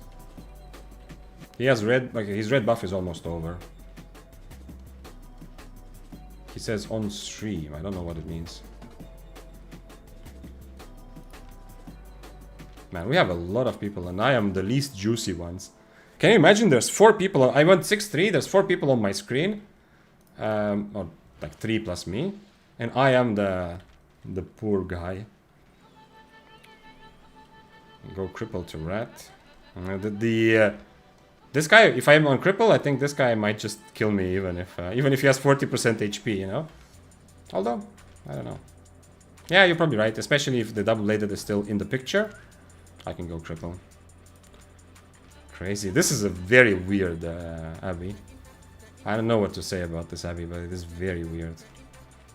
And this guy wrote... So what I'm saying, he wrote like zzz, you know, when I was trying to fight him, he wrote zzz. So this is like a human being, actually. This is not like a robot playing. This is actually a human being who spends his time doing this. Just running around knowing that he can't kill anyone, but no one can kill him. It's crazy.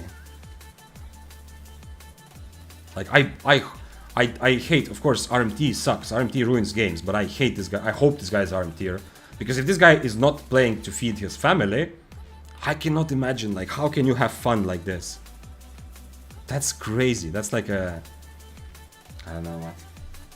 Just got back here. What's going on? So we have an 8.4 Double-Bladed that I tried to fight, but his build is hopeless to kill anyone, but he at least is never dying, so he ran away.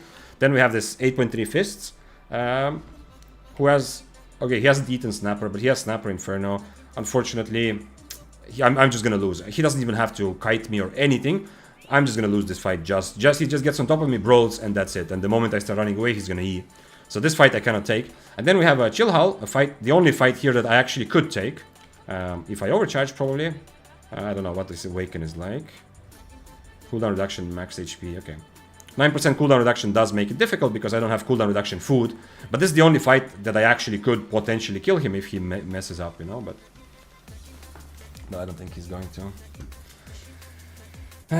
And well, the double-bladed, as you saw earlier, the 8.4 double-bladed was hopeless. Like, he's losing the fight against me 100%, but he's not losing to a point where he's dead, you know? He just runs away forever and stays at the edge of my screen. I feel like the Chill Hull wants to kill me, but we have 2 minutes. If this guy leaves, can I get this guy to leave? Mr. Zzz double-bladed. Okay, maybe we'll see outside. I changed to food because when fighting double-bladed, I kind of felt like, just to make sure, since it's normally against double-bladed, I don't want roast snapper, I don't need it, but you know, 8.4 is like, it's like a thing. We don't have enough time. We don't have enough time to fight the Chill Hull anyway. So.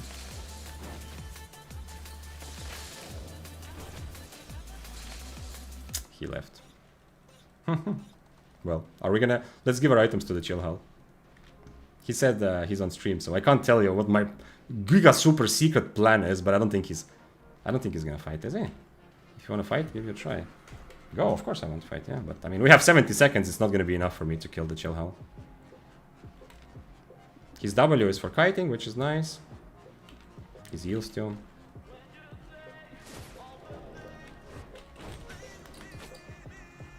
Sorry.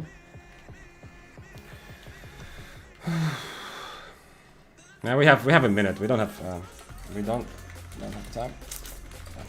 We don't have time, unfortunately. I'm never gonna kill him in one rotation.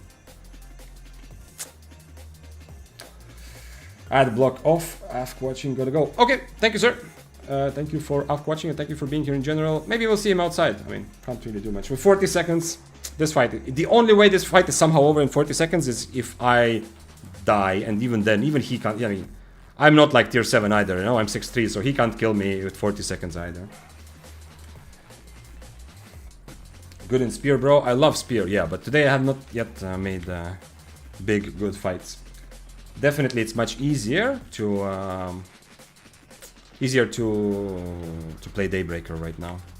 And any of these fights, like against Fists of Avalon, he's 8-3. If I was 6-3 Daybreaker, I have a chance. It's a good matchup for me because of the EECC immunity, which I don't have on Spear, unfortunately.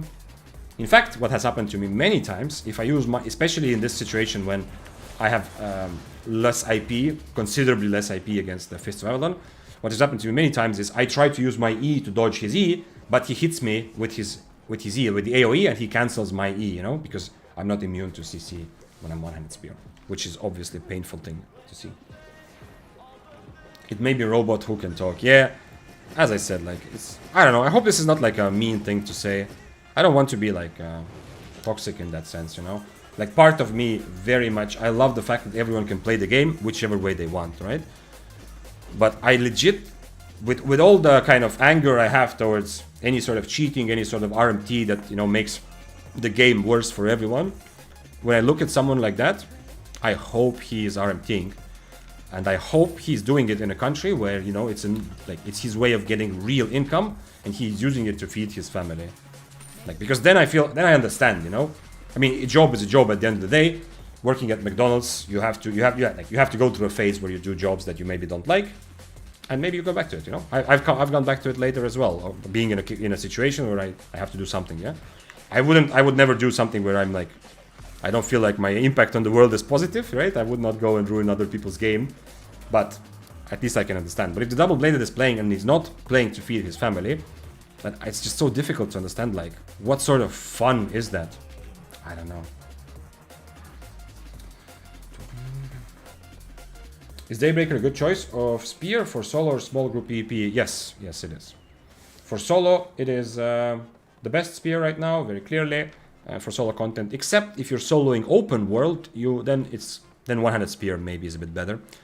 But for other solo content, Daybreaker is the best spear. And for a group, Daybreaker, you kind of have to ask your shot caller or the leader of your group if it fits into your specific. They might need something else, and occasionally they might instead want a Spirit Hunter.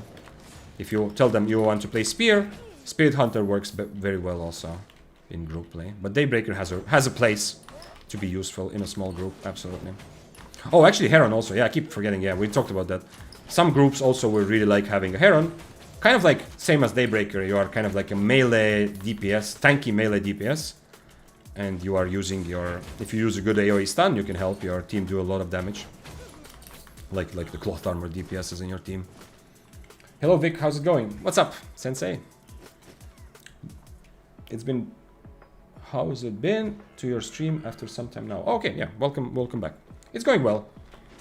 Not having that many good fights, but at least I am having a spear of a day. It's fun, it's fun. I like Spear. Spear is fun. I like the only time today when I felt like, oh, I'm enjoying playing Spear, really, was when there was like those multi-way situations, like when there was like four or five guys, you know, and I was kind of playing in between all of them. That was awesome.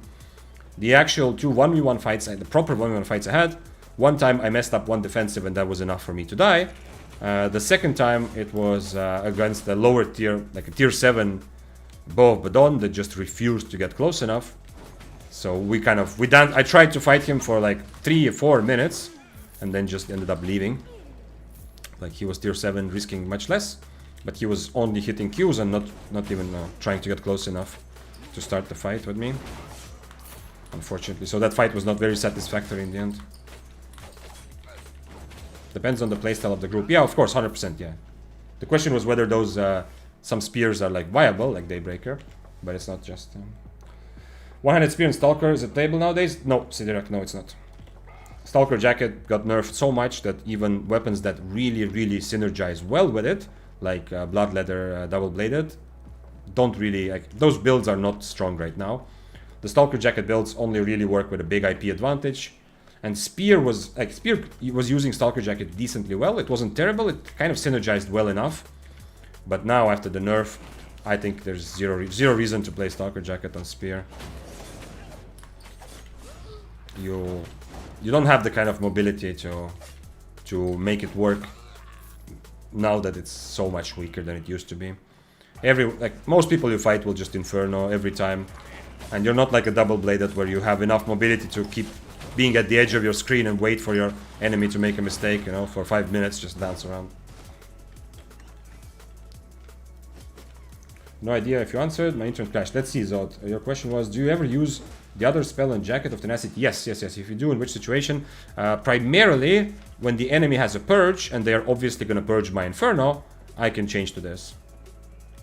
Then it is... it's much more difficult for them to decide, because if they purge my Jacket of Tenacity, you know, it would have lasted only 4 seconds, and I have another one ready in, 15 or 20 second cooldown, yeah, without cooldown reduction. So I have essentially kind of a weaker defensive spell more often, so it's much more difficult for them to decide to purge it, whereas if I use Inferno against the purge, it's very easy to purge. But I'm not going to change to it very often. It's not it's not one of my priorities, kind of. Makes perfect sense, never thought of it. Okay. We have another Chill Hull. This is a cloth armor Chill Hull. It's gonna be a bit annoying, but possible. He has a purge, by the way. He's gonna try the fight, right? If someone comes to fight with this sort of funky build, he's gonna try the fight, 100%. I'm gonna have to change foods here.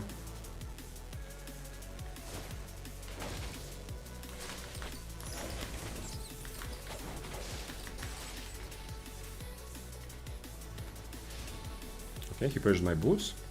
Oh shit, we have that guy. I can't kill him on Harpoon, unfortunately. I think. The double-bladed. I mean, I have a chance, maybe, but... let's see. This is got... the previous double-bladed is also playing for these sorts of situations, you know? He wants to occasionally come across an opportunity to get a free kill. But the thing is here, if I fight back, or if the Chill Hull fights back, double-bladed is still fucked. I'm gonna try to protect the Chill Hull because he's an actual real player. I don't want this double-bladed to have any shot of fighting this.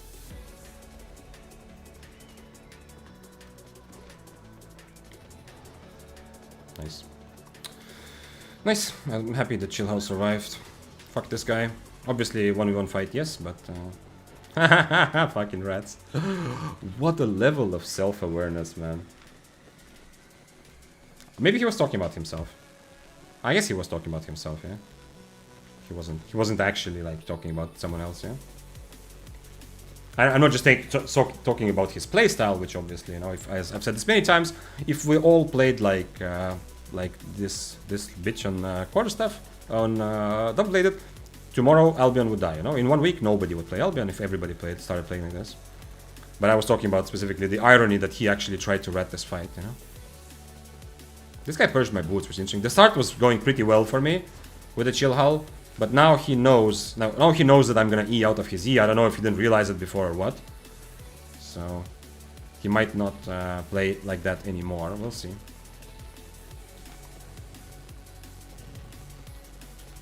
Does he have cape? Oh, he's using Limhurst. I have 2 healing potions. Okay. If I'm on top of him, I'm winning. Like, I need to just get close to him. There's no way he's brawling hard, like anywhere near close enough to my level.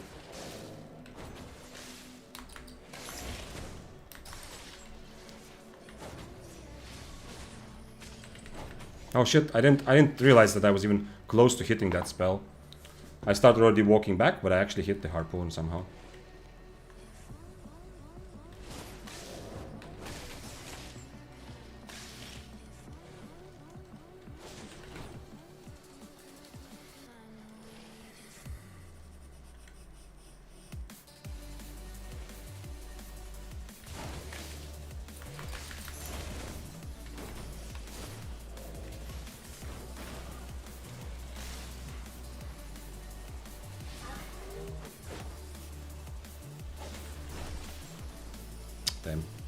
Wait, what? Oh, I have Undead Cape. Damn, I don't have 2 potions then, like I thought. Okay, he used his purse, he used his jacket. If I get on top of him again, I should be okay, but...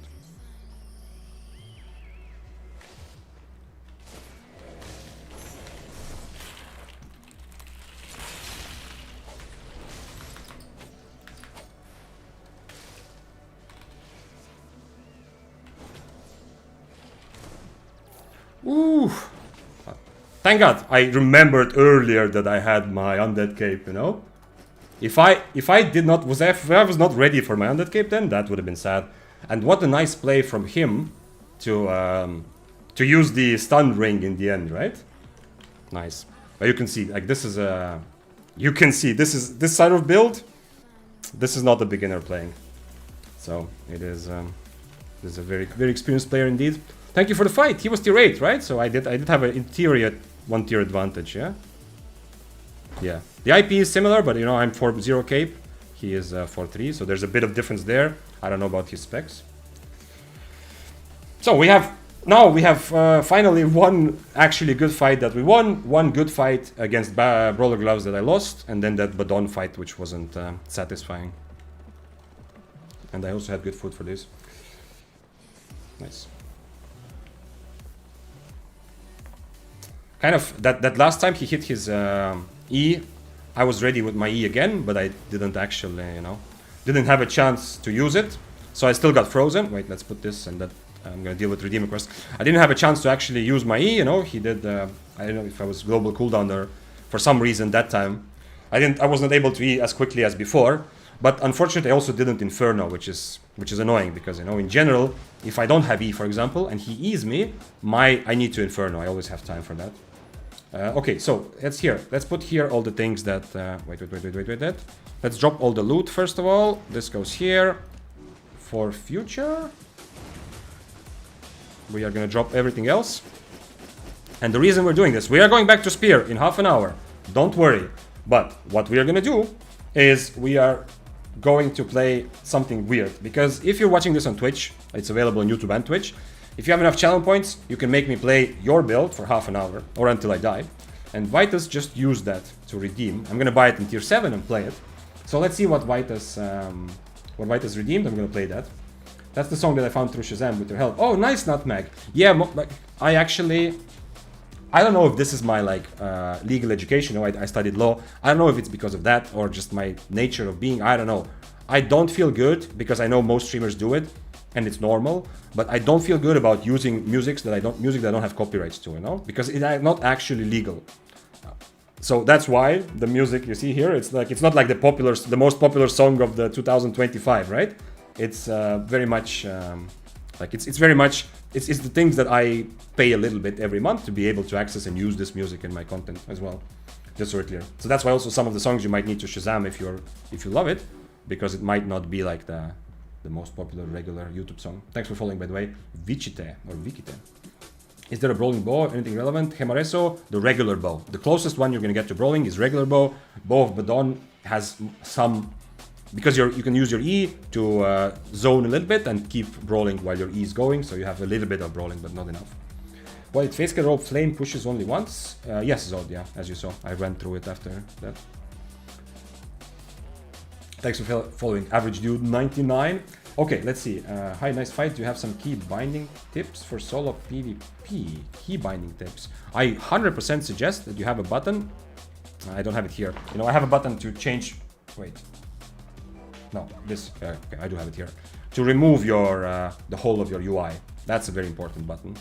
Other than that, the other thing. Give me just a moment. The other thing I would strongly suggest is to make sure your inspect key is actually closer, so that you don't have to click Y, which is way too far, whenever you want to inspect. Okay. Okay, let's look at the build and then I'll answer some other questions as well. So let's see, did Vitus write something? Redeem build request? Yes. Battle axe? Ooh, okay. It's already starting off fun. I'm gonna put some specs. Do I have any battle axe specs? Battle axe was the first weapon I ever played before I even understood that Albion is a game. Just at the let's start at 50. At the very start of starts, I played Battle Axe. Then I played One-Handed Fire, and then I found Spear as the thing that...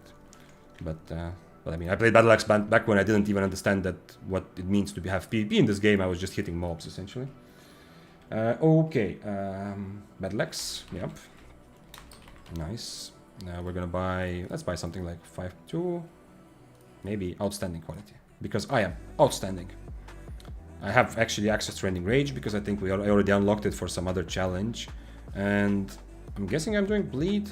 This one is also really good, right? The resistances. It's very tricky. As a spear player, I felt this. If it accidentally procs at the wrong moment and I need to E through my enemy, I can actually feel the resistances thing. Okay, maybe I'll do this because it's a longer fight. Nice songs, nice, yeah, I'm happy.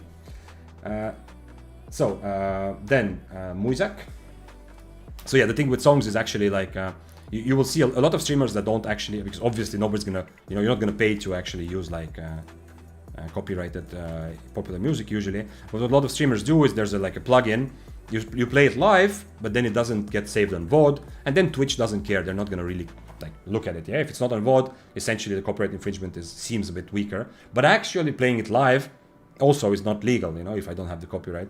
And as I said, my lawyer brain, which is kind of with me until the end of life, even if I don't work as a lawyer. I've never worked as a proper lawyer, just an intern for a while when I realized it's not my thing. Still, that brain is with me, so I don't feel good, you know. Helmet of Valor. Helmet Valor. This is going to be a very high IP comparing to everything else, because if I buy everything at tier 7, my axe is 1189, my helmet is like 300 IP difference. That's one of those things. My average IP is going to be inflated by having a very, very high IP helmet. Then we have Mercenary Jacket.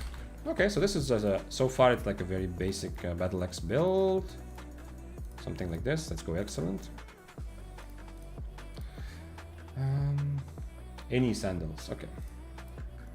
So foot armor is going to be cloth shoes, 4.3. Okay. Yeah, because with Muzak, no choice. I need the energy. What about cape? Let's see if Vitus added anything. Battle Axe, Musa, Helmet of Valor, Merc Jacket, any sandals. Yeah, okay. What about cape and food? I'm guessing healing potions? Or, I mean, Geekpot would be better if I had cloth armor. I think for this I just go healing potions. Right? Why does it have so much IP? Because I have all plate helmets at 100, I have Helmet of Valor at 105, and it's an Avalonian artifact, so it already starts much higher as well. Smuggler, HP pot, okay, nice. So very, very basic. Rose Snapper, wait, what the fuck? R-Snap, that's how I write it.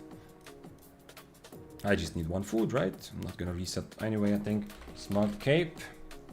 So I'm a very basic Battle Axe bitch. Nothing wrong about this build. You need Siphoned Energy as well. So yeah.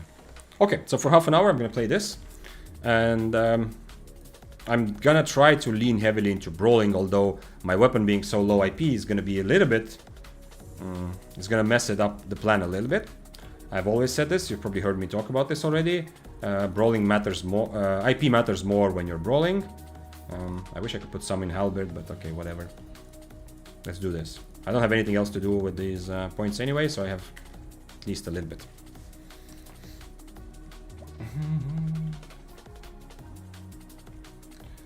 When I have 50k, you're playing Kingmaker, just so you know. Prepare mentally for it. Okay, Zod, I will do that. I mean, Kingmaker, in terms of specs, I should have close to full specs, because I played swords, you know. I like my Battle Axe with Phase Breaker. That is an option as well. But I mean, if I am going to be in a position where I throw E's from far, obviously I'm happy to have also Muizak. Moral DNB. DNB mean... Wait, what is DNB? It's not double-bladed, it's... Oh, drum and bass. Oh, okay, yeah, of course. EW will be activating notifications on your channel. Oh, what a nice thing to say. Yeah, it's not always drum and bass here, you know. There's also sometimes moral rock. I honestly like when I grew up, I really liked hip hop. At least when I was like a teenager and so on. I listened to all kinds of music, but I liked like rap and hip hop.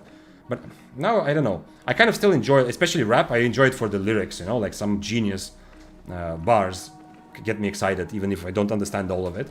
But I try to put some of it in the background, and I don't know. Hip hop didn't feel good for Albion for some reason. Nice specs, yeah, well. Okay, let's eat the food and then start the timer.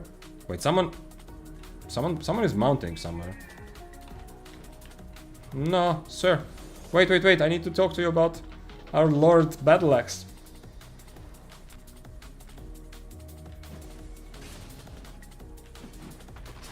I have to get used. Have to get a bit used to the buttons. And Vita said when we were watching clips, important thing Vita said is how weak the third Q is. Now that it doesn't add a stack. You know, it used to, the third Q, I mean not Q3, but the third kind of swipe, and then you jump to root. It used to also add a bleed stack, now it doesn't. So I need to remember that. To try to constantly use just 2 Qs. Which looks kind of cool, I like the animation. Oh, see, I used it way too early there. I was hoping that my Q will be ready again for the swipe. Okay. At least PvE is very, very easy with this. That's why it's also one of the weapons that many beginners start with, like I did at the very start. Because at the beginning, most of your time is spent killing mobs. And your focus also is spent, like, not focus in the in-game resource, but, you know, you are mostly focusing on how am I gonna kill these mobs. And for that, Battle Axe is great. Interesting. Interesting feeling.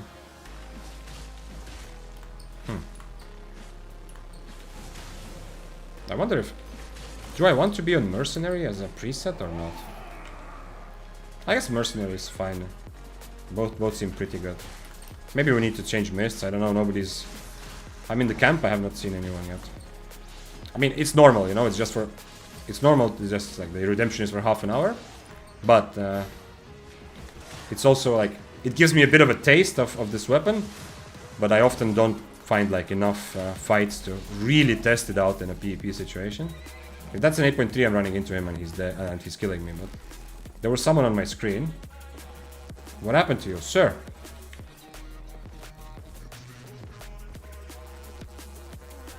I don't know.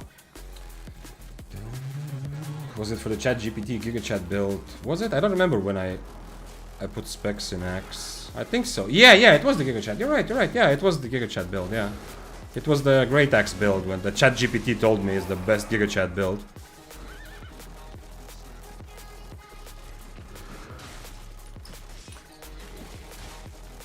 Now, I need to remember that.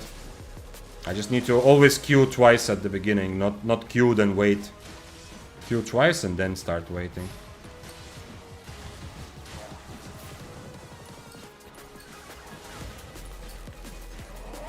That's actually pretty satisfying. By the way, since you're Battle Axe, no one is fighting you. Oh yeah, that's true. But I'm not like a Hunter Hood low IP Battle Axe that is a waste of time for someone to attack. But yeah, for sure. There might be people more worried. There's definitely... People are not worried about fighting Spear usually.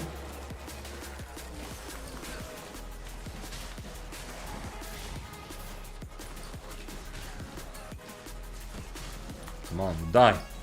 Die, mobs. Okay. I don't need to kill this guy. Going in Corrupted with Great Axe is a GigaChat move. Yeah. I mean, in the end, we kind of realized together that ChatGPT was just lying, you know? It was just taking the random shit build that it already was, like, that it would suggest anyway, and it was just putting a spin on it, like, because I asked it, like, Hamster was here and he gave me, like, idea for a prompt. So at some point I asked him, like, give me the GigaChat, you know? And like, ChatGPT was not working on making the build chat, it just took the build it suggests anyway, and just started, like, being a good salesman, like, saying, like, oh, this is, like, a chat build because of this and that, and you can do this, you know? Like, you'll never run away from your enemies, and then, like, a real chat, you click your E, you have Gigpot, you know, and stuff like that, because you never run away from battle.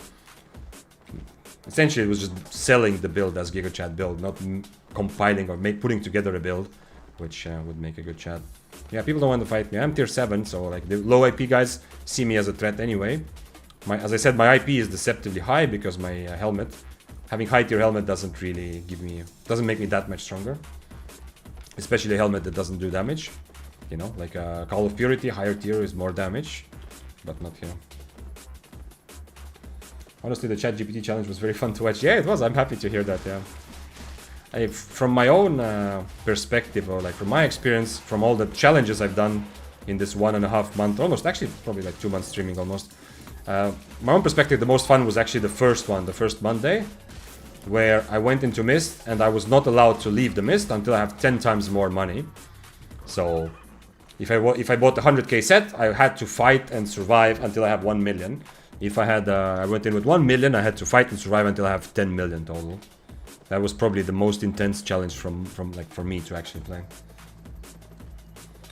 Here Mareso says, okay, I'm trying to make a build for brawling bow. Nice. Should we care about meta when starting to try and make builds? Well, a little bit, yeah, but it's if you understand why some things are meta, it's gonna be much more helpful than just learning. Okay, this is the list, this is the tier list, you know. But the reason that some things are meta usually for solo PvP and especially for mists, but for solo PvP open world also, usually meta comes from weapons and builds, not just weapon, but the whole build, where you're able to get above average mobility without sacrificing your ability to brawl and do damage, or the other way around. You're able to become a very good brawler without too much sacrifice in terms of mobility. So weapons and builds that can kind of balance between both of them. But it's not like you have, you know, like you're making an RPG character, you have 10 points, you put 5 in mobility, 5 in brawling, you know? It's not like that. Like the best builds, they have 8 points in mobility and 7 in brawling, you know? Something like that. So they don't have to make those sorts of trade-offs as clearly. Oh, he wants to fight.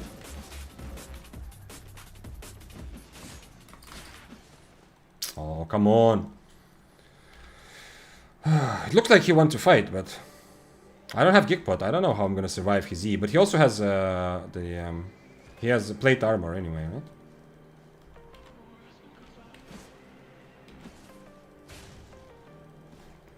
He's tier 6 though. There's nothing to purge except his guardian helmet. He's gonna get rid of my stacks anyway, no matter what I do.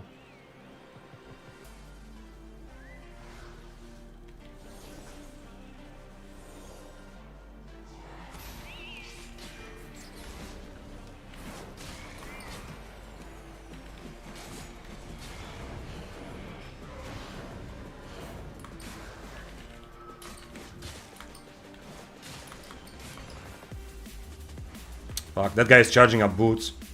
No, it's not. Wait, who is charging up boots?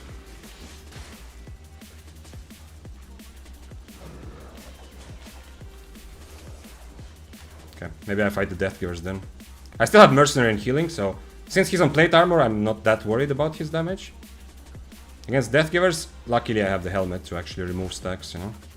Okay, the curse either died or the 20 seconds passed because I'm out of combat. Just stick on him and brawl. Yep, that would make sense, yeah. I mean, that was kind of what was happening, but I'm gonna instead brawl this guy and see what happens. I'm gonna remove probably his... Let's see if I just brawl this guy also. Can I just full on... Okay, he changed his...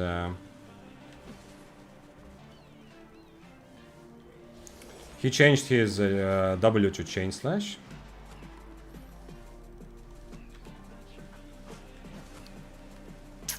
Too bad.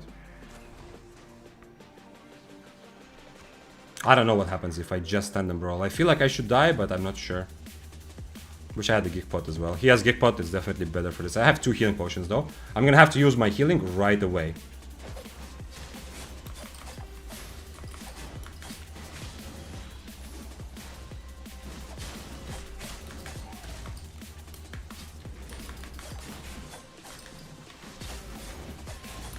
Oh shit, that was bad E.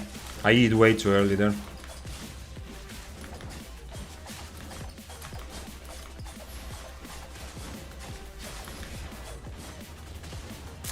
I E'd way too early there, so I had such a long cooldown there. I didn't even see his mercenary. I was so preoccupied with clicking my spells, I didn't even see if he mercenaried there. You need Kite Thunder Death Givers with your W. You think I need to kite? I can't just stand and brawl, yeah? Didn't use second heal. Yeah. I mean, I used the first one really quickly, and I didn't use mercenary really quickly, you know. So it was don't have to use everything right at the start. But even so, even with it, oh, this one problem is that remember my IP is like I'm making one of those. If you see my videos, you know like this is if you're playing for reals, this is not good because you want to have your main pieces of equipment usually give you more IP. In this case, my helmet is like crazy high IP compared to my weapon, right? So I'm much weaker than I should be for this average IP.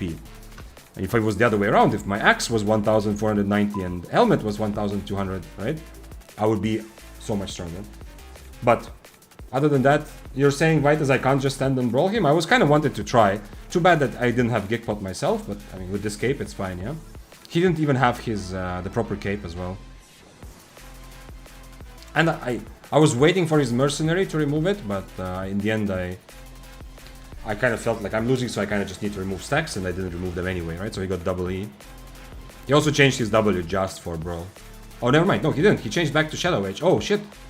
I didn't realize. Yeah, of course. Yeah, he missed the Shadow Age in the middle of the fight. And I still lost brawl so hardly, even though he was not on Chain Slash. You can never brawl Sunder Q. Yeah. It's the same. It's the same on Spear, but you know, I have to fight to find out. But at least I got an actually like good fight, which doesn't always happen when I'm playing like a redeemed build. So, what you're saying? Should I change in theory if I play this build? Should I change to the jump W? Would you kite it with Battle Rush then? Vic learned some prompting and the GPT results will get there. Guided tracks, I think the bigger problem was not the prompting, as in how. Okay, in some ways that is also prompting, but the bigger problem is that ChatGPT doesn't have access to it. It doesn't know Albion, right? So a good prompt, it seemed to me like a good prompt would have to be as like 2 pages of this expressing every single spell in Albion and what it does. Yes? Okay. Well, at least I had to try. At least I got the lesson that this Death Giver's build is outbrawls everything. And I guess that's why he changed to Shadow Age, because he expected me to know that that I need to kite him. But yeah, the Sunder Armor beats again. On Spear and Daybreaker is exactly the same thing. Against Sunder Armor, 0 chance that you're gonna stand and brawl, no matter how good your defensives are, if you have Inferno and stuff like that. Of course those help. But at the end of the day, you are using the fact that their Q doesn't have any mobility. You're trying to kite around it, and it should have been the same. Now I understand. Should have been the same here. If you want to stand and brawl, you need the piercing W. Also, that's true. Yeah, actually, that's also true. Yeah, I could also potentially change to deadly chop if I do decide that. Yeah. So adrenaline boost, which is the default in this case, it's neither here nor there. You know, it doesn't help me with either ways to take this fight. Man, this is awesome. I love this. Battle Axe is not on my list of things to play soon, but it is. I love the feeling of branching out and trying something new, and I did get a little bit of the feeling like, okay, since haven't played it for since I was completely new, it does feel like, ooh, you know, there's something here to learn. Like playing a bit more Battle Axe will definitely help me a lot to get better and to understand these sorts of things, you know. Like this is what I keep saying, that understanding fundamentals is more important than understanding matchups. But in this case, you know, I wanted to see how strong the Battle Axe will be. Could have cleansed the Sunder stacks. Yeah, of course, that's a big part of it. But I was hoping that he was gonna use Mercenary and I can purge both of those things, right? In the end, when I used my purge, it was just to remove the Sunder stacks, but it was already too late. But yeah, otherwise, yeah, of course, that's also going in. Like I said, is at least I have the at least I have the helmet. That's going in. I was saying also at least I have the helmet if I need to remove Sunder for myself. But I think if we take this fight again, now that Vitas said that he would even change to Battle Rush, I try to hit my E's from far. He gets on top of me with boots. I Battle Rush away. He will Shadow Edge, and now the question is what happens. Like, will I be able to run away with my boots? He's not on Carleon Cape, so if I do use my boots to start getting away, he might feel the need to just single E without his stacks, and then I have a bit of time when I'm not worried about dying. And also, actually, I messed up my E as well. I did not mean to. I E'd like I had like 2 seconds cooldown, like for the E to reset, and I threw the E way too early as well. Nice done. Battle Axe. It's more fun than it's not. Most of the beginner weapons, which I suggest, I don't mean that they're just for beginners. It's just good weapons to start PvPing with. But many of them in Battle Axe, one of those, like it goes very deep, right? So there's a lot of skill ceiling. That's why you have guys like Vitas who enjoys playing this even at a very high IP, because there's still a lot to actually think about and do, right? So just to be clear that whenever you hear me talk, suggest beginner weapons, or someone is asking, if you're asking, it's not like this is a beginner weapon that you will later have to kind of leave behind to go to better weapons. To some extent, yeah, like for example, one-handed fire staff, for sure. If you want to play higher IP in open world of mist, you're gonna leave one-handed fire staff behind. But Battle Axe has a lot of potential, and at least in mid tiers also. What is your normal setup for PvP with Daybreaker? You have to watch. Like I played Daybreaker a lot. It's pretty much what you see. This is exactly it. Yeah, exactly like this, except for Daybreaker.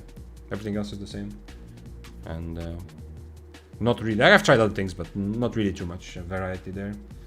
Which cape good for death givers? For one shot, for this sort of build that he was running, you can. Smuggler's Cape is always good, but if you want to run this with Gig Pods, it's better to use Carleon Cape. So he can quickly get 2 Qs, and it's very, very quick to get 3 Qs on an enemy in general. But for regular, like Death Giver's build, when you're not using Assassin Shoes and you're not trying to one-shot with Sunder Armor, then Smuggler's Cape with Healing Potions, just like most builds. Plus, okay, yeah, we'll talk about that. Is there anything I missed while we're fighting? As soon as I hit 15k, you're playing Arcane Staff. Nice, Nishoko, I don't mind. I played Arcane Staff. One of the first, like the first week of stream, I played Arcane Staff for one day a little bit. Does one-handed spear have any pro compared to Daybreaker? Yes, it is more mobile. You have more mobility because you have lower cooldown E, which also means that you can waste your E a bit more, and your E cannot be dodged. If your enemy runs away, if he's far away from you, one-handed, like, okay, your range is not as great, but if this guy, I'm fighting this guy, this narrative guy, he cannot dodge, you know, I hit the rock. This doesn't count. You know, he cannot dodge my one-handed spear E.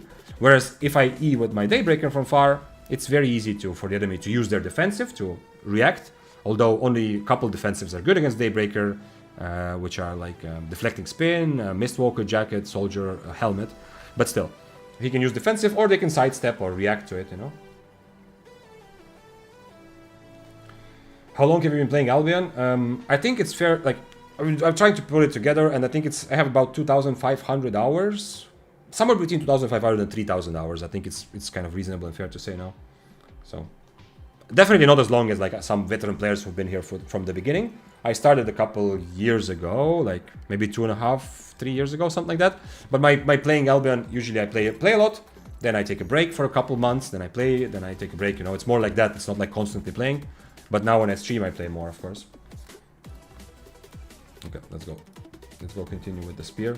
Thank you for introducing Battle Axe into my life, Titus. It does make me feel like there is still so much ground to cover in the things that I could you know, I could learn and get used to. And Battle Axe, I mean, it's not that difficult. I feel like you're a bit less dependent, but obviously this was a good example where I still have to adapt to the enemy. And it's kind of cool that this is like Vitus said, I need to kite them. Yeah, it makes sense now in retrospect, but it's kind of cool that there are matchups where even the Battle Axe needs to kite, you know? It means that an average Battle Axe player still has to learn a bit more, like, about their enemy, you know? You can't just do the same thing every fight. Although there aren't many weapons that Battle Axe wants to kite, but yeah. Sunder Armor Death Givers. Is there nothing outbrawls Sunder Armor Death Givers, right? Like, dual swords are very good at brawling, but the moment against dual swords, the Death Givers just changes to Chain Slash, and the fight is over because they can always dodge the E with Chain Slash. I met a Death Giver guy who Chain Slashed my one-handed spear E. Yeah, it's not crazy.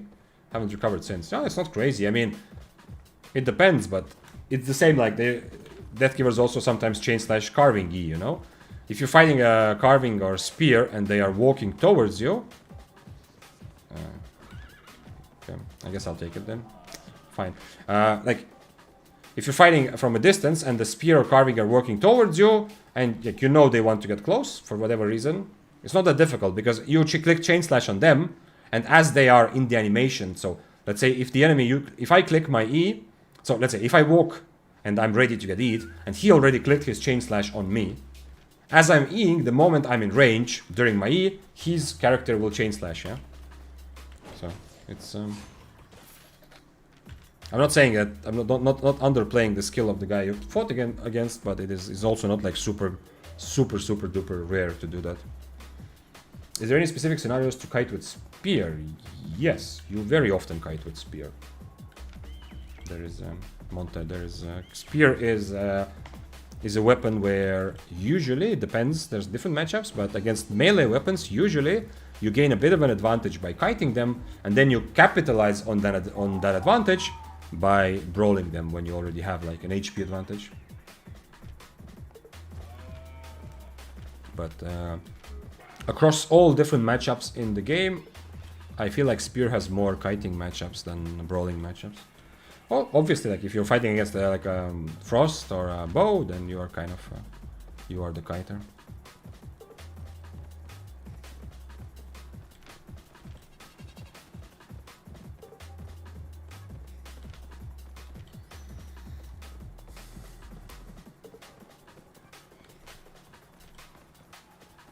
How would you fight? How would you go to fight versus a carving sword? I remember being frustrated about how to deal with them. They kite, they brawl. Carving versus spear was always one of my favorite matchups because it was really fun. Carving has been nerfed quite a bit. The damage is not amazing and the splitting slash is not that strong. However, on the other hand, cripple no longer removes stacks. So spear against sword in general doesn't feel that good for spear after some of the reworks. And cripple was also nerfed directly. So for now, I need to fight carvings to actually answer that properly after the big change to sword stacks. Because the sword Q stacks no longer give move speed, they get move speed differently. So when you cripple them, they lose their move speed, but they don't lose their stacks. We need to buy food, and also I want to start standing for the rest of the stream, or at least for some time. Because I feel like I'm getting a bit tense from just sitting, you know? So, bye, guys. No, don't go. Psych! I'm still here. So anyway, I think right now against the carving, I would just focus more on kiting, and I don't think the carving will want to kite me. It depends on the specifics of the build, but now that a lot of people will use Blade Cyclone, I don't think the carving is gonna focus on kiting me. And also the fact that I cannot remove his stacks unless I have a purge. Cripple is not that effective, so I will probably use Impaler, which also means that kiting is going to be a bit better because, you know, if I'm at the range, I can throw Impalers and he has to get close. And it's much more difficult from a distance for him to do the damage back. Let's all together take a 2-minute break to go pee or get water if you don't have water ready. I will be back in just a moment. Cool desk. Yeah, man, it's such an easy way to make your life happier by having a desk that you can lift and put down. Anyway. I mean, it's probably going to be even less than 2 minutes. See you in a moment.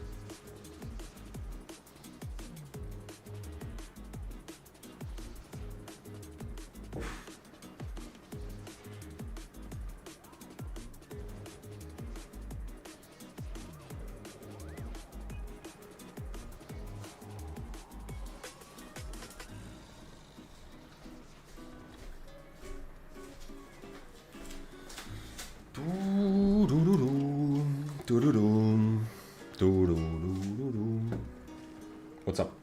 How you guys doing? What did you do while I was away? Did you kill anyone? And then forget to record it?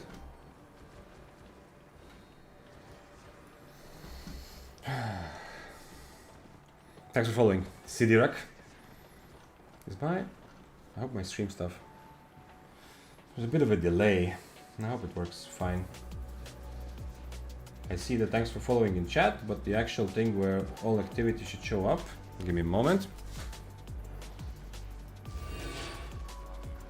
Okay. Okie dokie.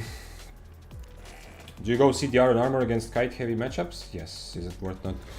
I wouldn't worry too much about it, but I am. But I'm also on CDR like just right now, just as a preset kind of. I kind of enjoy. I enjoy CDR more and more lately on the spear, and I'm trying to explore a bit more of that as well, because I feel like to be successful and with the spear, my brain got used to surprising a lot of people by brawling better, because people think, oh, it's a spear, you know, I can out-brawl it, but oftentimes I was actually surprising them by out-brawling them. What is this? What the hell is this? Hello, sir. Can I fight you and see what happens? I have no idea what this fight will be like, and I'm curious. Is there any chance? He has pretty good build to catch me. What do you mean, question mark? I want to fight you. What is the question mark?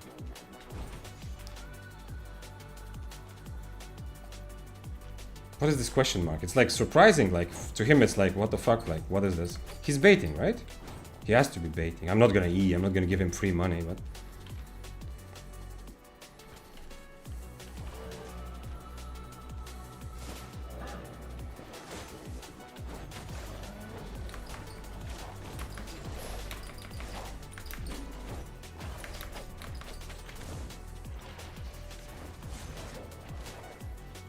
That didn't go so well. I might be just dead now.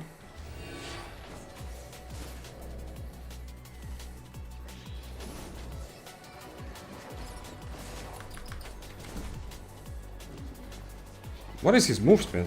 Where does he get move speed at that? Damn. Ooh, okay, I had to try. But honestly, I was expecting that I can kite him around a little bit. Not just die like that. What was the question mark about? It was surprising for him, like what the fuck? Someone is trying to fight me. That is crazy. What is the movement speed buff that he gets? I want to see it because several times, okay, let's look at it together. First of all, I realized pretty quickly that I need to restart the fight, you know? That I don't have, like, the start was not good enough for me. But unfortunately, and then I just tried to get out, but unfortunately I wasn't able to. This I understand, like his whole shtick is that he cannot really be out-brawled, not without an IP advantage. Yeah, and you can see I'm definitely, you know, obviously much lower. But other than his W, he shouldn't have anything to catch me, but somehow both times he was on top of me. One shift charge, this makes sense. Is there some sort, if there's something, move speed is eating the Q on the ground. Oh, it does when he... Oh, wait. Oh, it gives him also 40% move speed. Holy shit, I didn't know that. Okay. One of my earliest 8-3 kills on EU, I think, was actually against... I was like a pretty easy fight against Bloodmoon. Yeah, okay, he got the move speed from eating the... from eating the blood. It's not just healing, but he also gets the move speed. Well, I cannot out-brawl him, he also has mercenary, and anyway, there's zero chance to me out-brawl him, even if he was same IP. But I definitely expect that I should be able to, you know, kite him around with impalers, and that's why also I don't change my helmet, right?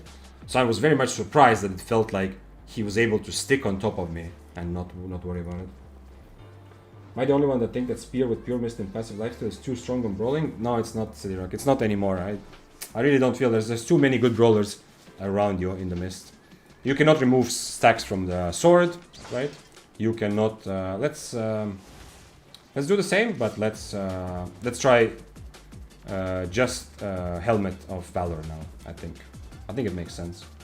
I probably. Okay, no, this we're gonna have energy problems. Let's go just helmet of valor. Let's forgo. Although Duskweaver was so nice in some of the fights, it's very difficult to say goodbye to Duskweaver. We played with our spears, yeah. Or do we take this amazing 4.4 for a spin? I mean, it's not amazing actually. Now that I think, it's not amazing at all considering how much strain, but it's I got it from a fight, you know, so I didn't put the money in there. We could try doing that. But I feel like 8.1 gives me a better... I feel it feels stronger with 8.1 than with this 4.4 with max HP. I don't know if this is like just an illusion in my head, but I feel better that way. This is an experienced player. I've seen his name before. And I'm like 1.7 bill and he was question marking. Interesting. Interesting that he has somehow gotten to 1.7 bill fame and he's like, what the fuck? Someone wants to fight me? Maybe he's also like traumatized, you know, that he knows that no one actually wants to PvP, like he's afraid that everyone runs away. Let's see, what else? I don't have anything else ready for the set, right? Nothing else that I want to use.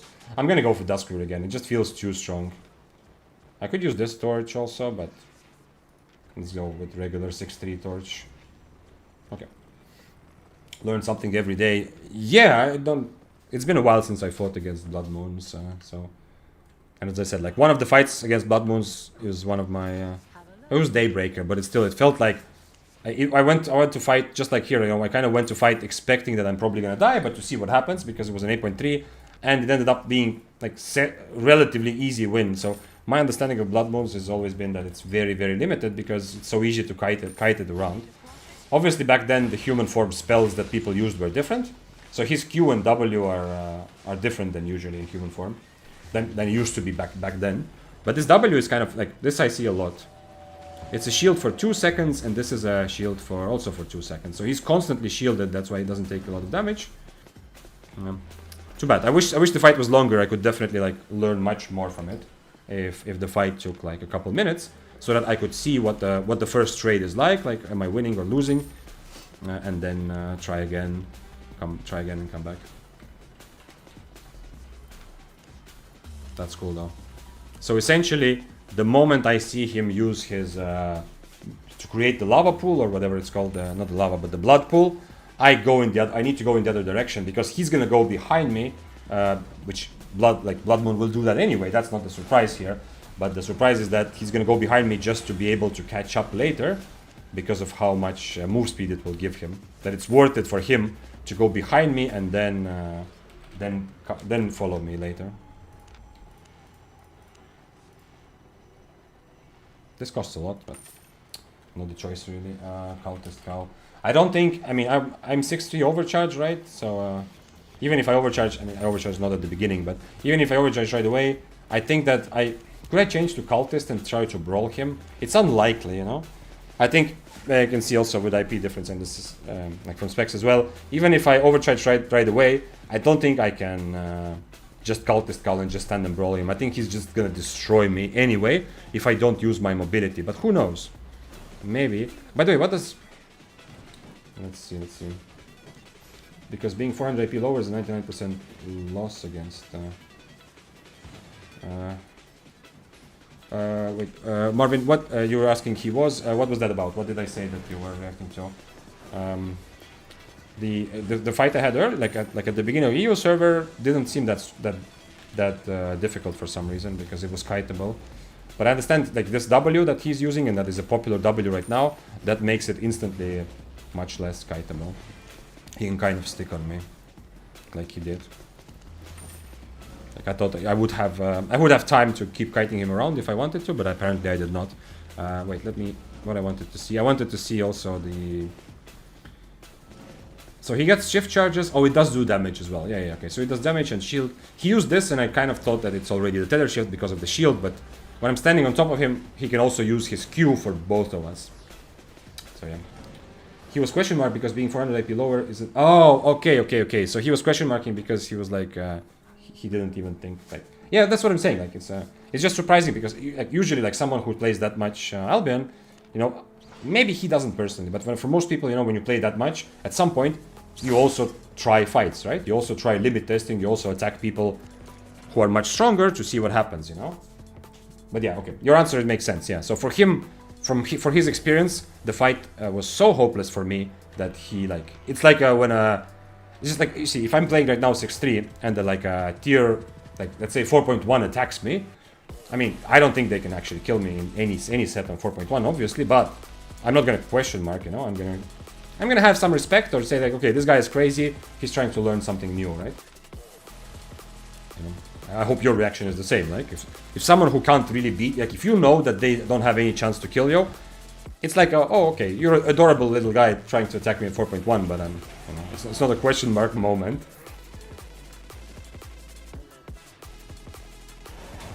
I don't think I can kill him even with cultist Cal there. I mean, I don't think I can brawl him at all. Unfortunately, when he's on the Q that he's on, like the shield, whenever I stand next to him, he hits both of us with his Q. So it's damage plus shield all the time. And on Daybreaker, at least I can E through the shield, which is nice. Maybe that's also why I was able to kill the Blood Moon at some point earlier. Because on Daybreaker, I can E through him without worrying too much about shields. But on the one-handed spear, his shields absorb pretty much all of the damage. But hey, at least I learned that. I wish the fight was longer so I could learn more nuances. But at least I learned not to attack Blood Moons. Not to attack 8.3 Blood Moons, yeah? But if I see 6.3 Blood Moon, I'm still gonna go try it. I'm still curious. It was not a conclusive lesson. Who do you think is too strong as brawler? Wait, when you use Q and takes the blood from ground, he takes... Yeah, okay, we talk about movement speed. Who do you think is too... So that's an unrelated question. Yes, Theorycrafting, not about the fight. Who do I think is this too strong as brawler? Nobody. I mean, the weapons, like... Brawling is just one piece of the puzzle. So weapons that need to be nerfed for balance, like for example, Flame Walker, for a while felt like to me like we need to do something about it. Developers need to nerf it a bit, you know, so it's not that obviously better at everything. That I didn't mean that it necessarily just needs to become a worse brawler, you know? It just needs to be nerfed in some way, so it's not simultaneously one of the best brawlers while also having some of the best mobility. But when I have opinions about something that needs to be nerfed or buffed, it's usually more like an overall, you know? The result is that the weapon is too strong or too weak. But it's not specifically about brawling. I don't mind if they make like for example, they made bows better at brawling by nerfing long range Q and buffing Q1. I love that. I love that they made bows a bit better to give them extra option to also brawl. But if bows overall became too strong, then I would say, you know, don't buff it like that, yeah. So it's more about whether overall there's enough balance for players to have like different meaningful options, you know. Like with Flame Walker dominating like it did, and it's been like that for other weapons also earlier. Sometimes it feels like if you want to really competitively play solo PvP, you don't have a lot of options. Now I know for me personally, it's not always like a limiting factor. I will play something that isn't super strong anyway, every now and again, but it is a bit it's a bit limiting still, the feeling that, you know, there's just a couple weapons that are objectively better than others.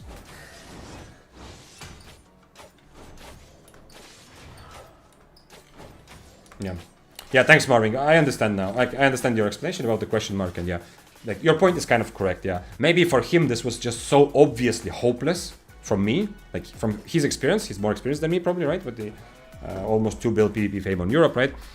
So he probably has a lot of fights where he, like maybe he's for the photo spear, or maybe like it's just so obviously hopeless that he was question marking like, what the fuck, like why are you giving me your items kind of thing, yeah? As I said, I wouldn't do that. Like if a 4.1 attacks me, I would not. But I would sometimes write like, "Are you sure?" You know, or maybe better not, or something like that. Yeah. So he was essentially communicating that.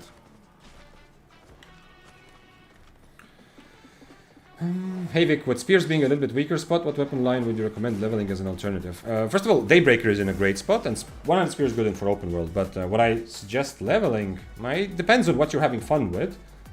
One weapon which is really fun in the kind of versatility you have, and you need to solve fights kind of tactical level, and also mechanically play well, is Death Givers.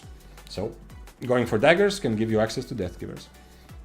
Arclight Blasters is one of my favorite builds right now as well, for both how fun it is and how strong it is, for which you should go and play Light Crossbow first and then transition to Arclight Blasters later. Those are good options both. I mean, there's more options, obviously. If those options don't excite you, let me know, and we'll figure out something else. Okay, for purple chest, I am absolutely gonna be the bad guy here, and drive away all the tier 6 players. It's not bad. It's not bad for a purple chest that you have to dismount for. I would love for these sorts of chests to be more rewarding because, you know, and for the mist to be a bit more risky. So it's nice when I'm forced to risk my items, and the reason I'm risking is, you know, I can get attacked by 3 guys at once. Since I'm dismounted, I can also get attacked by like an 8.4 a player who comes running. I like being forced into risking at least a little bit in order to open the chest, but for that, to make up for that, first of all, it should be a bit riskier. Right now, it's still pretty easy to run away. Sometimes chests spawn next to exits. And secondly, it would be nice to also have some more rewards for it, you know.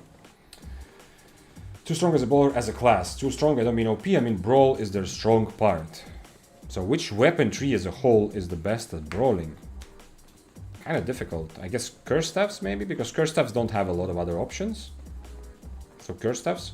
Because, I mean, swords are very good at brawling, but they can also be played in different ways. But swords, curse staffs, daggers can have potentially, can have... Like, because chain slash thunder armor, like we just talked about thunder armor earlier when I was playing Battle Axe, when Vitus redeemed the build. We talked about that a bit. So daggers have crazy good brawl potential, but most daggers are never going to use it because in many situations you need other Q and Ws, because you can't just fall all in on being a brawler. Thank you. I've also been considering swords, but I'm not sure how versatile they are. Swords are pretty versatile. I mean, chain slash was nerfed, so that swords that like to kite around, like carving sword, got a bit weaker, because chain slash was kind of important for kiting. But the versatility of swords comes from the fact that you can play it in all kinds of different content, you know. There's going to be a good enough sword to play solo. There's going to be a good enough sword to play duo, trio, with your friend. To do PvE with a group, to do PvP, to roam the roads, whatever you want to do. One last question. Okay, Marissa, let's go. By the way, the stream is available on YouTube and Twitch. I'm answering questions. I read everything out. So if you're watching on Twitch, you might not see, you don't see YouTube chat because it doesn't appear. Only Twitch chat appears above me. But, you know, I'm reading it out so you know what I'm not talking about. I'm not talking to myself. I'm reading out what's happening. Just so we're clear. And if you're watching on YouTube, you obviously see YouTube chat next to the stream, but you also see the Twitch chat, which appears on actual stream above my head as well. So Hemareso says, one last question. Okay, last one. I haven't played for a couple of years, want to regain the vibe. Is regular bow a decent beginner weapon on your view for 1v1 content? Regular bow is in a place where it's been very weak for a while, and bows in general have been kind of weak. Lately, some buffs and additions like the Sky Strider and some buffs to bows in general have brought them back as a viable option. Right now, I feel like regular bow is on the rise. I legit feel like regular bow currently, as more people are figuring out how to play it, because it's been completely, like, no one has really seriously played regular bow anywhere outside of Corrupteds, you know, only Corrupteds for a long time.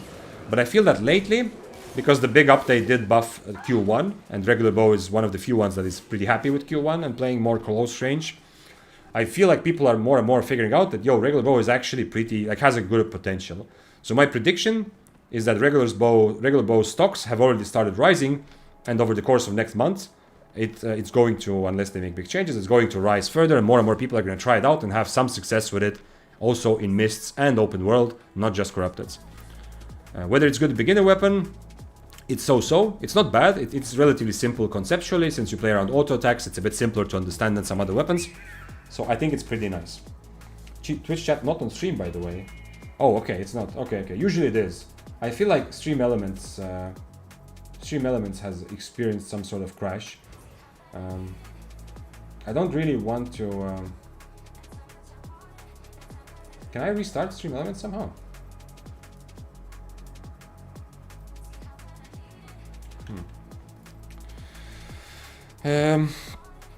Let's see. Can I restart Stream Elements during live stream? This is what I'm Googling. Yes, you can restart, and it's generally safe to do so. Okay. Logging in and out. I'm kind of worried to do that. I don't know if the stream will work properly. So I guess for the rest of the stream, we're not gonna have Twitch chat on screen. That kind of sucks. I like it there. I'm a bit worried about messing too much with it. I don't know why. I don't know what this happened. Well, at least everything else is working about the stream. Nothing seems to be wrong. So I guess for the rest of the stream, you don't actually see Twitch chat on stream. So you'll have to guess. But I mean, I'm reading out everything. Whenever I answer something, I read it out. So you will always know. So I think Bow is in a great place. I think it's going to become more and more popular for open world and mixed content for solos. And I think it is relatively good for a beginner because it's still somewhat straightforward. Of course, actually winning fights on a bow might sometimes be difficult if people play around your brawling. Like if people, more experienced people, might be able to abuse you a little bit. But actually, now that I started saying it, but I realized that actually no, bow is not one of those weapons like a Wanderlust curse staff or something like a curse staff you play as a beginner. And people who fight you have a plan against you. Actually, with bow, it's not that. I think bow is in a great place to be a decent beginner weapon. But like full mobility heavy meta weapons will out mobility you. So they will kite you, they will reset forever, and if a rat comes, you are likely to die, not the enemy. But that's not reason enough to not play it.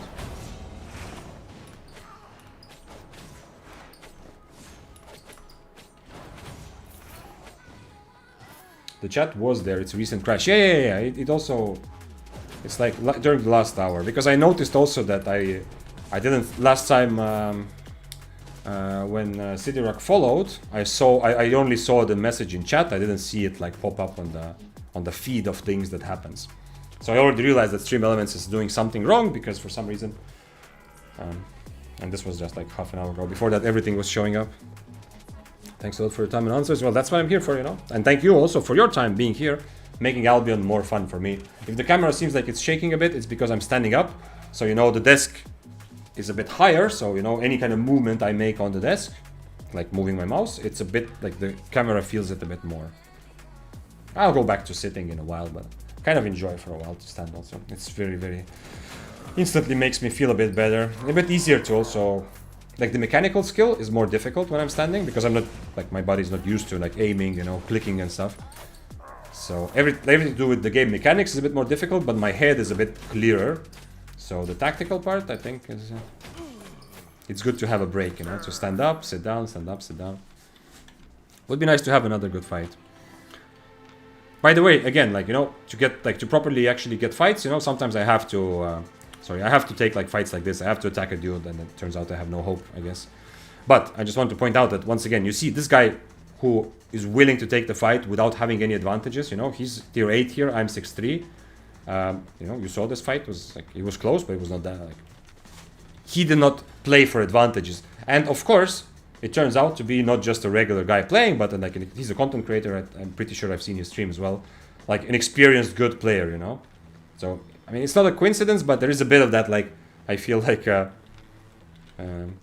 you can see this because if someone is actually taking, there's like a handful of people who mostly already kind of know each other. At least I've heard each other's names now, who are actually taking these fights without advantages. Like, big respect to the dude.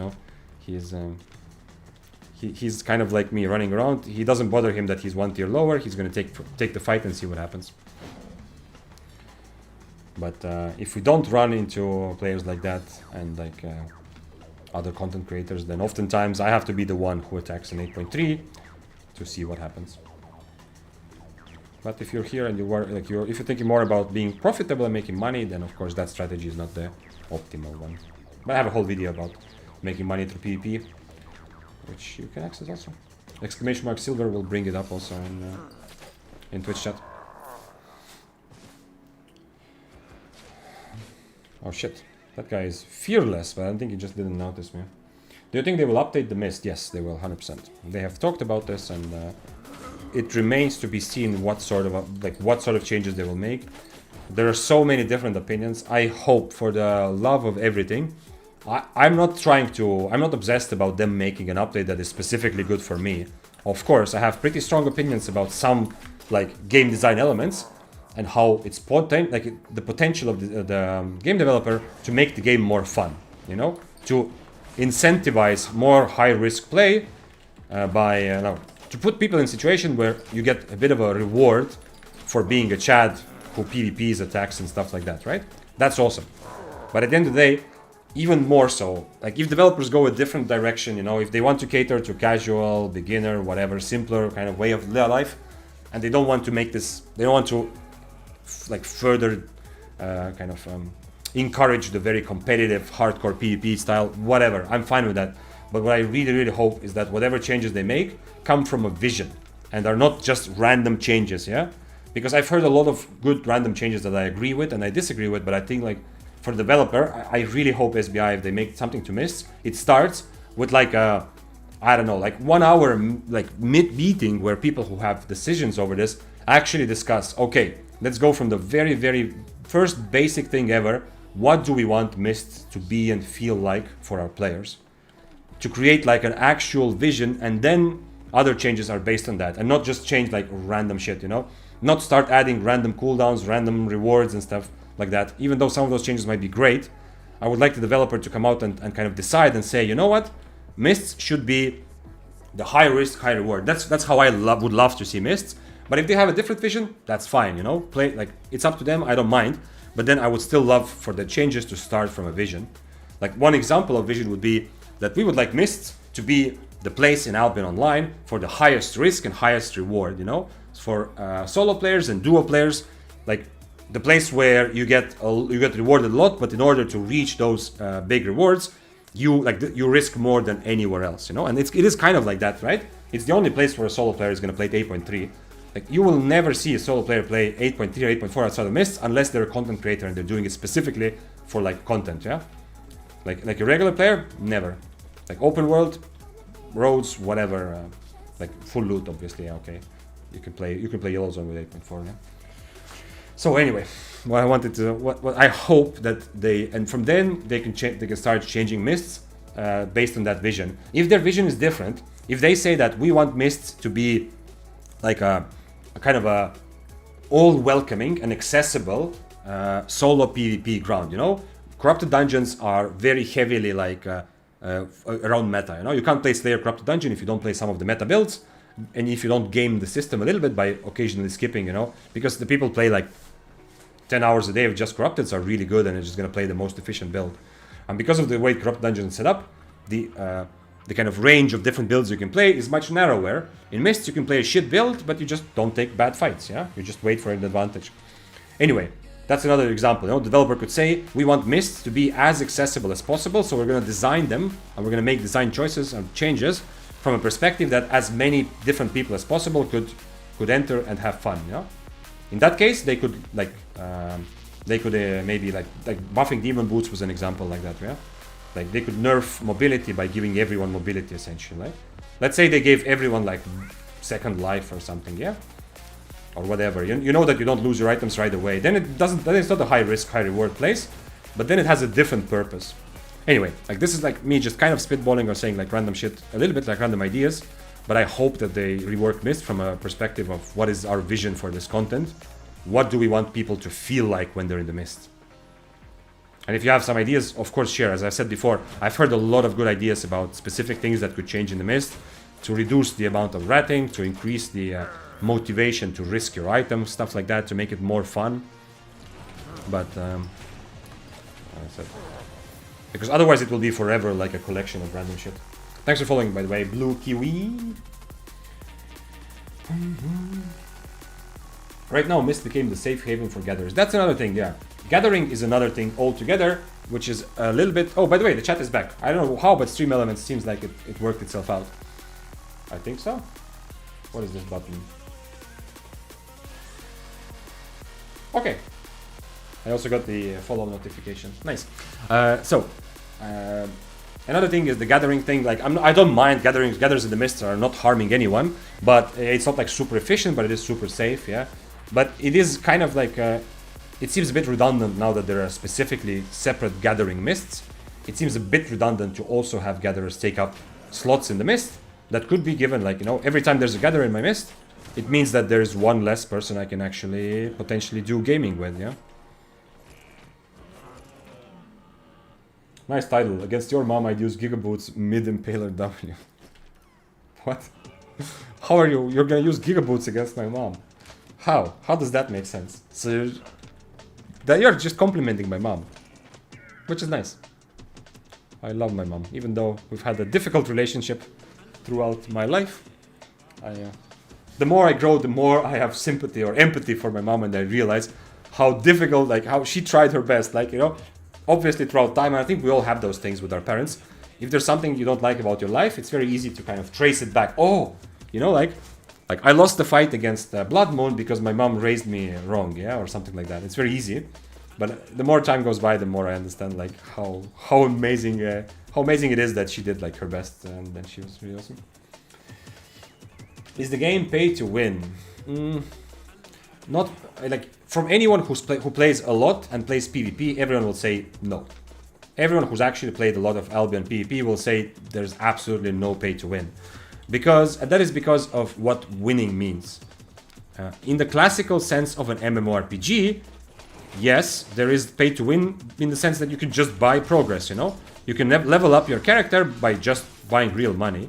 But in Albion, since it is not primarily built as it is an MMORPG, but it's built around a competitive PvP, like a MOBA style game, which also has an MMORPG like attached to it. From that perspective, progressing your character for most of us, like for me and for most PvP players, it's not really winning. It doesn't feel like winning. So you can pay for some progress, but you're not progressing towards, it's not even progress towards winning, because winning is when you take a fight and you kill a higher IP player. Winning is if you take a fight where you have some disadvantages, or even if you're both even, you outplay them and you win the fight, you know? If you don't have any sort of outplaying, if you're not making money in PvP, or if you're constantly losing, it does not feel like winning just to have your like account progress, right? If your actual skills are not progressing. So you can definitely pay in a very regular MMORPG sense. Yes, there's no argument, it is absolutely pay to win. But for anyone who's actually played Albion, it feels like zero pay to win almost. Because what winning means for an Albion PvP player is... oh shit, it was tier 8. Oh, okay, I should have fought him. I need to change food. I have food equipped. Let's go and fight him. Let's go fight. Let's go fight. Man, fuck, I didn't... There's too many people here, unfortunately, who are gonna kill me. But let's go fight. I changed to cultist, and I try to play around his transformations. Unfortunately, I don't have a Daybreaker, which I would love to. Oh, come on. Go fight. Come on.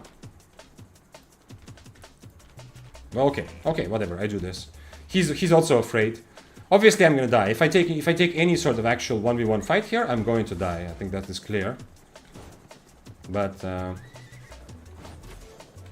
whatever. Fuck it. Other helmet would be much better. For this fight, I want Cultist Cal. 100% I want Cultist Cal, especially since he's not on Demon Boots. You know, I'm not worried about him running away. If you don't know how to PvP, yeah, exactly. In like the moment you actually get into Albion and you understand a bit how the game works, it's in some ways it's gonna even feel like pay to lose. What I mean by that, it is like if you pay and I don't pay, you just pay to get to have the same kind of equipment that I have without paying. I'm gonna kill you. If you don't have the... Oh man, if this is like a Turkish team up, I'm gonna be very sad. This definitely has happened to me before, that people team up in a language I don't understand. I've seen this also, like I know sometimes people, like for example, team in Russian. I understand that my Russian is good enough. I can read Cyrillic and understand they're teaming against me. But if like I don't know what they're saying, but if they're saying, yo, let's kill the spear together, or something like that, and they're saying that in Turkish, then... Like this guy might be fighting. He didn't want to fight before. He might be fighting only because the other guy said, yo, I'm gonna help you, you know, because you're also Turkish, you're my friend.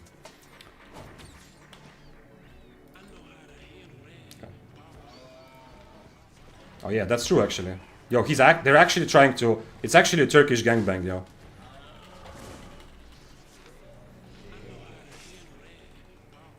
I guess they're all Turkish except for me here. Or not.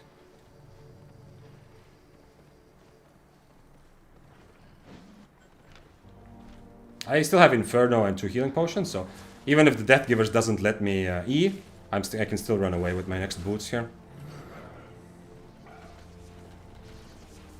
This guy could, like, I was hoping to get this guy to 1v1, you know, the Panther. But I feel like they were all, like just speaking Turkish, because I didn't see any English messages, so they all just agreed to fight me. I would very much like the Prowler to, if he wants to overcharge, let him overcharge. But just to 1v1 me. And all Turkish mist is the true abyssal depths. Yeah, it happens. As I said, like there's people will some communities, like for example, you will never see people write in Estonian in Mist because there's like 5 Estonians in all of Albion, maybe more, I don't know, but you know it's like a small community. Yeah. But some communities, like Turkish community, French speaking, Russian speaking, you know, they will often just, it's very common, like Russian speakers will write in Russian hoping that someone understands, you know. If they agreed in Russian, I would understand. If they agreed in French, I would understand. But Turkish, I don't understand anything, unfortunately. So I had no idea what their plan is. Turkish gangbang. Yeah, this was 100% like gonna be a Turkish gangbang. And the guy on top of me with the horse also made sure I cannot E or Duskweaver, right? So he was also trying to do his part. Cowards. Well, out of that group, the only one based on what happened, the only one that I feel like, not the resentment, but the only one I feel like, oh, okay, come on, be better, you know, is the Prowler. Because the Prowler could actually just fight me straight up, yeah? But everyone else, sure, I mean, team up against me, of course. I'm 6'3" and they're like tier 6s there, right? There was a tier 7 Death Givers and everyone else is like tier 6, so... Of course, I am worth much more. It's better for them to try to kill me together, you know? 100%, that makes sense. It's just the Prowler that could have had an actual fight, but instead chose to try to convince or like be part of the gangbang. It's whatever. It's okay. If I was low IP, I don't like teaming. I don't particularly seek out teaming, but I still occasionally find myself in a situation where I essentially am teaming for a big kill. He said the bear fucks you up. Is that what he said in Turkish? So yeah, if anyone still has like the pay to win discussion is always going to be interesting and relevant for Albion forever and ever. It's a big question. It's always something that if you come from outside of Albion, if you come from MMORPGs, it feels a bit pay to win. Because if the same sort of mechanics were available in other games, so like openly, you can still buy progress in World of Warcraft and RuneScape, yeah, but it's a bit different, like with tokens or, you know, bonds in RuneScape, stuff like that. If the same mechanic was available, everyone would say like, come on, because the whole point, like 90, not 90, but let's say 70% of winning in RuneScape is the progress of your account. So if you can do that, you're essentially very clearly paying to win. Although, once again, for many people, it doesn't feel like winning, but still. In Albion, the winning is, because of the sandbox, winning is so unclear. Everyone has completely different understanding of what it means. But for anyone who plays PvP, winning has nothing to do with the progress of your account. Almost nothing.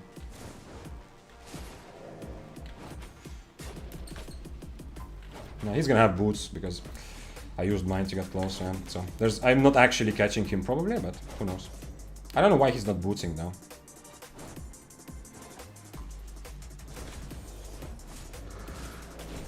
Okay, I guess his boots were still kind of on cooldown. Also, what was he doing dismounted here? Was he already running away from someone? I don't know. Okay, well, honestly, don't even want any of this. So maybe this was a bit of a minus karma move, but it was a bloodletter. You know, that kind of evens out. Killing a 4.1, as you know, on this channel, 100% is always a minus karma move. Although there are some benefits, you know. If I do get into a fight, there's one less rat. That's still nice. He might have had something on him. It's always a bit of a chance. I've killed people where what they have in their inventory is more than 10 times over the value of their set, right? So it's possible. But at the end of the day, like killing a 4.1 is still kind of minus karma. Sorry for all the questions, and thank you for your beautiful answers. Thank you, Theorycrafting. I'm gonna just go and do a fresh start on you. I don't want to spec up random things. Yeah, okay. That's absolutely. I know. At the end of the day in Albion, you don't really waste your time by specking up something you're not gonna end up playing, but it's still a decision. It's still something to think about. Like, what do I want to play? It's not a decision. Sorry if the table is shaking when I get excited. The decision is not just what do I want to play today. It's still an MMO. You're still progressing specs. So it's still like you're making a decision, what do I want to play next week, yeah? Or next month, something like that. I asked ChatGPT what one guy wrote, and ChatGPT said something like, you're not even a challenge. Oh shit. Well, I mean, then they were not writing to me, right? Because I was obviously a challenge. If I was not a challenge, some of them would 1v1 me, right? So they were probably writing to each other. If that's something they said. They talked about you could get all of them at 1 by 1 and they should team up against you. Oh, okay. Well, that's not wrong, but the Prowler has a chance, you know? Like the Prowler on Polymorph can outplay me 100%. I don't have Mistwalker, I'm not Daybreaker, right? so I'm not as strong as I would be with Daybreaker Mistwalker build. So, like, I do feel like against the Prowler, I do have a bit of an advantage, but I'm not sure actually. It's very easy for me to make one mistake and get punished. Of course, especially on this helmet. Yo, that's a big thing. Against Prowler, the reason I know I have an advantage is because I'm going to swap to Cultist Cull for 1v1. So at least one time when he polymorphs me, I'm going to Cultist him so he cannot use that polymorph to do his form damage as well. But he doesn't know I have Cultist, so from his perspective, my helmet is not very good for that fight at all. For sure, I'm going to farm daggers because I love them. Nice, nice, nice. Daggers, the only problem with daggers is that it's kind of difficult to PvE, you know? There's a lot of fun. Daggers give you so many different options for PvP. The only problem is actually faming them up is much more difficult than something like a spear. Let's try this, if he wants to fight. Probably doesn't. The problem of suffering from being 6'3", the only ones who will fight me are other very experienced players like Sagox that we fought earlier, or someone who is so much higher IP that, you know. Oh, come on. He saw me before also. Let's fight. He has a purge also.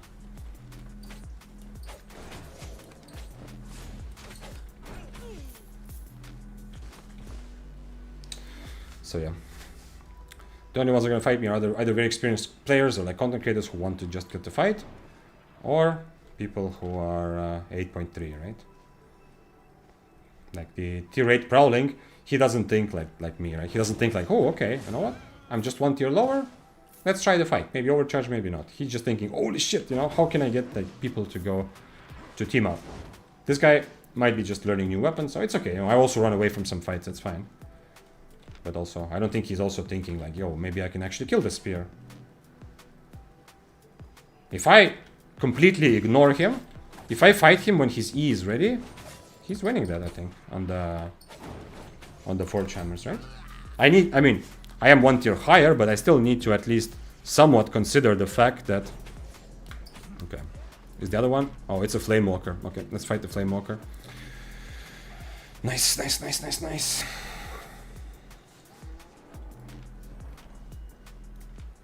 No, I could dismount the mount, I think. I was so close to Daybreaker, I could probably have dismounted him. Let's fight the Flamewalker. Shit matchup, but I think it's manageable, because if I dodge one of his E's somehow, I think it's manageable. Oh shit, he had 15 seconds. He's also not on brawling food yet.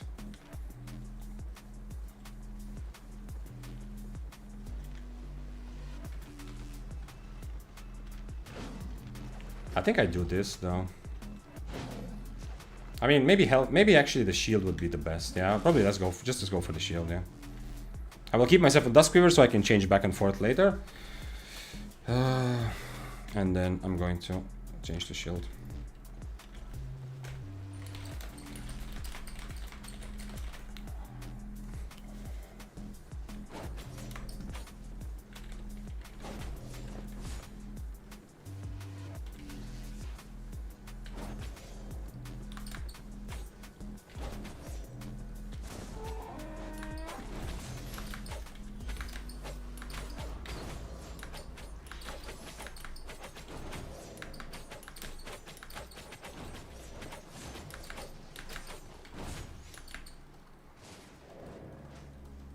Too bad I'm on shield now, because now I kind of need my Duskweaver, right? Oh shit.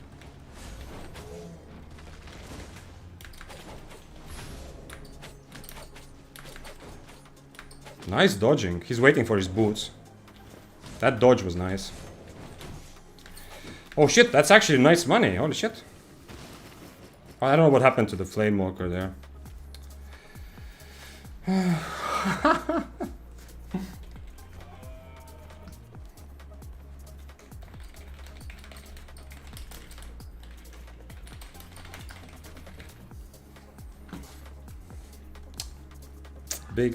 Big respect in the end, but what did he say at the start? He said, what do you mean, fuck off? He did, like, too bad the Flamewalker left. Obviously I'm happy Flamewalker didn't rat, but too bad the Flamewalker left. I would have loved to fight 60 Flamewalker. Surprising the Flamewalker wasn't like... Flamewalker should have been looking at me and thinking, holy shit, you know. At least before the patch, Flamewalkers looking at my at this sort of spear, they would have been like already, you know, cleaning their mouth. But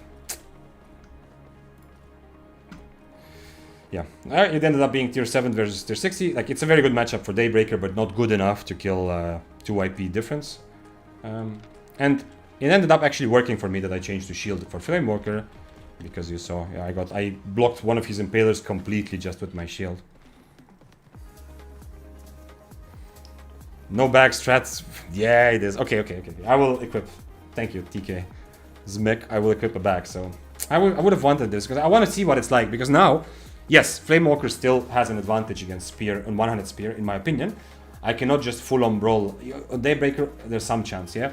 But there's a clear outplay potential. If for whatever reason I bait out his E, I dodge his E with my E, anything I do, if he doesn't hit his E, I have advantage instantly, because it's such a long cooldown. So now I can fight the flame. Wait, by the way, I forgot overcharge. He didn't overcharge, yo. Mr. Brave Warrior, you forgot to overcharge. That's why I also didn't want to use my potions, you know, because waiting for the Flamewalker to participate in the fight. Okay, let's fight this.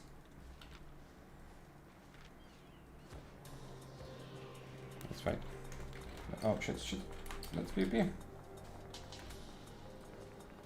What is this food? Cast times, cooldown. I don't know. I don't know what to do with this fight, honestly. It's not so clear.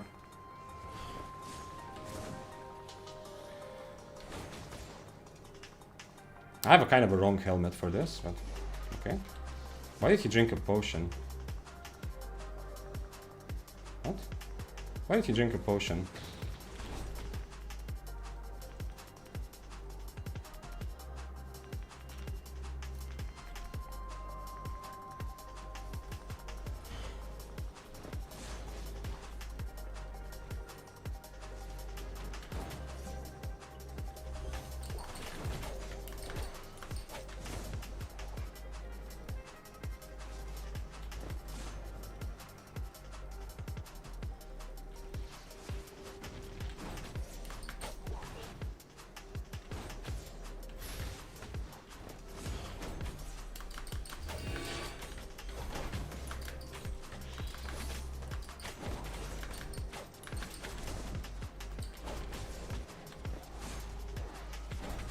I have a bit more mobility, but I need him to not fully run away now. I still have one more potion. He drank both his potions so early. Okay, he's actually fully running away.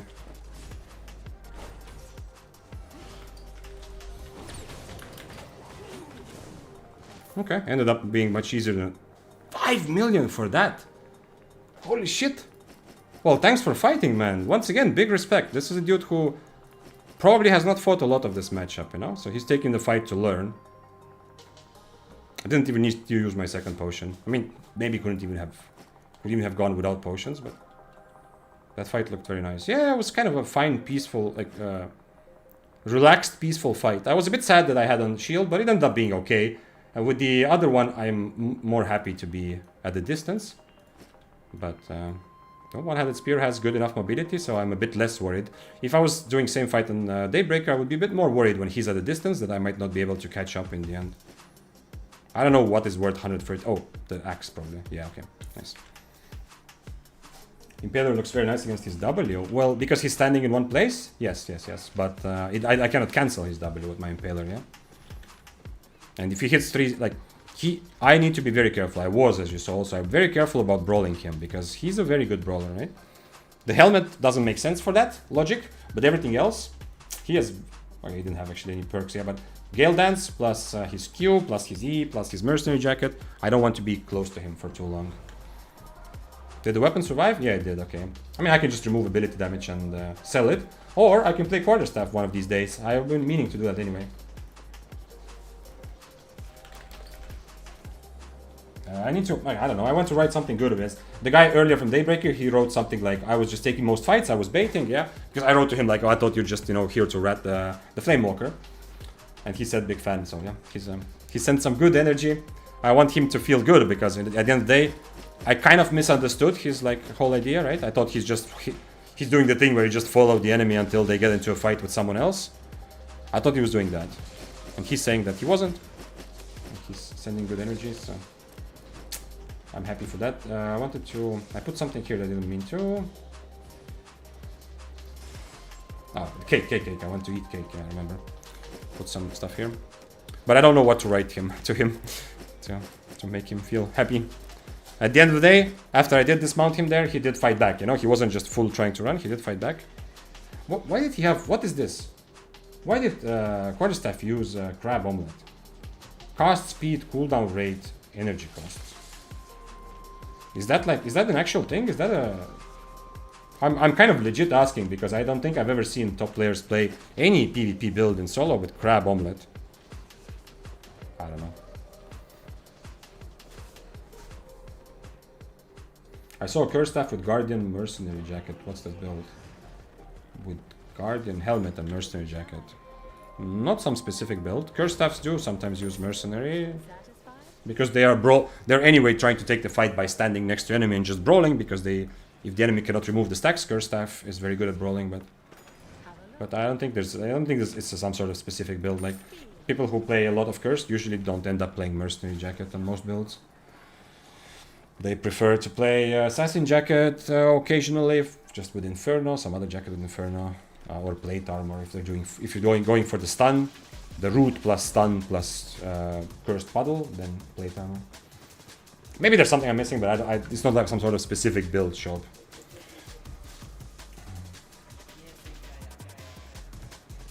Spear looks sick. Yeah, it does. Okay, I'm glad, because for me it feels a bit less sick. Because of like, I know how good it has felt to me in the past, you know. Like, it has felt stronger and better. I much more feel like I'm walking around carefully, you know, like, what's around the corner? Okay, can I deal with this? Can I deal with that? You know, I feel like I used to feel Spear much more like the walking around confidently, knowing that I can deal with that. Sure, it's sometimes difficult, and you know, I need to constantly swap spells and stuff to be ready, but I feel a bit less like that, you know. But at least the Flamewalker after the nerf, it's not like a Flamewalker under every rock like it used to be, which gives me better chances. But unfortunately, if we see a lot of Assassin Shoes, like Assassin Shoes Deathgivers, Assassin Shoes Dual Swords, the ones that out-brawl me, and then use Assassin Shoes just to get close, so that I cannot kite them, that seems like a pretty good strategy against Spear. Because against big brawlers, like very good brawlers, like those Q1 Deathgivers or Dual Swords, the way I can take this fight, especially now that I don't have Cripple against swords, is by doing at least some damage while they are getting close to me, right? Throwing Impalers. The moment I create 10 meters of space, it's my advantage again, you know? I'm throwing Impalers, I'm throwing Qs, but with Assassin Shoes, they kind of circumvent that a little bit, so they just instantly get on top of me. And now it's my job to figure out, do I want to just lose the brawl, or am I somehow gonna be able to create space? So I feel like that's a bit like a tricky one to figure out right now. But higher IP, you won't see a lot of those builds. Those are mostly like middle tier builds, because nobody wants to risk like 6-3, 7-3 by using Assassin Shoes and having no mobility if a rat comes.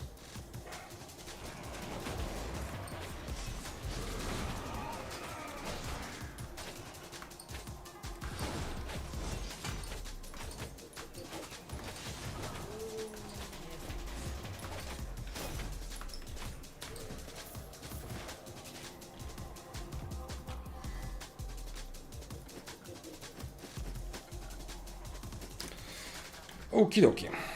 Come on. Give me that Flamewalker fight. We have now one kind of nice kill, yeah? It was 4-4-6-3. So we have at least with 6-3, I don't think I killed anyone. Okay, wait. The kill against T-Rate, this was also a nice fight. So I have two pretty good nice kills on 6-3. And then the one death I had on 6-3, this was what the question mark death, you know, it turns out it's maybe hopeless, yeah. But worth a try. I am clearing a lot of camps. I'm not sure if this is actually... You know what? I should probably stop doing that. I think the better strategy for Mists right now... Not every build can clear Abbey very efficiently, but on Spear 100%. Probably the better strategy is just run around, look for objectives like this. Like Coffer or Spider, and look around for Abbeys constantly. Because probably the more ground I cover on my horse, the more likely I'm going to come across an Abbey entrance. And Abbeys... maybe a bit more likely to get a fight, even though people are kind of safe because doors are close by. But still, good chance to get a fight, and much better PvE loot as well, from my experience at least. I've had some good Abbey chests even this week, you know. Purple chests for like somewhere between 300 and 800k is very normal. It's not like a super special thing. Whereas in regular Mists, getting a purple chest kind of means nothing. Like from a camp, even from a big camp, purple chest is like gonna be like 80k or something sometimes. Oh shit, okay, my bad. You know the spider rhythm, yeah? It's gonna jump, like one hit, then jump.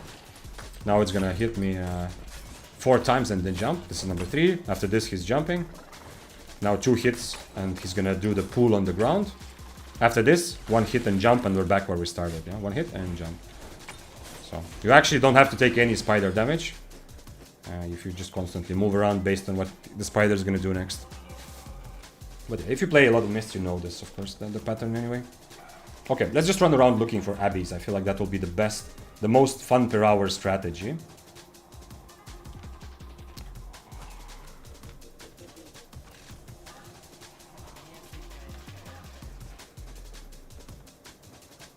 One kind of interesting, weird... Wait, did I actually... Oh, maybe I didn't. I'm not sure if I recorded the quarterstaff fight. I don't think I did. Well, okay. One interesting thing about when I was dismounting the Daybreaker, I didn't fully understand, because I dismounted him with my E, and on... It seems like the E actually went through. Like, I got the dismount, but also he was actually knocked up at the beginning of the dismount. Maybe that's just a visual bug. But they did add the CC immunity. When you get dismounted, you have like a second or 2 when you're immune to CC. So, looks like when you dismount someone with a CC spell, I guess it doesn't work. If you get stunned while you are already mounted, let's say I am playing Tomb Hammer, I Tomb Hammer E while he's mounted, and then while he's still stunned, I do enough damage to kill the horse. I feel like then the stun actually does not go away. How do you maintain your economy? It's gonna be a question, straightest man ever. Everything about, like, my whole silver, everything is from PvP. It's just from doing what you see on stream, but being a bit more careful and playing usually tier 70 or 8. If you do ! silver in chat, you will have the video where I explain also how I got to 1 billion silver. Honestly, didn't feel very difficult. Now, I have to sell items. I'm still close to 1 bill, but I've definitely lost a lot also during stream.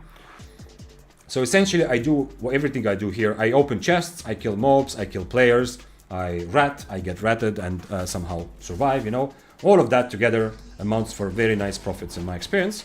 However, a lot of things that I do on stream, like if I was playing off stream, unless I'm feeling very quirky to learn something, if I want to make money, I would not attack and force this guy to fight me, right? I would not do stuff like this, you know. There's a lot of fights that I know I'm probably gonna die, but I'm taking the fight to learn so that I can learn, you can learn, and it's more fun to watch the stream. So essentially, off stream, if I wanted to make money, I don't play off stream right now, I would do everything the same, but I would play lower tiers because I don't think that tier 8, tier 9, 8.1. By the way, we're going back down to be sitting again for a while. I don't think that awakening weapons is like reasonable to make money, but for fun, it's absolutely there. I'm also very good at not wasting my money on needless upgrades, you know? My cape is not higher level, even my boots here are lower than everything else. So, I'm pretty good at getting the max if I want to. If I have like a 1 million budget, I'm pretty good at being the strongest I possibly can for just spending 1 million. And that adds up. If you want to get to like 1 billion, obviously you're gonna have to play for some time. So, you know, hundreds and hundreds of deaths add up. If every time I spend like, I don't waste like 100k here and there, my build is efficient and I'm gonna die, you know, 100 times in the next, I don't know, couple of months. Then that's, how much? 100 times, what did I say? I said 100k, yeah? So 100 times 100k is gonna be 10 million, right?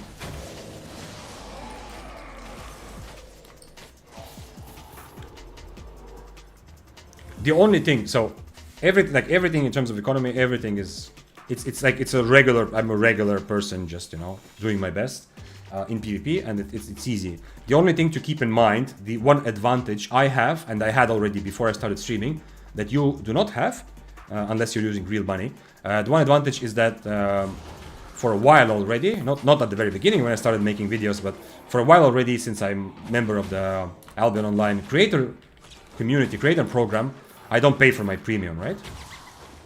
Like if I was not making YouTube videos, I would not use real money. Obviously, I would just have to pay like 25 million per month, So keep that in mind. That's an advantage I have that you don't, which makes it a bit easier for me to maintain economy as well.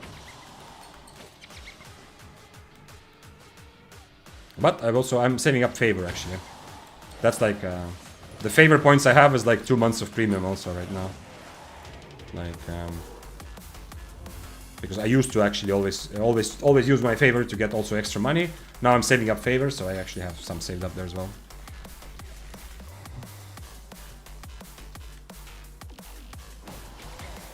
This is a good song to fight double bladed or something like something juicy.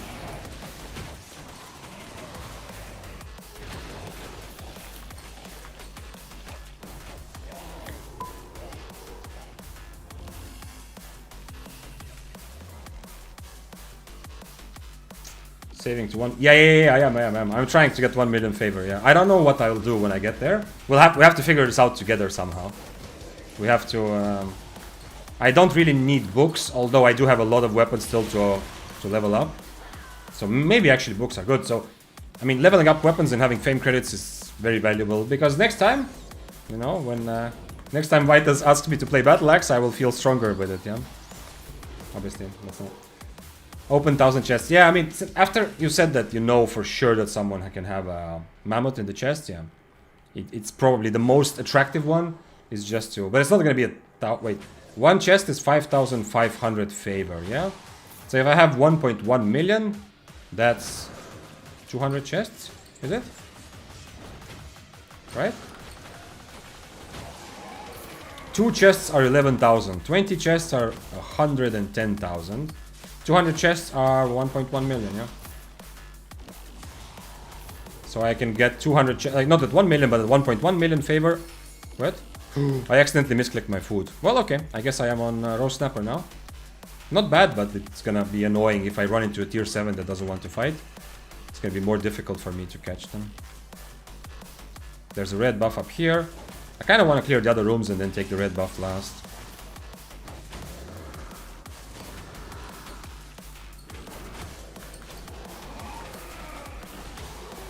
Yeah, actually, no. 1 million favor sounds impressive. It sounds like a big thing. 200 chests sounds like meh. Like okay, it's cool, but it doesn't sound like amazing. Cool.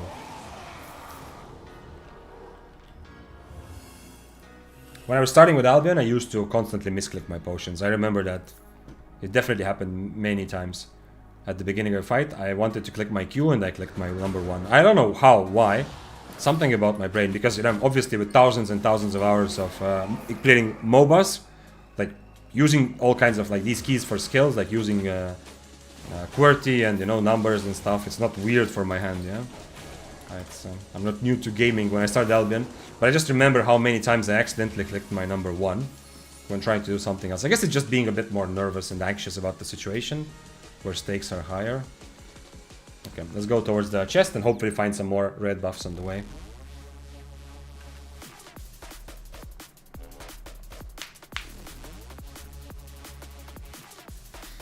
Need to be fast with inspecting because I have different options, my capes. Oh, by the way, I didn't buy an undead cape this time, actually. I just realized.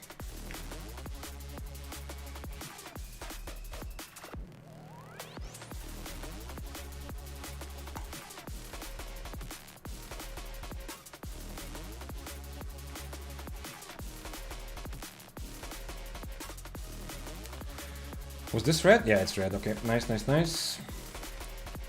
Red buff, still the strongest buff in Abbey, without a doubt.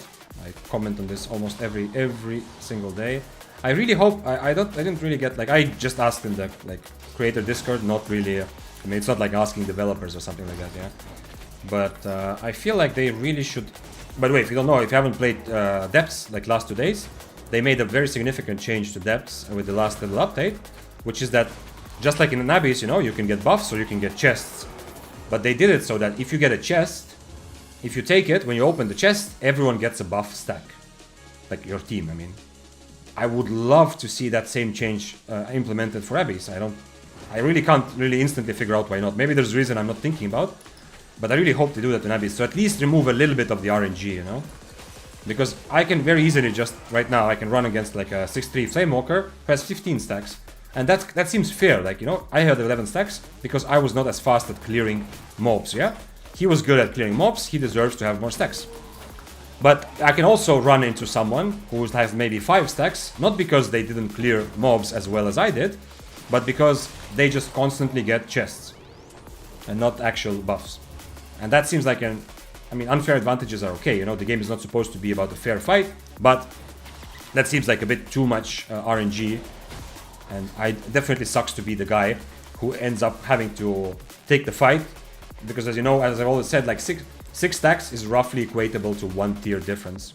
So being the guy who has to take the fight with one tier lower, because you cleared a bunch of rooms and it always just gave you chest, that cannot feel good.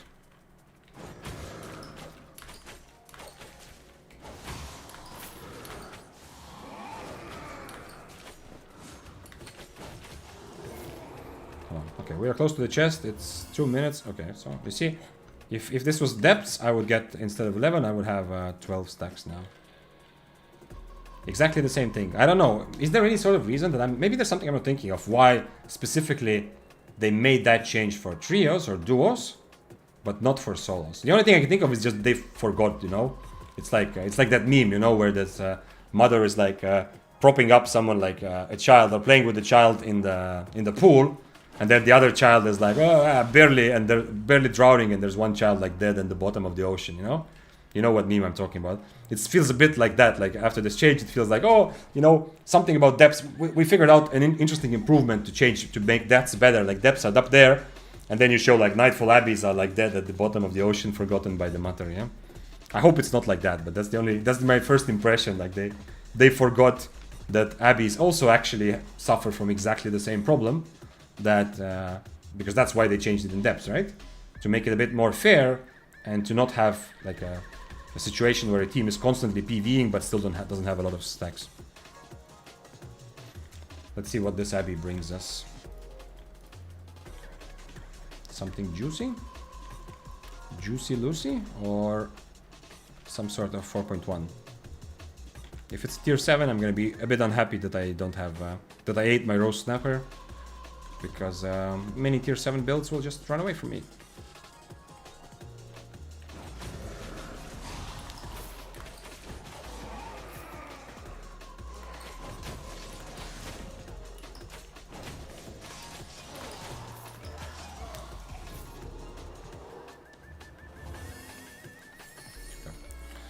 Okay. 12 stacks. I could have easily gotten 15. I left, like, there was a couple of rooms I just didn't clear or didn't even take the stack, because I don't want to risk that I'm not gonna find a red buff later. Red buff is so important.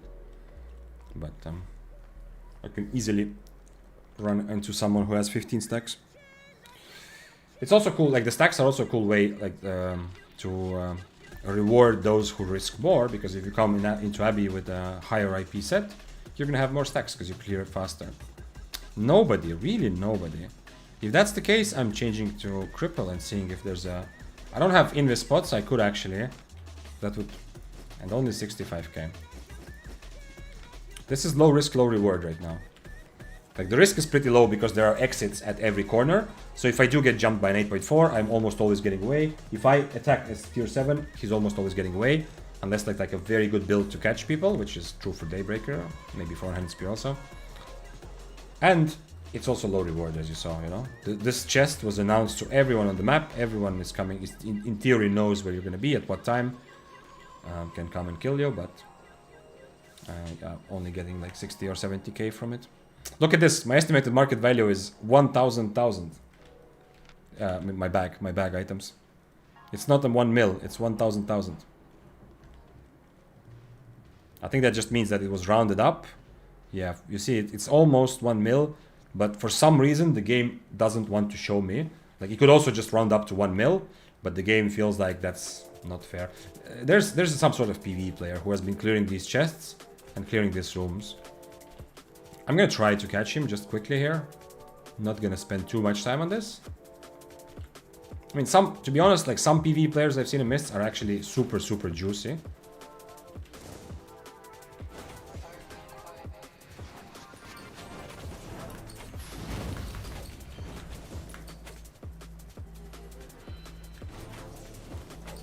I guess he figured out that I'm on cripple.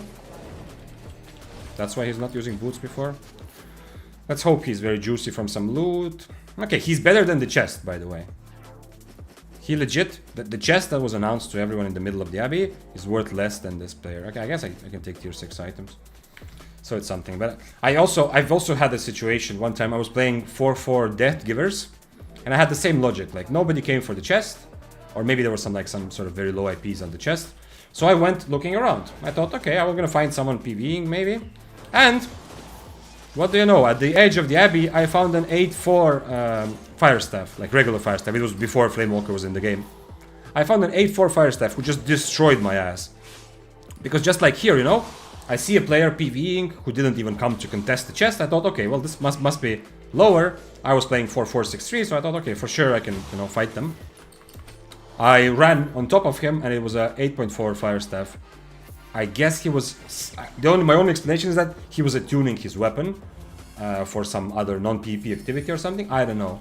But he started fighting me. He wasn't he wasn't scared and running away. He fought me and he destroyed my ass. And I did not... Since I used my mobility to get on top of him, I couldn't do anything. It just Q, and I was...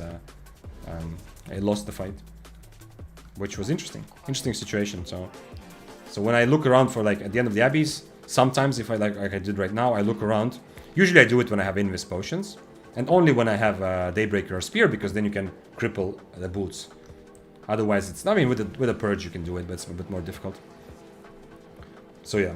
So there's a chance that, you know, we're not going to run into... What was this? 4.2 fire? 4.1 fire?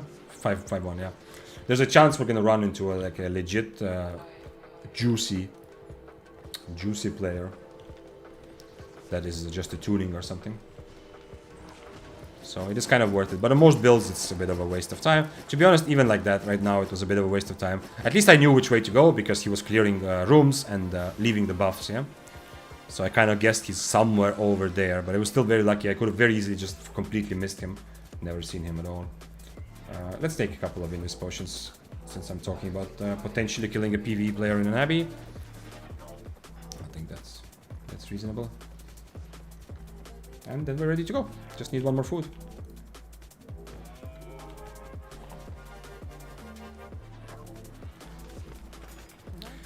Okay, a roasted snapper. And here we go.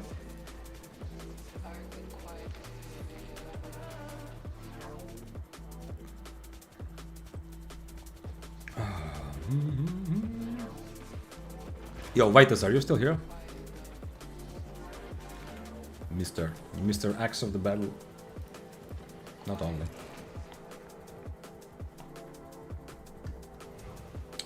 I guess he's not. Well, if he comes back, I have a question. I have a question for... oh yeah, you are. Okay. I am curious. This is kind of a random thing, but I'm curious if you have an opinion. If you were... like, I don't know how important it is for you, like whether you watch rankings, you know, like weekly rankings on West. I haven't logged into West for a while, but specifically like PvP fame, right?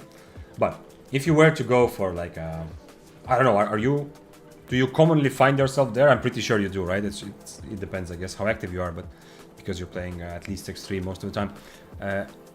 If you were to kind of focus, like, okay, this week I want to like achieve like top 10 or go as high as possible, what would be your strategy? Usually at least top 30. Okay. So if that was like a goal, I know it kind of happens a little bit by accident. Yeah, it's a nice extra motivation, but you know, you're not the main focus. But if you were to like kind of focus, like, okay, this week I want to push it to top 10, what sort of, like, how would you approach PvP? Would you change something? Like, would you try to go higher tier or lower tier so you can attack everyone and hope for some big kills? Or would you just continue doing the same? Would you change your build at all? Or is it like completely, or do you feel like the weekly thing is more random?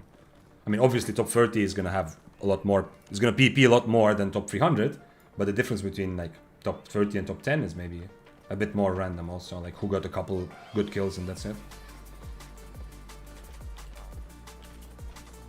Thanks for following. Frankie69ml. Welcome here. Welcome, welcome. Okay, let's see. Vita says, I would go 8.3 Battle Axe on Duskweaver helmet, fully tuned and gank everyone. And not worry like about deaths, because you know, obviously it's just... You got to top 7 one time doing that. Oh, okay, okay. That's pretty cool. How many times, do you remember how many times you died during that week?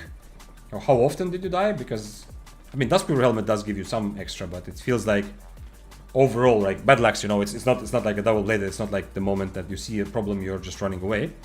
So certainly many people can take advantage of you already being in a fight. I'm gonna run around looking for Abbey, by the way. I decided that clearing camps doesn't seem that efficient. It feels the best strategy currently is to just run around and try to find an Abbey, because Spear is very good at clearing Abbeys.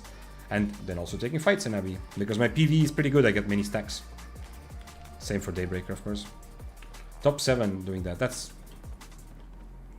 Let's see, I'm just gonna try to imagine the EU equivalent. Right now, top 7, oh, this is, I think, yeah, Dennis is one of the...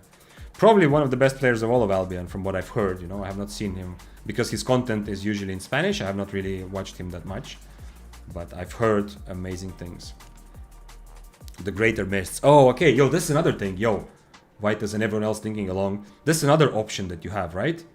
Would you take 1v1 fights or not? That's actually an interesting one as well. I mean, would you take 1v1, I mean, like outside of Mists? If people are saying like, yo, go do a Mist for fights. You always take those. Oh, okay, nice. Yeah, I should probably take some more. One-handed spear, not strong enough for a lot of 1v1s. I would rather just, you know, run around and try my luck in the open Mists. But for Daybreaker, I should definitely also do that occasionally. I used to do that. There was a time, it was really scary. Like when I first, I had already had experience, right? This was not like me being a beginner. This was me on EU server after I don't know how many, like 1,500 hours at least, yeah? And I was still scared a little bit, like, because I thought, okay, those guys standing out there saying like, oh, 1v1 me. I did it, I was in 6-3, so they were also usually 6-3. They were like, I thought like these are professionals, like these guys know it's like a dual scammer, you know, like they know something you don't and they plan on winning a specific way. But then I started taking those fights and I started winning most of those fights. I was surprised. I felt like I realized those are actually just regular human beings, you know, just trying to have fun and just trying to find someone to fight. And obviously, like many of them, like that's how they get to be good, right? By constantly fighting, because otherwise just having one fight per hour is much more difficult to improve. But yeah, dual mists are usually my main source of PvP. Oh, still right now, you know, even normally, I see. In tier 8, 8.1. Yeah, okay, that's what I was doing. But I had a bit of a benefit that when I was taking those fights, a lot of people were playing Fists of Avalon. Like a lot. There was a time where Fists were just 90% of Mists were Fists of Avalon. And Fists of Avalon players assume that they can beat anything, but Daybreaker is kind of a counter to that. So I got a lot of juicy kills because I think I fought some people who assumed that, you know, they have an advantage, where actually I had the advantage. In an A, people are really good there. Oh, okay. Well, maybe my fears were correct, but my experience after I tried it was that, yo, sometimes I died, sometimes I won, but I had a lot more victories than losses, and I felt like, yo, this is actually... It's the same as me taking a fight in Mist. It wasn't only professionals there. Yo, yesterday someone asked about this sword. Let's see what we have. I have a bunch of tier 7s. I don't want to be the first guy to get low against the Rat Curse, but we have Infinity Blade being played. That's interesting. That is really interesting. This guy does not look like a swapper. Because he has 10 stacks, he has not swapped recently. And he's... I mean, he hasn't used his food, but still.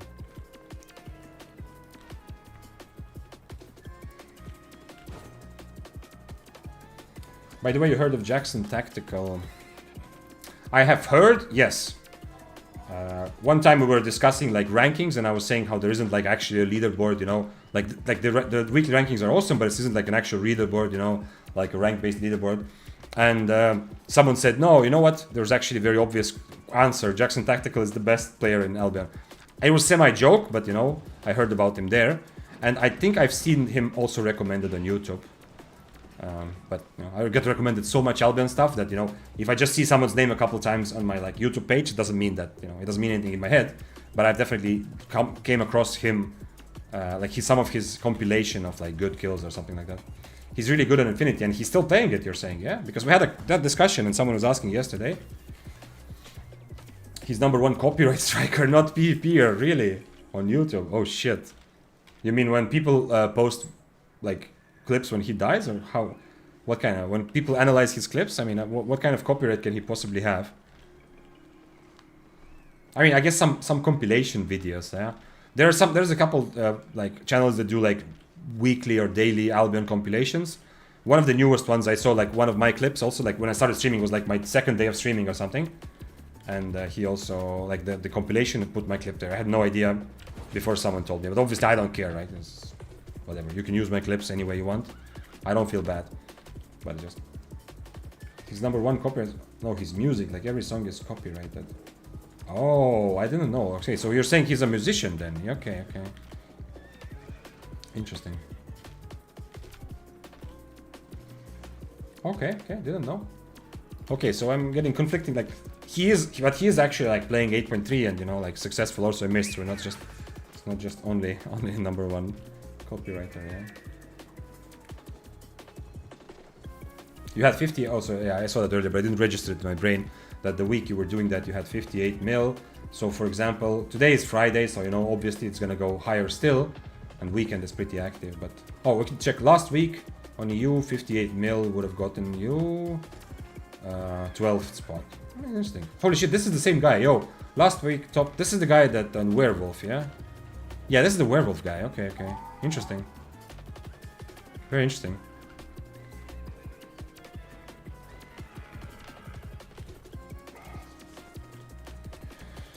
Aren't like all hardstyle copyrighted? I don't know. So wait, I still don't fully understand. He's copyright striking because people are using music that he is creating as an artist, yeah? This is like like in some ways separate from his being a Albion PvP player, yeah? No. Okay, then I am confused. Then what can he possibly copyright strike?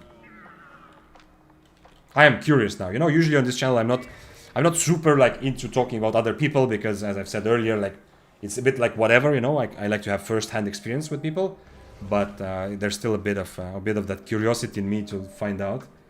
He's not the one striking. Oh, he's the one getting. Oh, okay. Because like, wait, what you said earlier. He's #1 copyright striker, right? So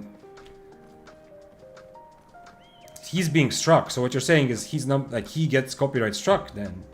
Okay, that's different. Yeah, yeah. As I said earlier, my lawyer brain, whatever's left of it is, I want to be very careful. I don't know why. I know it's not like at the end of the world, but I'm very happy to.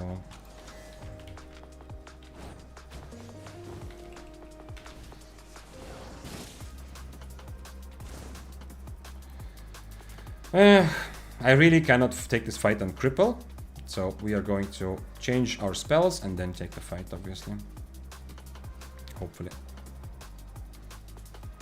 His boots are close to being ready. Come on.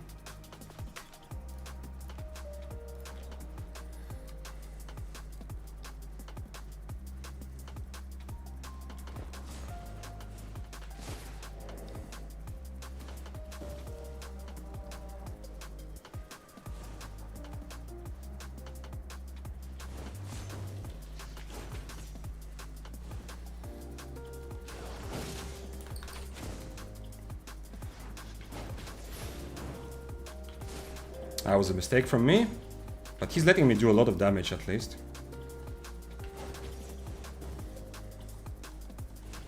I cannot purge his Inferno, which is a big problem. Man, why is he hitting everything? Now it's over, I'm afraid.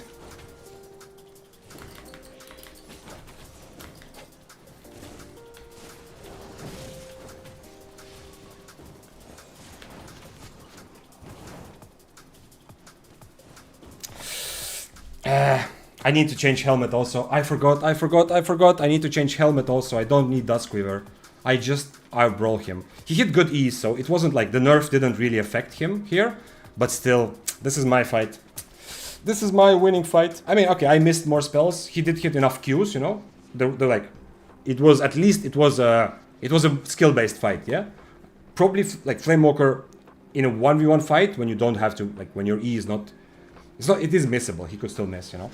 In 1v1 fight, I feel like it's still a bit stronger. It has a bit of an advantage, but it's very much a skill-based fight, you know. Unfortunately, I missed a little bit too much, and I ate so much Qs, and I ran into the corner of the map. And I should have changed just to energy shield and then just full brawl him, just like on Daybreaker. Of course, Daybreaker is much better because I have a counter to his Inferno. He does not. He didn't even care to purge my Inferno. He just purged my boots because I Infernoed when I was a bit like further from him, and he decided it's whatever. Yeah, very unfortunate, but that sucks because it's such a nice winnable fight. I don't know if this is because of the Flamewalker nerf that it felt so winnable, or just because I did dodge at least some of the spells, but yeah. Yeah, more and more, it makes me want to more and more to just play Daybreaker, but let's do one more spear. Man, finally found the Flamewalker and I was not fully ready for it. Duskweaver. I also had Cultist actually, I don't even need to change to Energy Shield. I can also just full brawl him with Cultist actually. That could work as well. Do we do 4.4? Ability damage, item power. I think it's better. To be honest, I think Hamster is the best Albion PvPer though. Oh, that's awesome. I will tell him that you said that. I'm happy to hear good things about good people. Are all these top 100 PvPers super old veterans? I don't know actually. Wait, what? Oh, this is last week. Am I? How am I here? This is very weird. I definitely expect to be much lower because, you know, mostly play tier 78. But I guess last week we played so much that I still was quite high. Oh, by the way, is it actual Goldstein? It is actual Goldstein, yeah. Oh, that's cool. Are all of these veterans? I don't know. Most of them definitely are, yeah, but I don't know. There's okay. To be honest, okay, not most of them, yeah, but look, if I can get, where was I? If I can get to 100 with just 14 mil PvP, that means that there's some guys in top 100 who just got one last hit on an 8.4 and that's it, right? Because an 8.4 kill can get you almost this amount of fame, right? Or there's someone who got lucky with 1 or 2 8.3 kills and they're gonna all instantly be like also near the top 100, yeah? I played for 2 years and I haven't gone below top 50 in a long time. Okay. I don't, well, I mean, these were not even out. The rankings didn't even exist 2 years ago, yeah, but I mean, I don't remember when they came up with the rankings. It was a little bit of time ago, but yeah. I'm very surprised. I imagine that tier 70 rate, I'm not going to be anywhere close, top 100. But you know, today I'm playing 6-3. This sucks because it was very winnable. Definitely, especially after he purges my boots, I have Inferno. Definitely winnable, but I cannot do this on cripple, so I need to get space to, you know, to change, and then I should have also changed helmet or at least changed to shield, and then just brawl the same way I did. It's very close to a victory there. Okay, maybe one more run of the spear. I am feeling like we have to go Daybreaker. Let's try one with this actually. Man, I like Duskweaver so much, but let's try one with an actual purge and see what happens. We have tier 8 boots ready. Oh, what is this? Interesting. I have a bag already. Do I want anything else? Why not play Daybreaker? Because whenever I play anything else, some people ask like, yo, when are you gonna play Spear? When are you gonna play Spear? And I also inside feel like, oh, I wanna try Spear again. I think Daybreaker is just better for like more 1v1 heavy content, like Mists. But I think it's like Spear deserves at least one day of my attention. So today is that day. Siphoned energy. But hey, I mean, this fight, it was kind of scrappy and sloppy, but it was still pretty close. If I played a little bit better, or if I had swapped spells, even without swapping spells, if I just played a little bit better, I missed the crucial Impaler, I missed. He hit a lot of Qs that he was kind of predicting. You know, I was walking back and forth, and he was just throwing them in front of me, which ended up like I kind of dodged into his Q, right? So he hit a lot of Qs from far, and I missed the Crucial Impaler. Otherwise, even without swapping my spells, even without like kind of making myself the best I can be for this matchup, I think I can win this fight. Huh?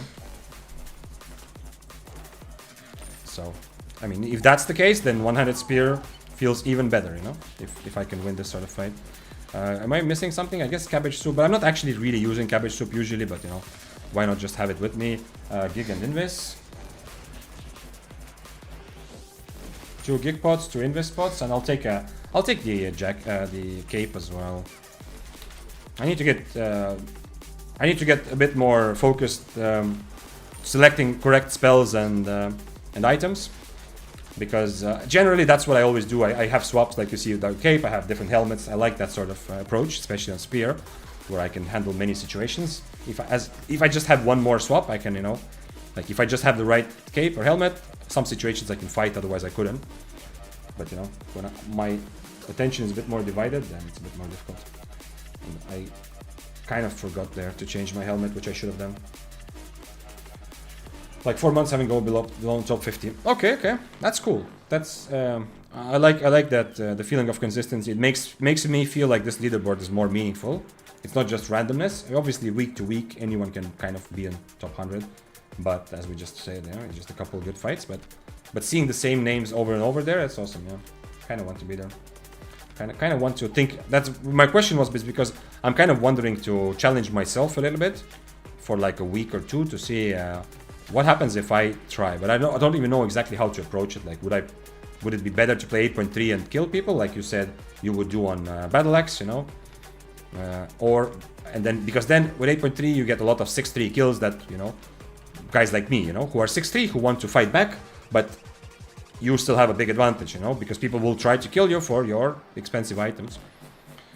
And at the same time, you're not super vulnerable to like 4.1 rats. Or you do the 6.3 strategy, which gives you access to fight pretty much anyone, but then you're not worried so much about dying. You're not constantly being chased by 5 people who want to see if you get into a fight.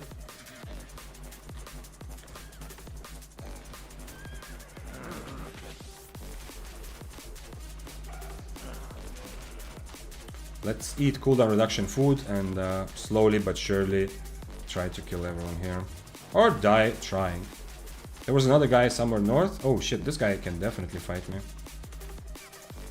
He has Mistwalker jacket though, that's kind of weird. I'm gonna risk the 10-second cooldown and change my food. I kinda need to change my cape. If Death Givers fights me, I need to disengage and then fight him like 1v1 separately later, I think. Because if I'm gonna win this fight, I'm going to take a lot of damage here anyway. So any one of these guys will just be happy to finish me off. There's so many, there's 6 people here.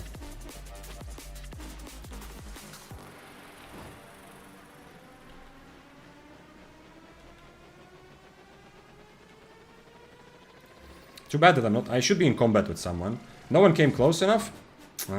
Because I want, if someone dismounts on purpose, I want them to get 15 seconds.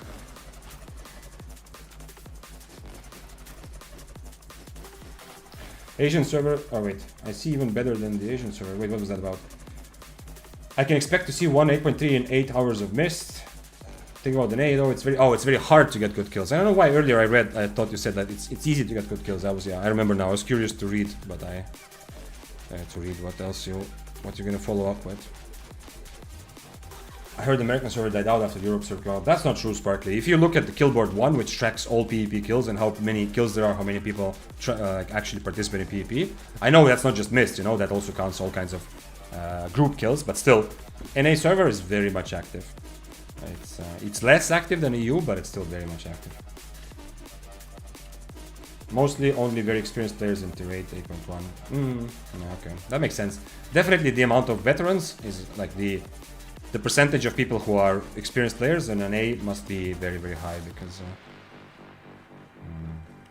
you know, like on EU there's a lot of people who joined, who came in later, and the general population is higher. But on an A you will have some EU players also who stayed there who have played for so long they didn't even want to change servers.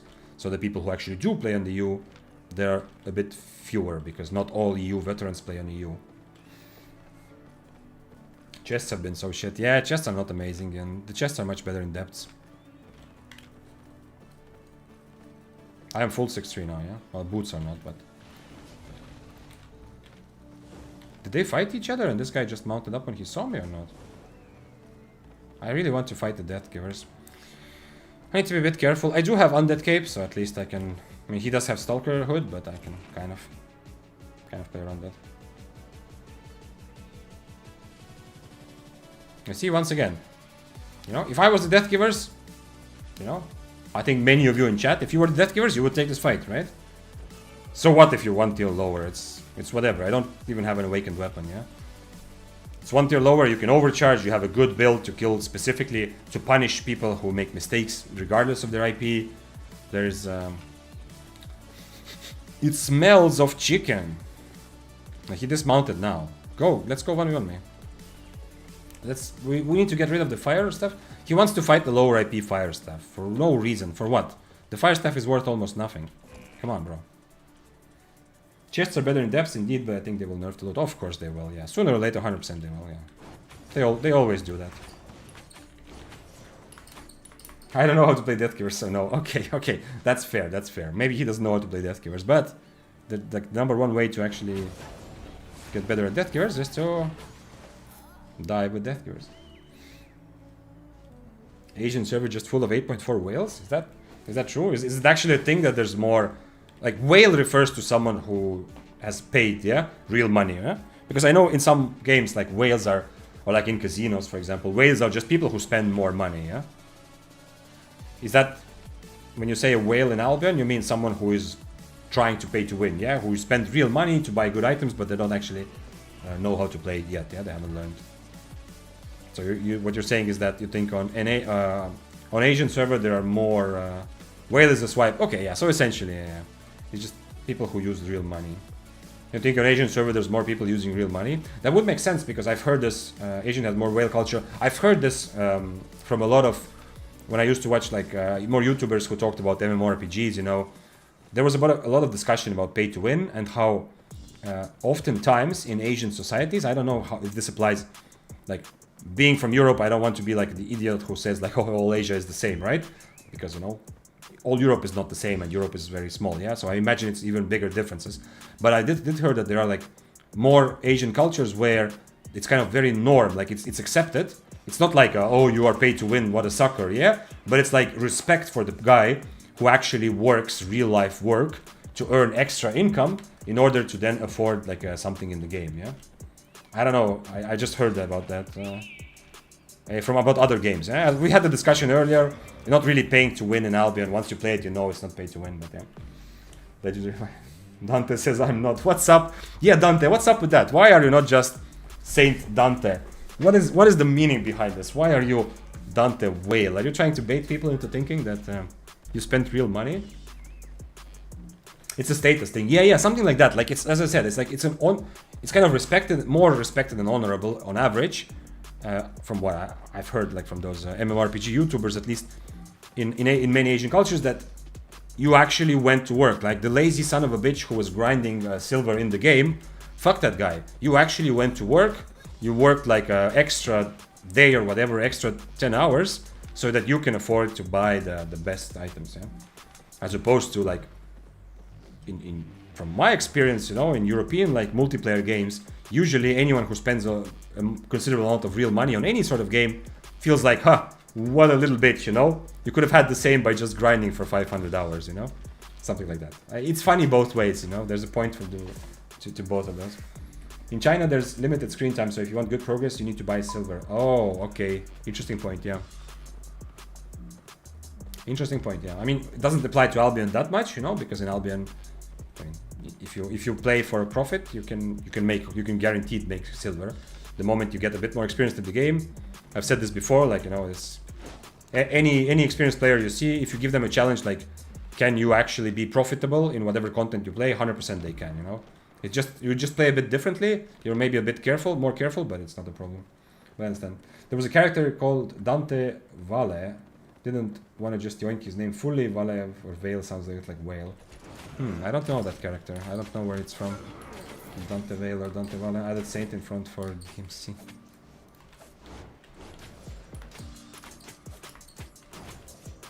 What is he doing? Mr. Tier 6 Axe of the Battle. I don't feel that good without Duskweaver, honestly. My man, what up? What up, Max? Hope you're okay, just passing by before going to work. Hope your workday is good. I don't know if you are going to like a late shift or you are... I mean, even if you're from NA or South America, it's still probably already afternoon for you, right? Okay, let's go be the bad guy, I guess. I am sorry. I'm sorry, Mr. Hunter of the Spear. I don't feel good about this, but I need to make up for my embarrassing deaths somehow. I would go north there, but he didn't. I mean, maybe he tried to go north for a while, and then he saw that I'm going north as well.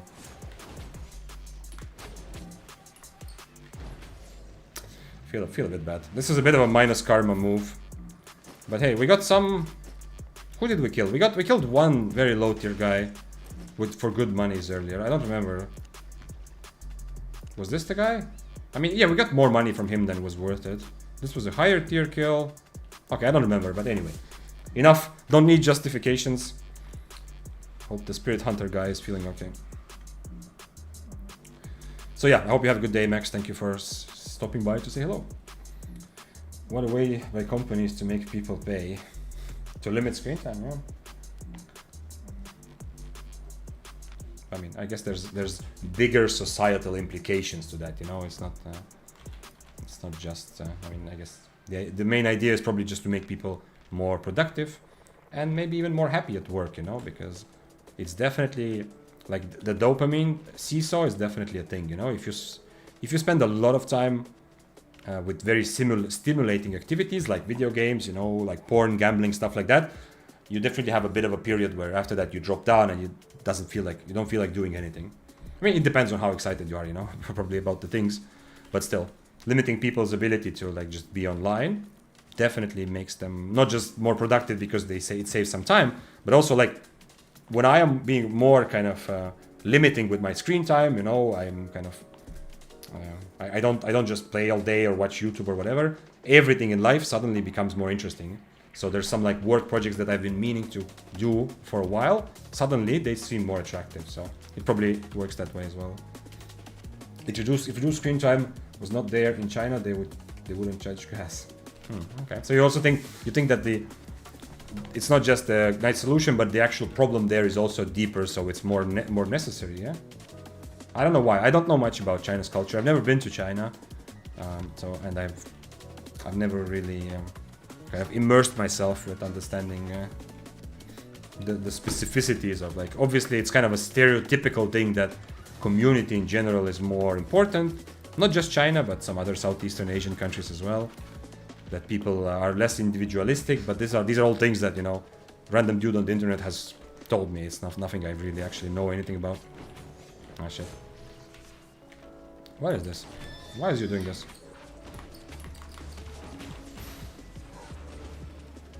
Okay. He has regular boots, so I'm kind of okay. I mean, he doesn't have any damage, really. Not much, anyway. But he has a good enough mobility. Oops.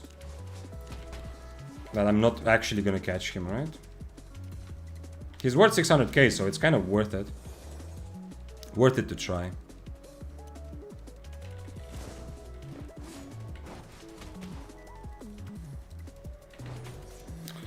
His Q mobility is gonna make it so I can't really catch up. I'm gonna run out of energy before I catch up. Is he on omelette? No, he's not. He's on damaged food. Next time he has E, which should be just about now. I just can't catch him.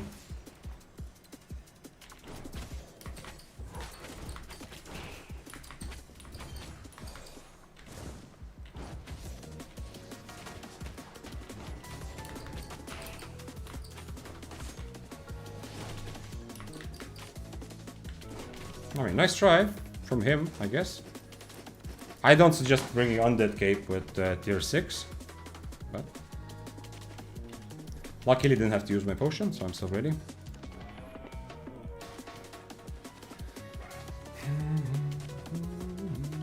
Brain is so fried I might go in the mountains and become a hermit forever to recover. Yo, I've no cap. I've been many times in my life in a point where I feel like I kind of just want to run away. And one time I did. And some of the travel stories you might have heard me talk about on stream, they started with me just taking a backpack. Okay, 20 euros or 10 euros I had, so it's like essentially zero money. I just took a backpack, like I have a, you can, I don't know if you can see it. I think it's just out of frame. I can show it one day. It's back there also. Just put it full of like some clothes and stuff, and just started moving in some direction and just hitchhiking and traveling. So I legit one time did this kind of. I mean, it's not a hermit, you know. I was talking to people, but it was legit just get away from, just get me away from everything kind of moment. Absolutely amazing adventure. I loved it. But just to say that I very much kind of. I empathize with this idea, you know, this idea that brain is so fried, just want to kind of get away and leave forever. I did return to society, but yeah, but it was awesome time. Absolutely loved it. Like I was forced, and since I was alone, I had like some. Did I have a laptop? I don't remember. I had either like a tablet PC or laptop or something, but obviously, you know, I have nowhere to charge and so on, and no money, and I was alone, so I was forced into situations. That was like what made it such an amazing time for me. Because I had to, you know, I had to talk to people. There was no choice. I'm just gonna die if I don't go up to the person and start like asking, yo, can you take me to Greece or whatever, next place I'm going to. Sorry if you have to repeat. Any specific reason for Impaler? Well, just that it's very good, you know? Or what do you mean? It's good damage. It's a slow. I can use it from far. I can use it as during a brawl, just for damage. I can use it from far to kite away or like. Impaler is just very good overall spell. Only problem is it's very easy to miss, which you also saw against my fight. My fight against Flamewalker was very painful that I missed Impaler. If you were asking about Cripple, then Cripple was nerfed so much that it doesn't feel so good, other than when I'm much higher AP and I'm trying to catch someone. I have been in China in a video game. It's okay. Well, okay, Vitus, yeah, sure. I mean, if you count Second Life, yeah, we have all been in different places, or some other game, you know. I've been to Los Santos as well many times, you know. I don't remember what Los Santos is based on, but anyway.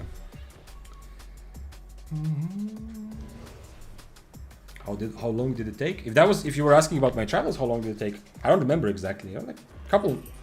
Like 4 or 5 months, something like that. But it wasn't only me going like crazy and hitchhiking. Occasionally, during the travels, I was like, I was also visiting some friends I had on the way because I had a lot of like other international kind of projects and stuff. So I had like some people who were somewhere on the way that I either lived with them for a week or just visited. So there was other things as well. And then at some point I played some poker and actually made enough money to start renting a room. So instead of just traveling with a backpack, I rented like one small room for a while in Spain, and like lived a bit more like a regular person, but still very crazy for me at least. So yeah, there was a lot of other adventures, and when you come to stream, like step by step, I do sometimes talk about some crazy things that, or no, it didn't feel crazy being in the moment, but looking back, I probably don't want to do that again. But yeah, but it was that was all in Europe. Are you a poker guy? Kind of, yes and no. There was like, not just during this travel, but there've been times where poker is my only source of income. So in that regard, yes. But like right now I'm not playing poker, and I'm not.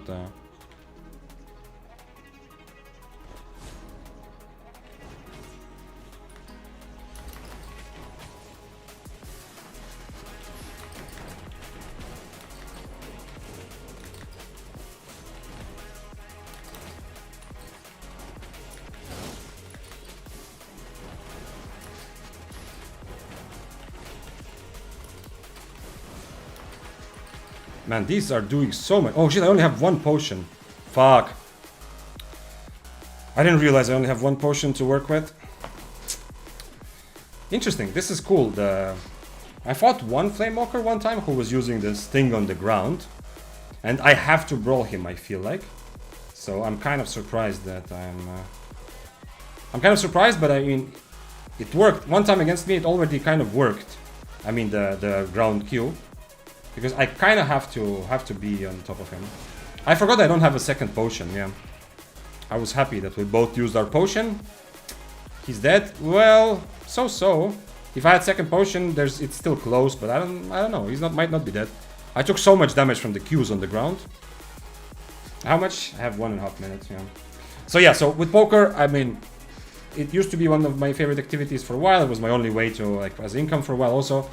But I do, like, if you play poker, you might know this idea already, but, you know, like, bankroll management is so much more important than actual skill.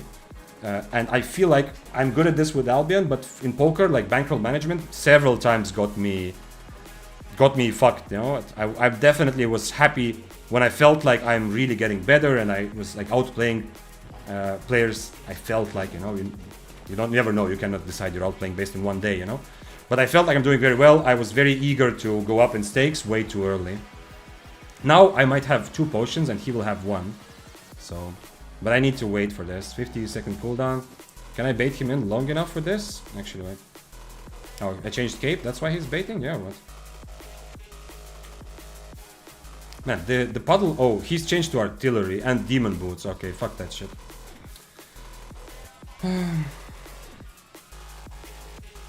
I can't cancel artillery with anything other than my E or harpoon.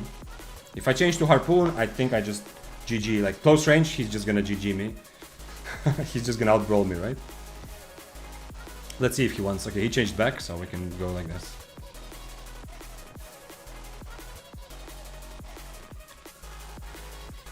I have second potion, so I am kind of playing for my advantage here also.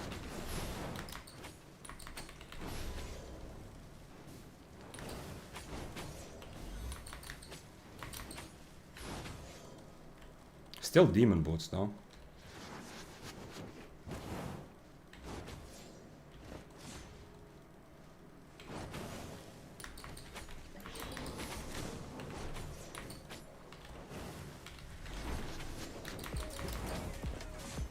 No! I might be dead now. I missed my crucial impaler.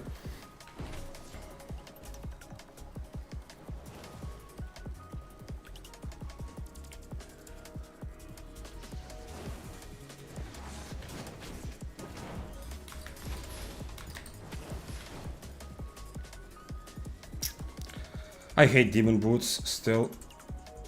I don't like this. I don't like demon boots. I need to change to demon boots myself.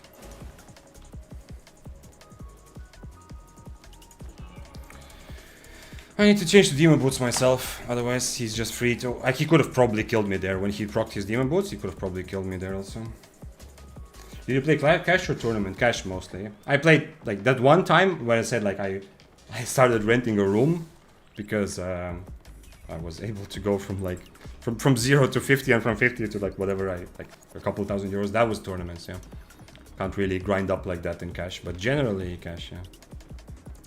Reflect and Tenacity Jacket. Oh shit, yeah, Tenacity Jacket. Yeah, you're right, you're right. I don't know about Reflect though. Are you sure? I can't reflect this. Do you want me to play from a distance and reflect? Because he's not even using his E mostly. Now I don't have capes, and now it's the opposite problem. You can reflect his W and E. Well, true, yeah, but I'm gonna have to be on top of him, right? So I can't fight from a distance. So I'm just gonna have to reflect his W, not E, and just hit him with Qs while avoid getting damaged by his Q. Okay, I like that.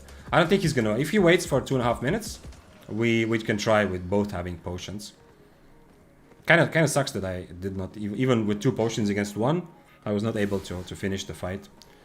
But if he stays on Demon Boots, I'm changing to Demon Boots as well. Hello, Mr. Gather. That lore gonna be amazing. Yeah. I mean, occasionally I drop something here and there. What the fuck is that damage? Jawhead, remember that he's on Clot, so his damage is much higher than you would expect from the most common Flamewalker build, and my damage against him is also higher because of that. Oh shit, there are actually Flamewalkers have woken up. This whole day didn't have many Flamewalkers.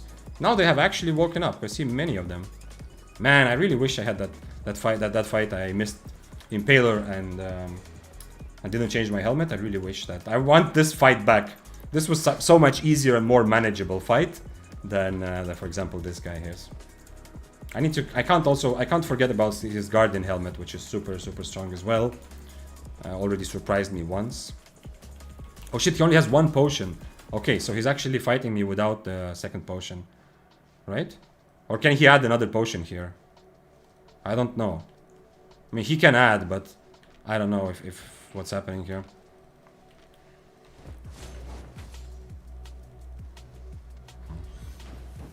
Artillery now. He did change to artillery, but now how do we actually fight when he's on artillery?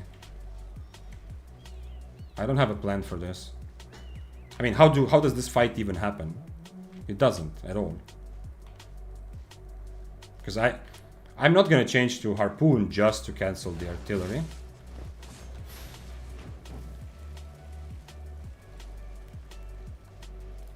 His E is in a long cooldown now though. He did miss it.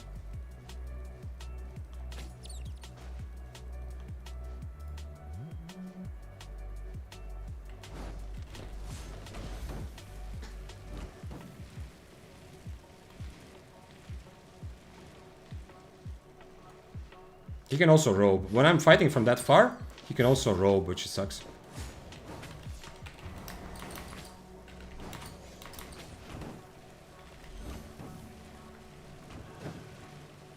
Sooner or later, he's just gonna robe away from me, and I'm gonna be fucked.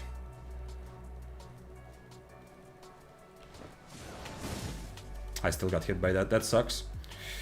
But my demon boots are better now than his are, so... I think so. I think he has over 40%, so... I don't like this artillery. I definitely enjoyed this fight more when it was against the W... the move speed W.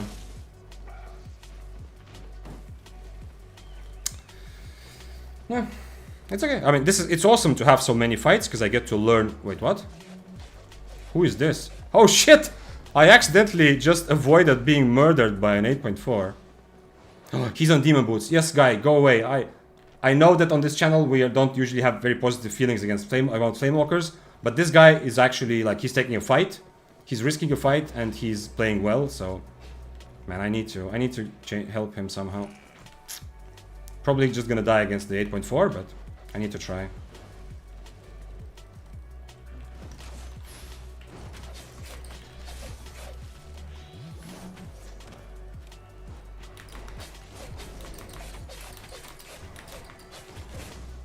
Oh, he got 3 stacks. I'm dead, right? I'm sorry, what?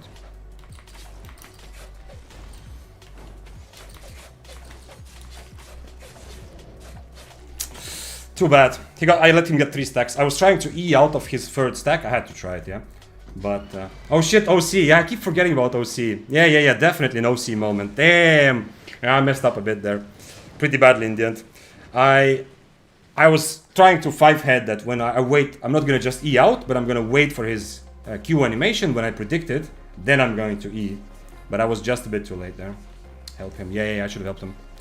I mean, I did help him in a way, but yeah. He was... I don't feel good about this, but let's look at it as well. I'm gonna try to explain what I wanted.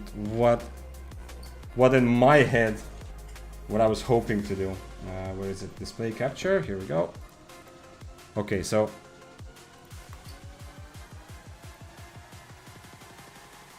Yeah, I should just dismount further. Like, I mean further, but right away, I'd go a bit further. I do get the extra HP. Unfortunately, I'm in demon boots, but honestly, I mean, it's still fine. I should just, you know, it's a bit unfortunate that I don't hit this, you know. The reason I use boots just to get him in combat here. If I hit this, he's in combat right away. I don't have to boots against it. I also proc the mob. Okay, so far, kind of reasonable. I used the jacket for extra damage, maybe don't need to do this. But my plan is, you know, I'm expecting him to Q when he gets more or less half point. It depends on cooldown reduction. It depends on how much cooldown reduction he has, yeah? Like, he has some extra, but still.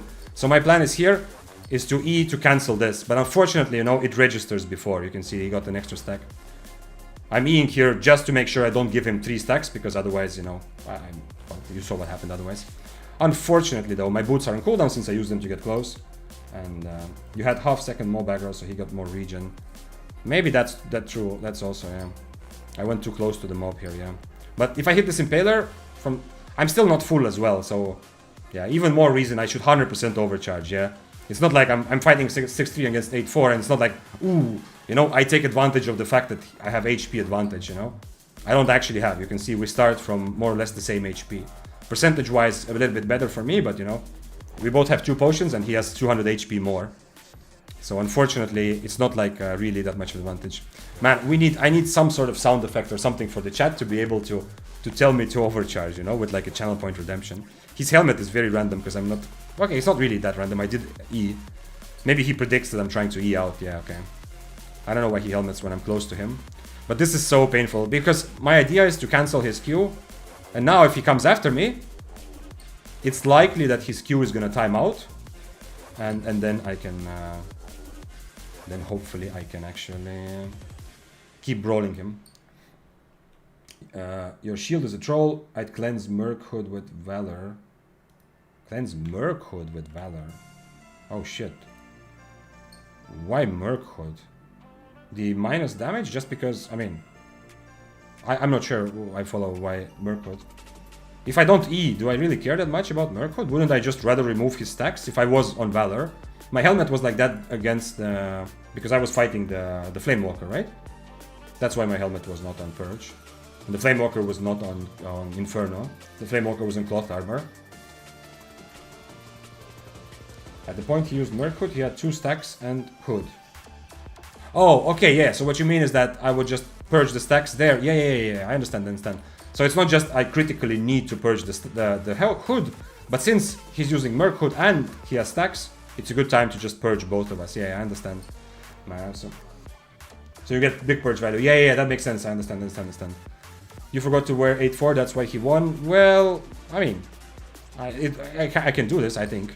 He's on Mistwalker, that's bad against one-handed spear. It's not like he's like fully optimized for the 1v1 fight, you know? He has also things that give me an advantage. So I need to overcharge and I needed to... I don't have time to swap my helmet. I guess I would have time, yeah, if I was more focused on what's gonna happen, yeah. But when I realized that I actually have to help him, like this moment, when I realized, yo, I actually should just dismount and help him.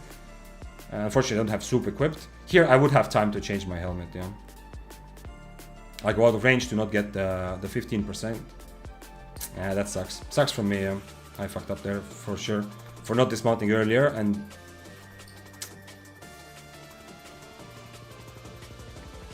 But yeah, but I mean, the shield was not for 1v1 fight, just so we're clear, yeah? Wrong helmet and jacket. So I feel like it's possible. Like my jacket is not terrible either against him, right? Like yeah, Inferno would be better, but it's not hopeless. But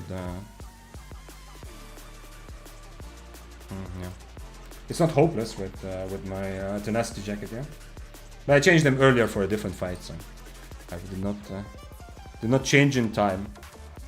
And I need to overcharge. But anyway, yeah, so what I'm saying is, but I will forgot to wear 8-4. Yeah, sure, but I think like okay, he can probably get away. But if I play this very well, if I change my spells here, and I don't let him get 3 stacks, either by having purge, or I still maintain that if I do the same thing I did, but I actually successfully E, like I'm trying to E here to break his Q, so he wastes his Q and he doesn't get the 3rd stack, I think it's not hopeless.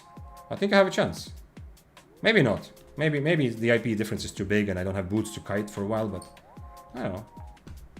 Still kind of cool. Using your F into him is a huge disadvantage for the kite. 100%, yeah, of course. You're 100% right. I used it just to get the fight started, because otherwise I'm dead anyway. Oops, where was it? My plan was not to use my boots here. My plan was just to hit the Impaler, but unfortunately he ran out and I went a bit closer. But yeah, you're right. After that, I can walk away and take this a bit as a regular fight. But yeah, I mean, it's likely not happening anyway, but there are clear things that I could have done better, which would have given me a chance. Because, you know, one day this thing will happen, you know? the likelihood might be low even after like he's fighting everyone else. You know, he still has 2 potions as we saw. He's ready to just stack up an E, so it's not like he wasted much on the wildfire on the flame walker, right? And I'm still not full HP because I didn't swap to soup because I didn't have it equipped. So it's not like it may be like 5% chance that I will be able to kill this, but that 5% will happen one day. And there are still things that I could do better to make sure, like, to make it more likely for that one, for the 5% to happen today. Also, a slight 300 IP and iTune difference. Yeah, kind of, yeah. Not like crazy attuned, but yeah, obviously it's still different. Not even 300, you know, it's like 450. But you can if you remove the cape from it, which doesn't matter, then it's gonna be like around 300. Yeah, you're right. Huh? I'm glad for having tried. If also, like, keep in mind, if I was running around, like if you saw me, I've been missing like 6.5 hours. If I was constantly getting like fight after fight after fight, you know, whenever I go into the mists, someone wants to fight me like a similar IP player, and I get a cool fight, and again, then also I would take fewer of these situations, right? Because I don't need you. I'm constantly excited and like part of interesting PvP. But since it's a bit difficult, and as I've said before, you know, like tier 8 usually don't fight me unless it's like a very experienced player. Like, where was this? Unless it's like a really good player, tier 8 is not going to fight me because, you know, most people would like to have an advantage and not fight uphill. So unless I'm running tier 7 where more people will fight me, I kind of need to take these situations also for fun, you know, to actually have something happen on my screen that I'm enjoying, like some sort of excitement. Okay, I think that's also the last spear I had. I still have a 4.4 spear that I can use. I have a 6.4 also I got from a kill, but this was not attuned too much. But I am slightly leaning more and more to maybe it's time to just accept Daybreaker's superiority for a while, for me at least, and to play more Daybreaker. What's the reward risk ratio here? 100 mil to 2 mil? I am risking like 4 probably. I don't know how much this was. Probably like 4, but with consumables, let's say 4.5, maybe 5. I don't know how much he's like wait, let's say is the kill on killboard 1, you know, the tracker that I'm using that's under the Twitch stream as well. It kind of calculates values and it shows it. That's actually a super awesome thing. I love that feature about killboard 1 that you can watch. Okay, Rebel Hunter. Okay, we see the kill. So my build is estimated at 3.7 mil. Okay, so let's say 4 mil with a bunch of stuff. And his build is estimated at 86 and attunement 56. So let's say about 140 mil. So he says 140. Like, let's say he's risking about 140. I'm risking about 4 mil. So you can calculate how much do I need. What are the odds I need? 4 divided by 140.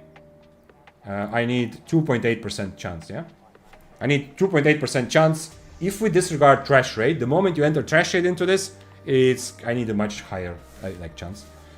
Right? Because there's a good chance that his actual value I'm fighting for is not 140, but it's 140 minus 33%. Then I've lost full 8.4 max attuned brawling because of valor miss though. I can feel like in this, if this was closer, you know, if I hit my E to cancel his Q stacks, then this fight would have been closer. I might probably still die, but you know, if then it becomes a fight and it's closer and I almost kill him, damn, that would have hurt. But in this case, it wasn't a tilting death because, you know, it wasn't like, so close, you know. Something unlucky happened, or, you know, so close if I hit with spell. No, it wasn't like that. But I think it's time to be a Daybreaker main forever. Not really, but, you know, to kind of, I really like, I like feeling how strong I am in 1v1s usually with Daybreaker. It's much simpler as well, because playing around space, I don't know, I don't feel that good in many fights also today, like against the Badon, you know, nobody ended up dying. I kind of have to play more around spacing, you know, and I feel like Daybreaker can be more aggressive and get more good fights. So let's cap the day off with a Daybreaker run and then go start the weekend. And Daybreaker, I'm gonna just use Duskweaver, I think. Maybe I don't know if I want to use Cultist on Daybreaker.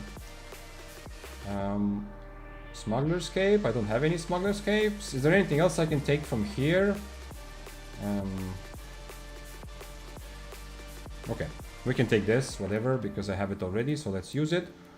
And I need to just eat this whenever I go into the mist, and then I can snapper. Unfortunately, I've not really been using soup today at all, even though I'm bringing it just in case, but usually, you know, there's other food already equipped. I have roast snapper equipped, and I don't have the time to swap around. To add soup, so I have another 10-second waiting time. The other guy is gonna just run away, or attack and kill me while I'm waiting.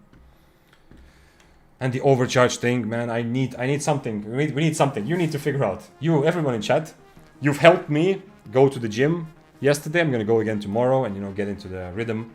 Help me now to force myself to overcharge more.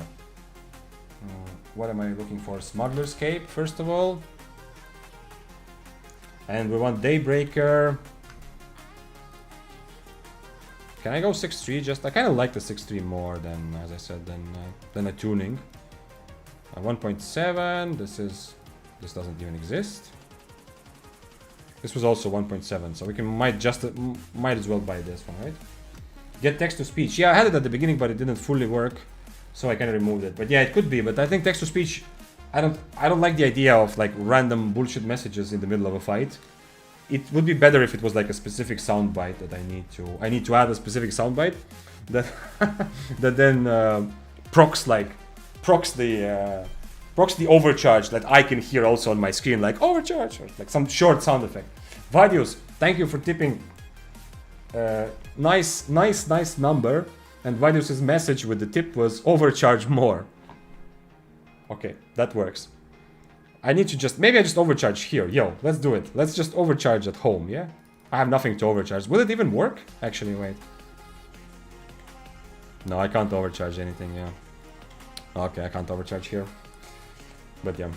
Overcharge. Okay, Daybreaker. Do I want to attune? I'm not a huge fan of attunement. Do we want to go 4.4 and spend a lot of money on it, or do I just want to spend this? Can you OC tier 1? Let's try. Spear. Melee. Where is weapons? I can't buy tier 1 yet. Can I overcharge tier 3? I don't think I can, no. Yeah, I can't. I'm clicking the button. It's not doing anything. Okay. So if you can't overcharge tier 3, that means you also can't overcharge tier 1. Okay, 7-2 then, I think. Let's go 7-2. Let's go. One last hurrah. Whether I die or I get some amazing kills. I think after this it's time to take a break for the day. And 7-2 is 1.3 something. Okay, this is cheaper. So we go like this. I'm looking a bit scarier than I would like to be, but whatever. Duskweaver helmet. I'm not gonna have a purge other than my actual spell, but I'm kind of used to that. That's normal. And demon boots. Once again, we ran into a demon boots enjoyer. The flame walker I fought earlier. He changed to demon boots, right? And unfortunately, I did not match them, so I was a bit unhappy with that. But I was worried about his W. I was thinking about changing other things. Torch 6-3 once again. I am giving good. I'm giving Albion Market. I'm feeding Albion Market, not Market, but Albion Economy today once again very well. A lot of people are selling my items today, and I am buying other people's items also very happily. Okay, like this makes sense. I think we have everything. Yeah, my tier 3 dreams are gone in shambles. You wanted to overcharge your tier 3. If you had just one piece, I don't know. Like if you could just add like equip like tier 3 boots, I guess, with everything else, and then you go to settings and you choose to only overcharge a certain spell, like only overcharge your shoes, and then you are like full 6-3 or 8-3 or whatever with overcharged low level boots. Okay. Let's see. Who is this? Somebody wants to fight. I am 6-3. Where is this guy who... show yourself! Oh, don't... Okay. Ah, okay, it's tier 7. No, thank you. No, thank you. Wait, actually, we can actually stand here. Oh, Burk is here. Hello. We can actually stand here and wait if someone is, if someone wants to fight like this. Against Daybreaker, Mistwalker Jacket is actually decent. By the way, you know you can type tier in the market. Yep. Have I not been doing that? Yeah, I know. You can. Unfortunately, it's not like 100% reliable. Sometimes I still get a bit wrong results, but yeah, often you can just buy. You can write Assassin Jacket 5.2, you know, and it will usually give you 5.2. Yeah. I guess my brain learned that it's not reliable enough, so it's easier to just click and choose the right tier. Because I remember I used to do that, and for some reason I weaned myself off that habit. Okay, let's go. Final hurrah. Just fight anyone, kind of, and see what happens. I am gonna eat food so that I don't end up dying because some 10-second cooldown here and there. I have geek pots to swap. I don't have Undead Cape this time. And I am Daybreaker. The day of the spear is done for me. I'm kind of... I feel like my natural playstyle somehow fits Daybreaker more than Spear, because I felt like I used to be able to brawl much more heavier with Spear. I don't know if it's my psychology or if it's changes to the meta and spells, but I liked Spear more when I was kiting a little bit for advantage and then going much higher, much more balls to the wall with Brawl. But here it's right now I'm missing Daybreaker when I play Spear. I still kind of miss Daybreaker. What's the Spear verdict? Still very much fun. Requires more, nothing new, you know. It's weaker than Daybreaker. It requires much more patience than Daybreaker. It's more difficult to play because you have to, like, you can't brawl as much. You can't just accept a brawl, like against Flamewalkers, against whatever Deathgivers, stuff like that. Daybreaker, you have more tools. But I played Spear with 2 helmets today. I did not play it with a Purge, which also means that I'm more limited to kiting because I cannot purge Inferno Shields or other defensives or other like brawl spells which are important for brawling.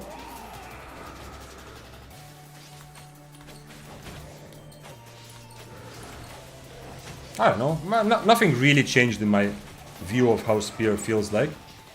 Like the fight against Flamewalker, not the last one, but the one earlier when I died, it was actually really close, and there was a moment where I was, you know, walking around the edge of the map, and he hit like 3 or 4 Qs in a row. I was trying to dodge them, but he always hit them, and I missed my Impaler and Duskweaver, so in that fight I felt like actually Spear was pretty strong, you know?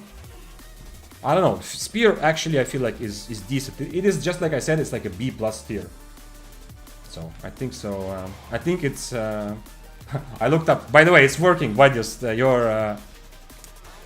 your tip is working, because I looked up at the feed of latest things on stream, and the last thing I see is Vadius' tip and message, overcharge more.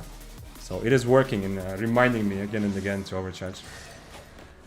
But yeah, I think the Flamewalkers are gonna be a bit more rare now, not completely, but a little bit. You saw like the guy in cloth armor, Flamewalker that was fighting, who looked like a very good player. At least he had very high specs, you know, at Flamewalker, which is a pretty new weapon still. He was actually not using E until he was kind of certain that he needs it for mobility, you know? So that's like, from his perspective, first of all, he has to hit his Qs, which is more difficult. Secondly, he has to actually, you know, his E is he was much more careful. He wasn't just random Eing the moment he can. He was much more careful with it. So I think that's also the effect of the Flamewalker nerf. And I think with this nerf, one-handed Spear can actually stand its ground against Flamewalker. And that's a reasonable thing already to say that Spear is actually in a good place. It's definitely like a good B tier weapon, you know? If you were to rank all weapons, Spear would probably make it into the top 10 barely, or be just out of the top 10. Daybreaker just don't feel right in my hands, really, Vitus. Because it's too slow, yeah? If you play a lot of Spear, that used to happen to me as well. If you play a lot of one-handed Spear, or Carving for that matter, that have like a good quick dash, the Daybreaker E just feels, I don't know, it feels too kind of wooden. I don't know if that's a good word for it, but like, feels like you are like this slow fat guy in plate in like plate armor, you know, like kind of like this knight, like a medieval knight in plate armor who can barely move and every move is telegraphed. It feels kind of slow. I think that's maybe what you are experiencing. If it just straight up doesn't feel right. Yo Vic, what's up, Killer Kiz? Killer says, how are you, gamer? I'm doing well. I wish I was killing more and dying less, but we all have good days and bad days, and I'm enjoying the little bit of spear experience that I've been getting. Oh shit, oh shit, oh shit, he's changing spells. What is this? One-handed curse. I'm not on... I have gig pots, actually. Carry on cape on one-handed curse. Interesting. Okay, then. Oh shit, this is not the spell that we needed. He's on damage, interesting. If I change potions now, I might get fucked by 10 seconds, but okay, I'm gonna risk it. Not the best risk, but I have enough mobility to probably get away. We'll see, we'll see, we'll see.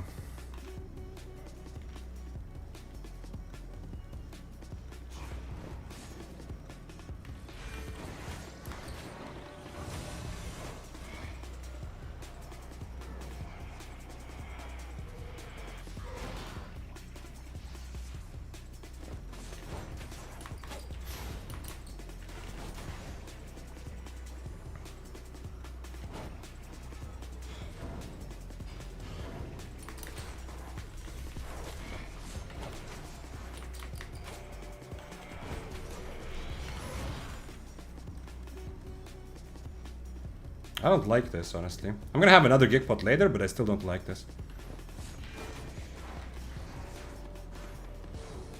Man, why does he have his E all the time?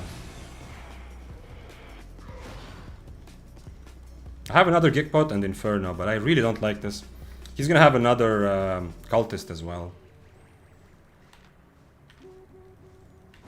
Not my favorite matchup, but feels like it should be kind of doable overall.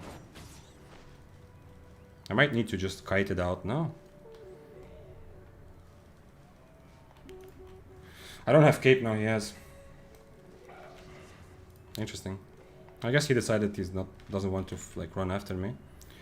Gigpot definitely a big thing here as well. I wish I had something else against his E, like a Mistwalker jacket.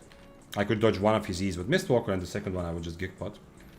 He's also on full food for damage. I don't really need to kite him, but I can't... the problem is I can't just... I would like to just stay on top of him. Yes, he's good at brawling. He has cultist. Like, there's a lot of problems with that. But he also... when I stay on top of him, I need to E at some point, right? I don't think I can keep my E just for his boots, because I just don't have enough damage to actually kill him. I don't know. Can you explain the two foods? Generally, eel stew is just what I run around with.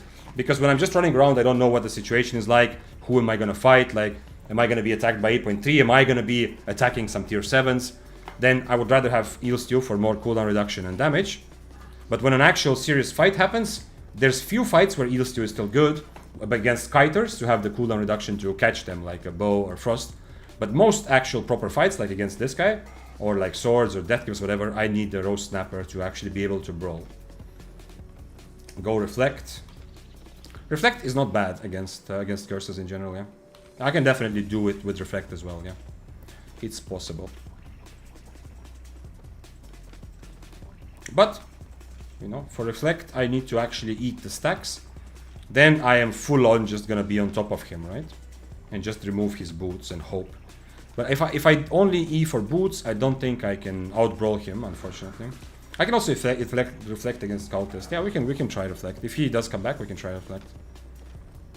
We'll see. He didn't want to wait for my cape, but he saw like it was like he saw the result, you know. Next E, I can Gigpot, but I'm probably dead anyway because I'm gonna take a lot of damage leading up to it, and I'm gonna do damage as well. But you saw that it wasn't. It was likely that he was going to win with his next E or slightly after that, and that was with. Even with the fact that I had 2 Gigpots. So without cape, I hope he understands that. But yeah, he doesn't want to wait around. If he comes back, we'll see. Every time I use E from range, everyone dodges it. That's true, Vitus. That is the case. You cannot play Daybreaker. Like, you cannot use Daybreaker E just as a gap close or to catch up when someone's getting away, like you can on a spear. Absolutely. That's also the best way to play against Daybreaker. Not every weapon, but many weapons. They just go and stand at a distance. What is good weapon for Mist for someone who is meh at PvP? Dual swords. Dual swords.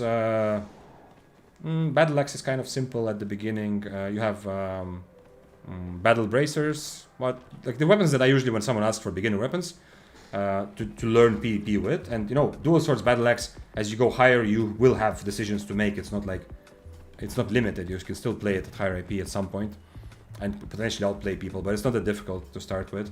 Dual swords, battle axe, quarterstaff, one-handed fire.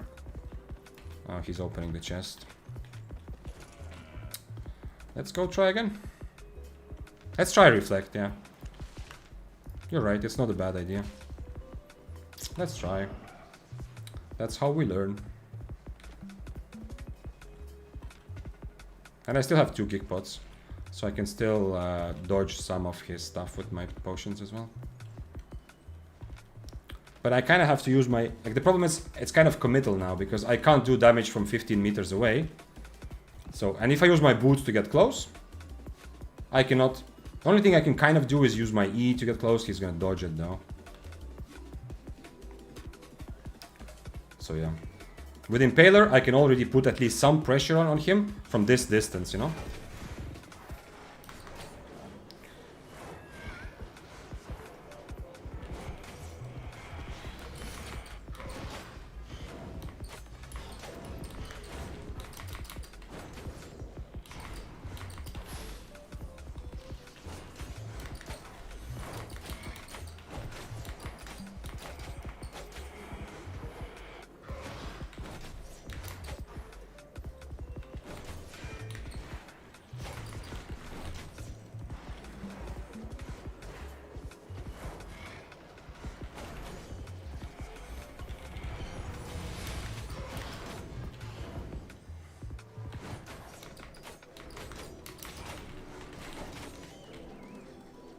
This is actually working much better.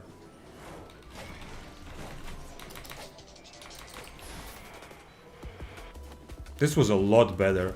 Yo, Emir, you get half credit for this kill, because it was so much less about outplaying, and it was so much more about pretty much just me pressing all my buttons. The only thing I used is I made sure I have E for his boots, and by the way, nothing trashed, absolutely nothing.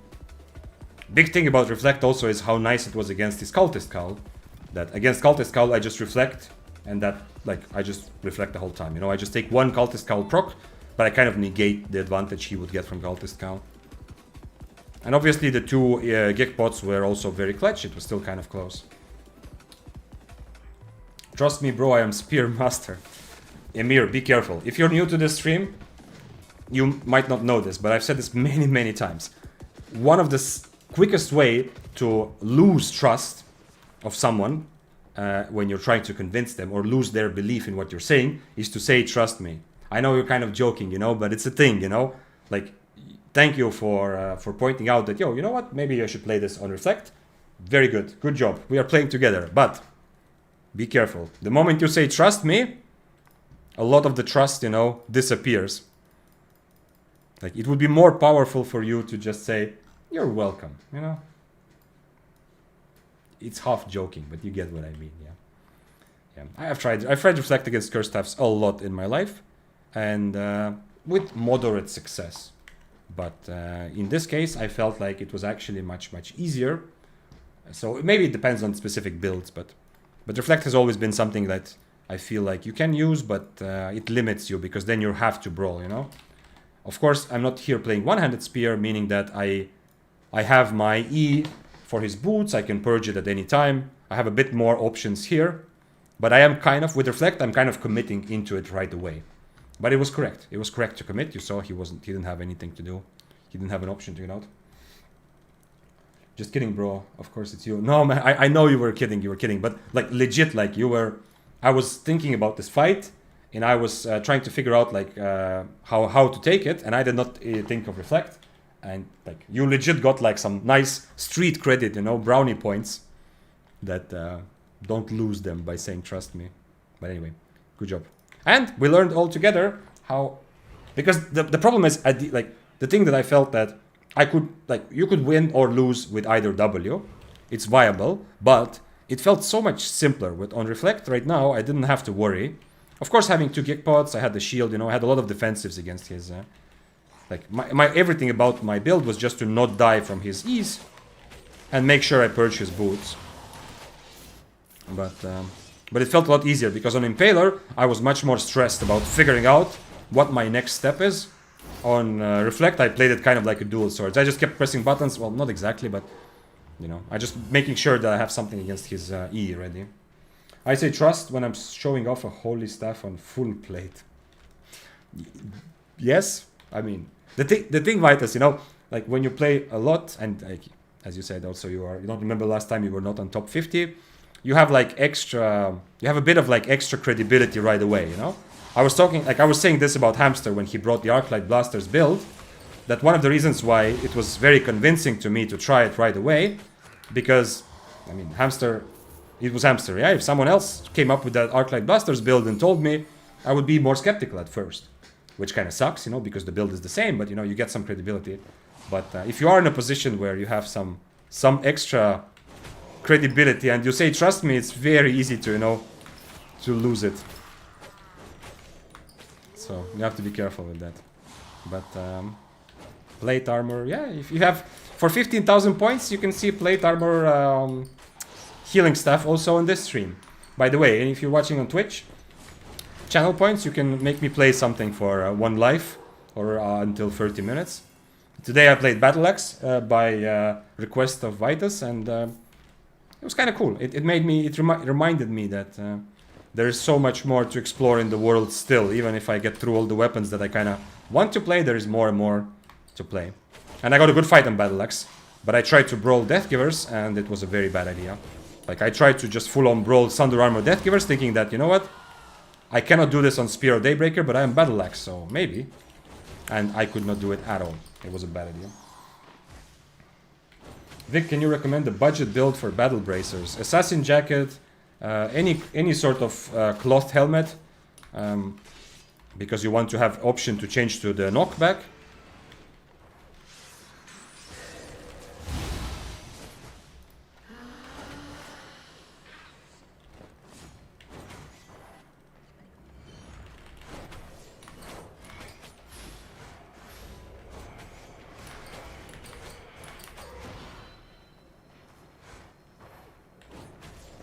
Oh shit.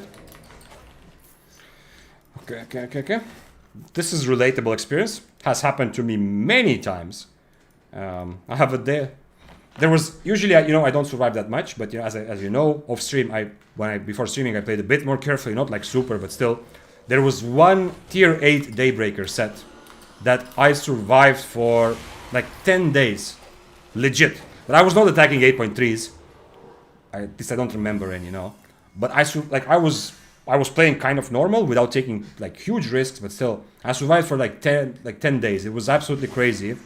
I just constantly, every kind of close fight, I got lucky and went my way, and then I was kind of safe. I don't know, I felt like I didn't get ganked enough. Anyway, I just remember that I played with Avalonian Cape. It was way before Smuggler's Cape, so I didn't even have Undead Cape. I remember that, like, I didn't even have Undead Cape and I survived for so long. And then like, I already thought, like, okay, GG, like, I'm never gonna die in Albion again, you know? I was like, I've achieved total mastery. Obviously, that's a foolish thing to think, no? Don't think like that ever. But anyway, I was like, kind of thinking like, okay, haha, I'm never dying again. And then the way I died is kind of like this. Like, I was ganking someone at the camp, already counting profits of a dude, and then, what's his name? Oh, I forgot. Anyway, a fellow Daybreaker player, like, who used to play a lot of 8.3, 8.4 Daybreaker, a French guy. That I remember as well. If someone says his name 100%, I'm going to instantly remember. Anyway, I ran into him, and that was a hopeless fight. I was just like this curse stuff. Suddenly, I was pants down, everything on cooldown, and I mean, not that I would have won that 6-3 versus 8.4 anywhere, but I remember that that's how I died. Now I die 10 times a day, but That's like the better way to play Albion. What was the name? The guy who Aratox. Yeah, Aratox. I don't think he plays Albion already for a while, but he had a lot of he played a lot of high IP Daybreakers as well.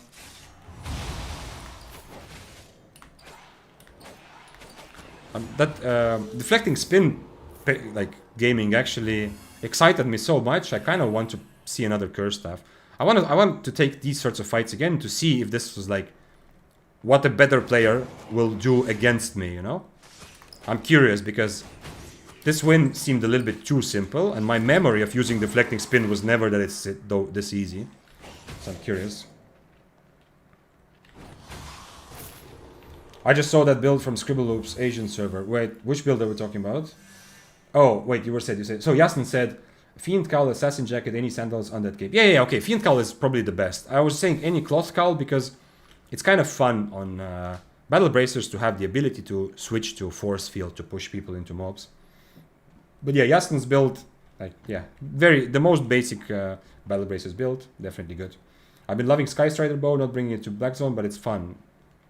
I understand. It's for the kind of for a tier 7. If you buy tier 7 Sky Strider, it's much more expensive than other tier 7 weapons, most of them at least.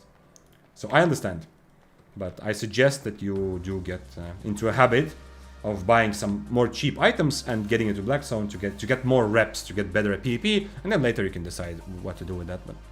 But I'm glad that you like Sky Strider, Brian. Sky Strider is among some of the it's not fully S tier, but it is definitely like A tier weapon for solo PvP.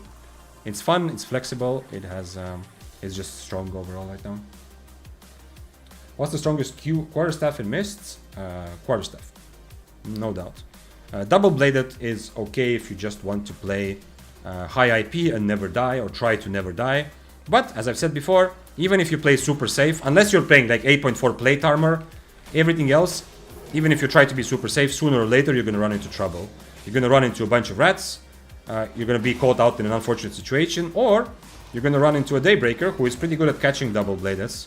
If you were here last week, I had a fight on tier 7 Daybreaker where 8.3 double-bladed died to me like in one fight. So you're gonna run into that situation and die. So like for real, when you want to play actual Mists and not just run around trying to get free kills every hour, then the regular quarterstaff is the best you have for sure. I had the same thoughts. I was 6'3", one-handed spear. I killed like 60 people in 1v1s in a row. Holy shit! Died to 8.3 carving. I don't know how many people I killed in those 10 days, but a lot of those kills were not like 1v1 like duels. They were just me chasing around against tier 7s and stuff like that. But nice.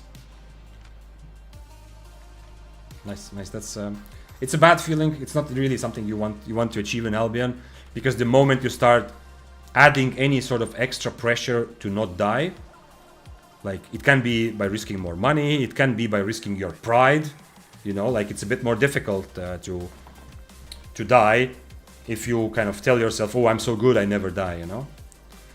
It can be all kinds of those things. Is he fighting? He has red buff, so he might be fighting this. It's good matchup for me, but he has red buff.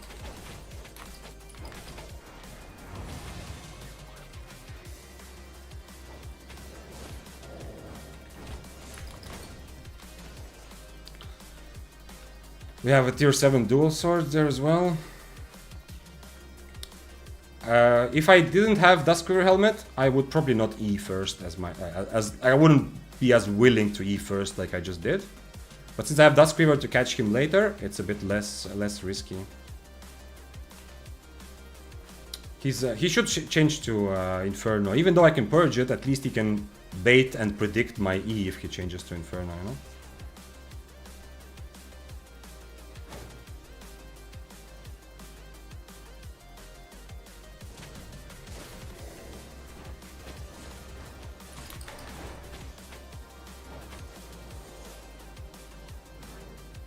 I could have eat there. If I missed, it's okay. If I hit, he's dead. Does he have 2 potions? Yeah, he does. He still has red buff, just to be careful, huh?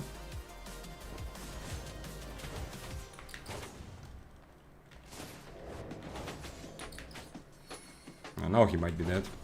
Because he used his E and I caught it with my... Oh shit. No, he might not be dead.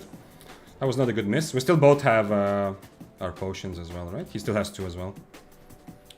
If I hit that Impaler, I go after him. He's doing a good job kiting me. Like, in this matchup, he is the kiter for sure.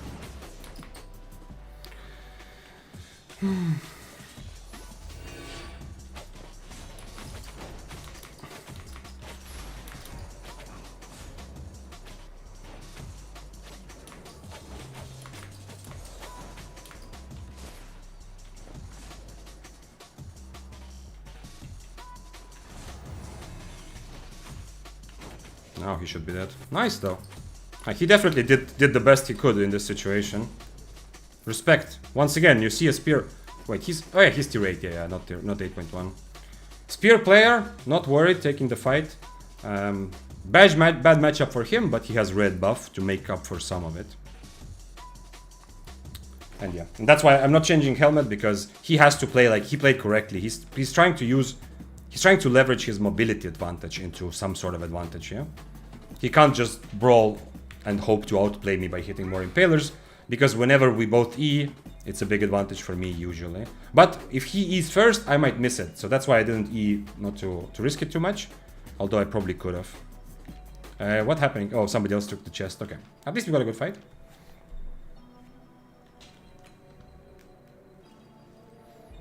I almost killed an 8.3 double-bladed on tier 7. Yeah. It's double-bladed and bloodletters are a bit stronger. Double-bladed and bloodletters both.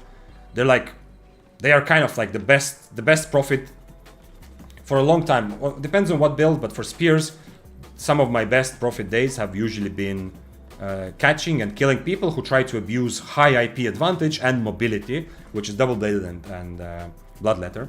Like the 8.3 kill last week.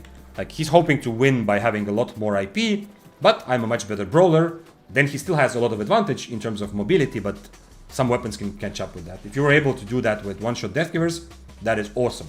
It's much more difficult than it is on Daybreaker, because, you know, well, one-shot Deathgivers probably means you are using assassin shoes, yeah? So your mobility to catch up is kind of limited. Nice. Once again, I am not surprised that we found a spear and the spear is a fighter.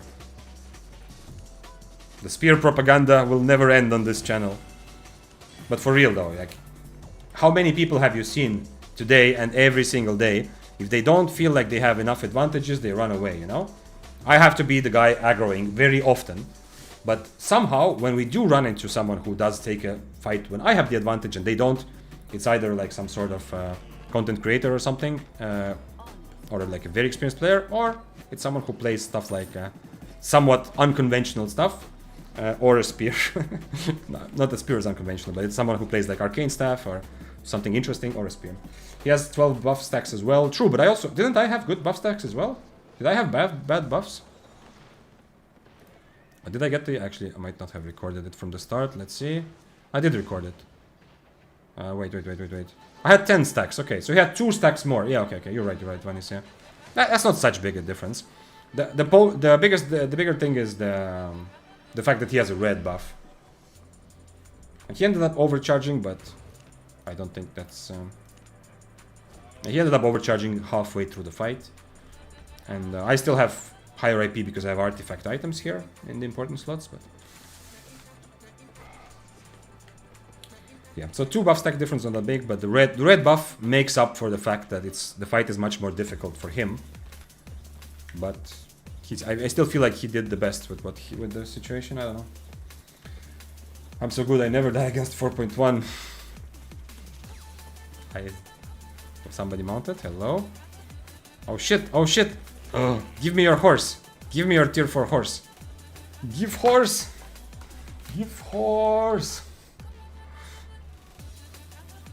My brain dying. 7 hours. It is the philosophy part of the stream.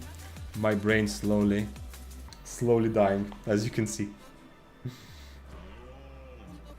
2 stacks red buff, etc. Your stat difference weren't that big, especially when you used ult on time. Yeah. It's winnable for him. Yeah, for sure. It's winnable for the spear, and he did a decent job there. Like, all he needs is for me to miss a couple impalers, and he's kind of back in action. Yeah. But overall, every time, unless he kites me after he E's, which he tried to do correctly, if I E first, he cannot really E after me, right? Because he doesn't have stacks.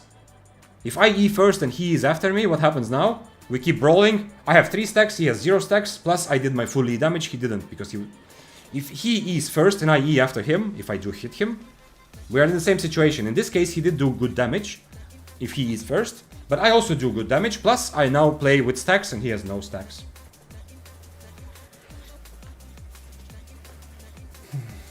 What does the red buff do? It's a heal. Blue buff is like a gig potion, kind of. It just makes you for a couple seconds, your max HP is much higher. Yellow buff gives you damage boost and movement speed boost when it procs. And red buff is like a healing potion. Hey Vic, any advice for fighting bosses? Carving. What's up, Roditas? I mean, my only advice is to make sure you're playing on... what am I trying to look? Playing on Splitting Slash. This is better preset for most fights, Blade Cyclone, but you need Splitting Slash to try to catch them as they are running, as they are kiting you. And it depends on the bow. Badons and Sky Striders are currently good bows, and it's a bit more difficult. Especially against Badon, because Badon, if you get on top of them, they will use their E to create more space. Right? They will E and now you are kind of forced. Do you stand in their E and take giga damage? No, you don't want to do that. But if you don't do that, then they create space. So that's difficult. But against other bows, on Carving, I feel like you brawl so well that you can oftentimes just E just to get close to continue the fight, you know? You don't always have to hit your E because you are gonna brawl so much better anyway. I fought regular bow with Cyclone and it was close, but I won. Oh, nice, nice, nice. Regular bow is the only one where Cyclone can work in certain situations, but it depends on the bow, because regular bow actually sometimes wants to brawl you. I know it's crazy, but I think regular bow occasionally actually might try to full on just brawl.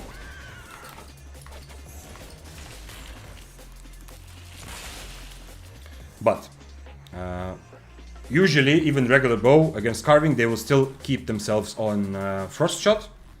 And if they're on Frost Shot, they will hit you from range. You have to get close. They match your boots with their boots. So you use your E to get close. Now they Frost Shot. You kind of need Splitting Slash to get on top of, like, to at least somewhat get close again.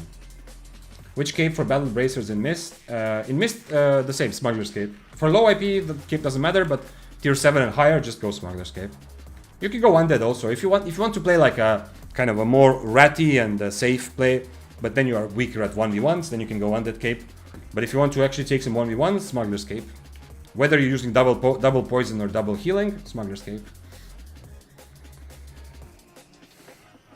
Also, which head, chest, and boots? What a tricky way to ask for a build example. It's like, oh, I just want to ask, what cape? Oh, and since you're talking about cape, so what all the other items? And also, what weapon should I actually play in the first place, you know?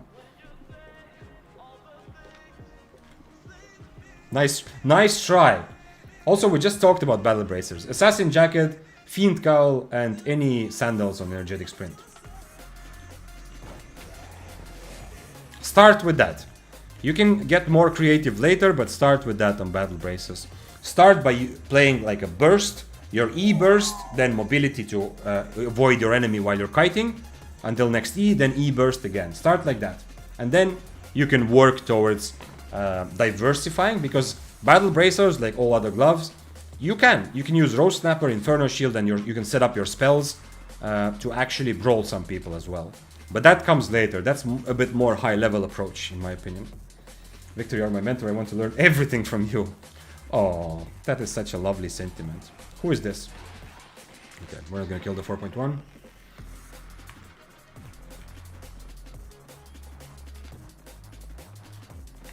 But I don't know. I don't think it's a full-on coincidence that...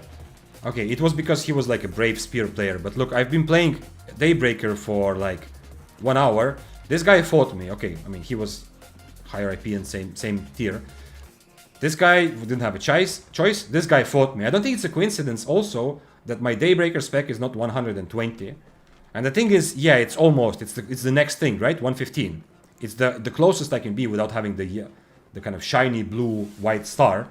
But I think our brains somehow do, like, they're wired in a way where everything else, like, we have full spec in our brain and not full spec.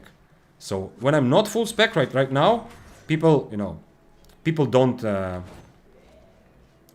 understand that I'm actually still pretty high spec. Man, what a brave way to fight. But not a lot of choice for him. If you want to survive in mists, keep your horsey close to you. He did not have a horse. If he had a horse, I'm not a very good build to dismount. It's unlikely that I will be able to dismount him if he has a horse. Any off-meta swords you would like to recommend? I'm done with duel and carving. Well, the next logical step would be claymore. The only off-meta sword that is not just going in and donating money is claymore. Infinity, I don't know. I have not played it since the big nerfs. I'm gonna be very careful about it. But at least you can brawl well because it's a one-handed sword. It's the only one-handed sword that doesn't feel very bad. I would suggest claymore though. Claymore, you can beat some. You can outplay some meta builds with claymore, and you can even beat experienced players. Sometimes all it takes for them to make one mistake. But the other side of that is that if they do everything correctly on claymore, you might just have a hopeless situation. Clarent Blade is the last one, yeah, that I would add to the list. If you really want to go crazy, I guess Clarent Blade. But you don't have any mobility, so people will just... On Claymore, at least you can use your E for mobility, so you can use it to start the fight. Or, if you are fighting a melee opponent that starts losing, you can sometimes, or even in ranged, you can sometimes E to catch up to them. But Clarent, like, play Clarent at lower IP to see how it feels, but the higher you go, the more people... If there are anyone in the mist that you can actually kill and beat with Clarent, they are not going to give you a chance because you don't have the mobility. You're just going to have to bait them in somehow.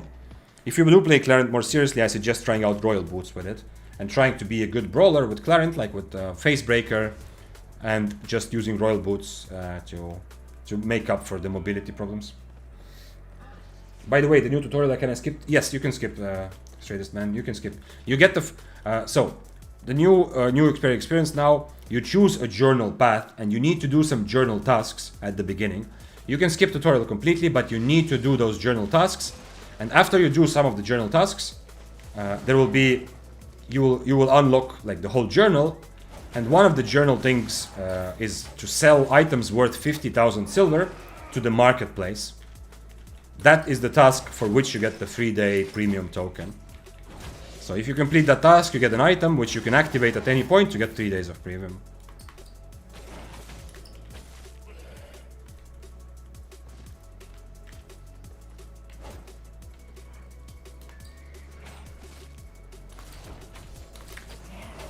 I tried Clarent on Iron Will, it's kind of strong. You know that LA Noir meme. I'm gonna press X to doubt Vitus. I have no doubt that it is not like... Okay, everything is strong. If a very experienced player takes it, everything can look strong for a day, you know? If you get some lucky breaks and you are actually like experienced, you can kind of squeeze out the most of it and get some like a decent fight zone. Bro, what are you talking about? I still have boots. What are we talking about? This is tier 6 and he's telling me how to change my build. What? So I get a chance to kill a tier 6? Bro, I'm sorry, bro, but if you were wearing 6-3 or higher, you can maybe negotiate, because it's actually attractive to me to try to get the enemy to fight, you know? Like I often do, you know? Give yourself a bit of a disadvantage so the enemy takes the fight. But I'm not gonna start doing anything for a tier 6 or tier 7 actually. Oh, okay. It's just no specs, that's why it looks... I mean, not full specs at least. Sorry it had to happen. Sorry it had to be you, Mr. Frost. So yeah, so anyone here listening to Vitus, don't believe his Clarent Blade propaganda. He just crafted a bunch of Clarent Blades for sure. He's trying to get you to buy them.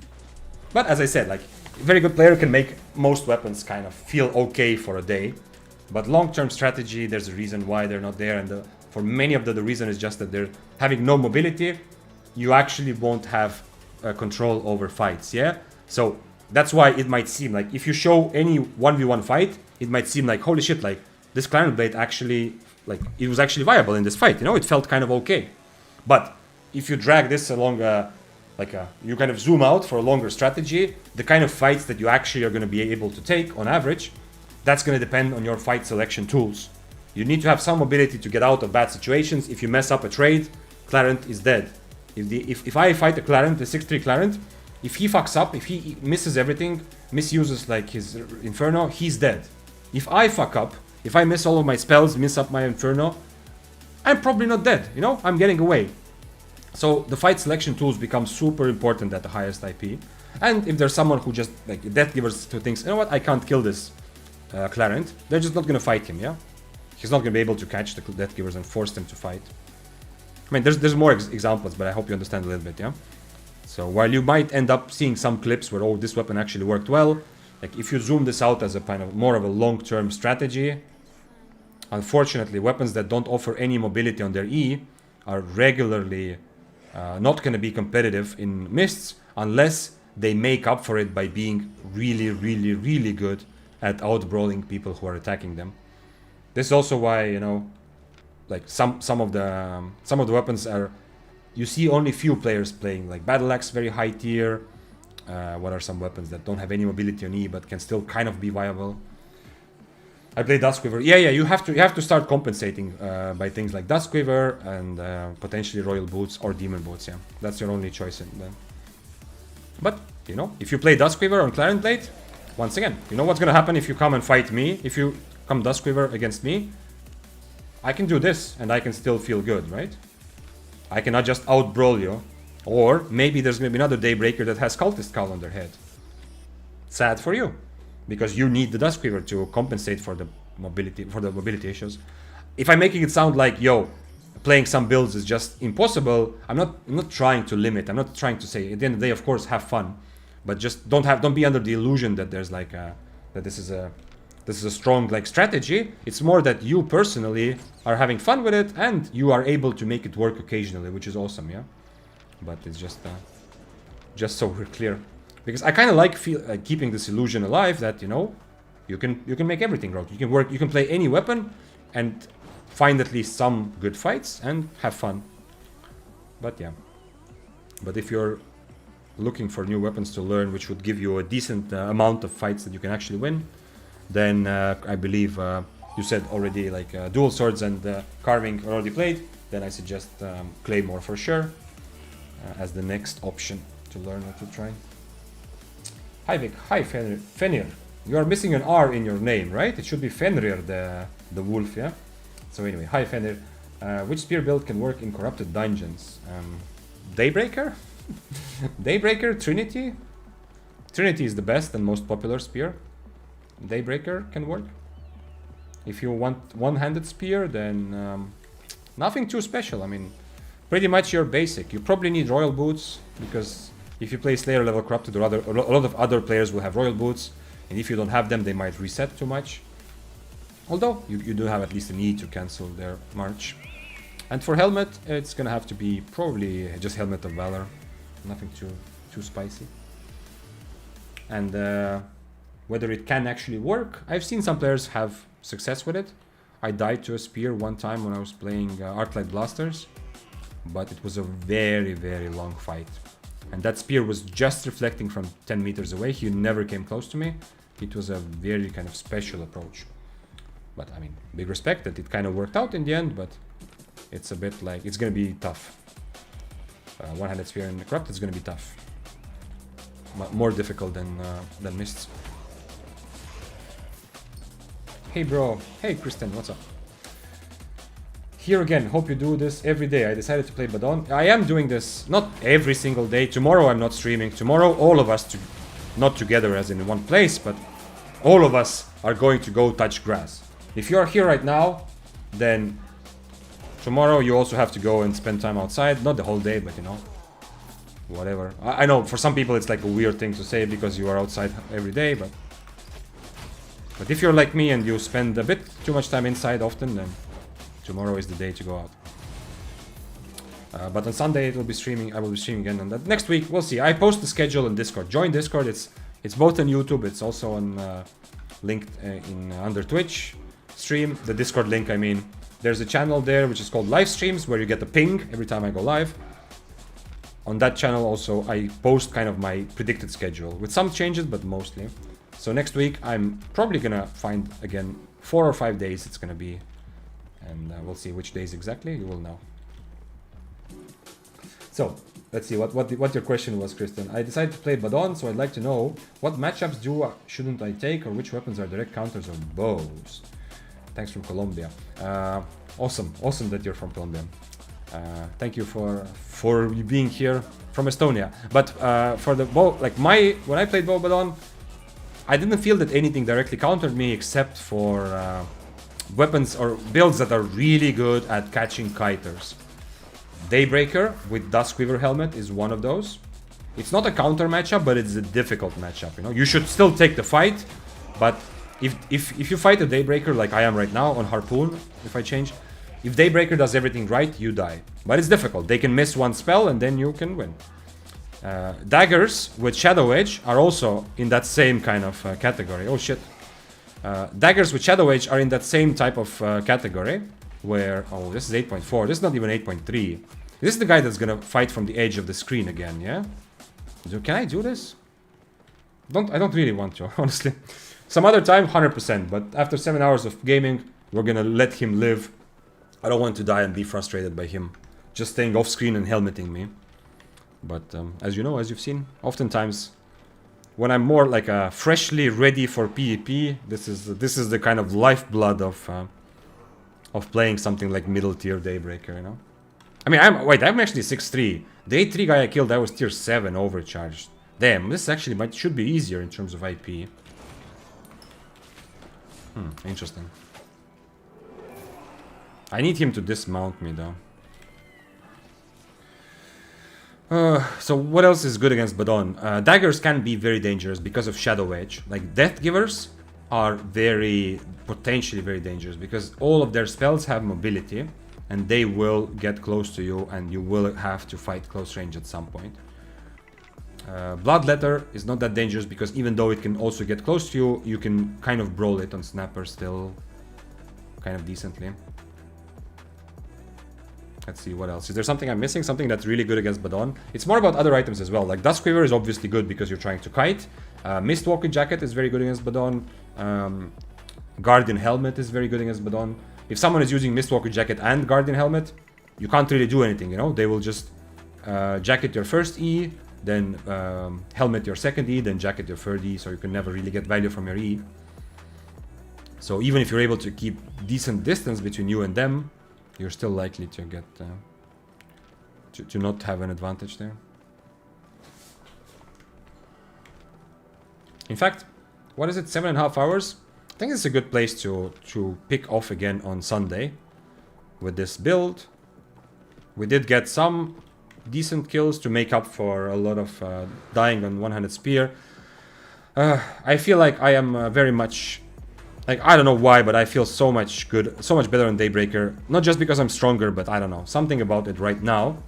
Maybe because I'm also, like, distracted, you know, by chat and other things a little bit. And Daybreaker is just simpler. So even some fights where actually Spear is actually really good and potentially I can win a fight. Even in those fights, Spear is still difficult, you know? It's more constant focus than Daybreaker. I can relax a little bit more. Doesn't matter. I'm gonna continue Daybreaker again. Maybe for a while we'll do some Daybreaker gameplay instead of learning something new all the time. I'll see about that. Let's decide who to raid.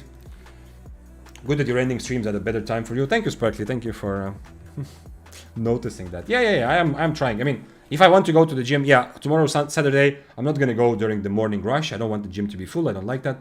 But you know, I have to get like decent sleep as well. But we'll see. I'm not sleepy yet, but it is a good time to call it a day and decide together who are we going to raid. So if you are here and you know someone who is streaming right now that you think we should raid, let me know. If it's someone we commonly raid, like I see already Dante's online, we have Nomad.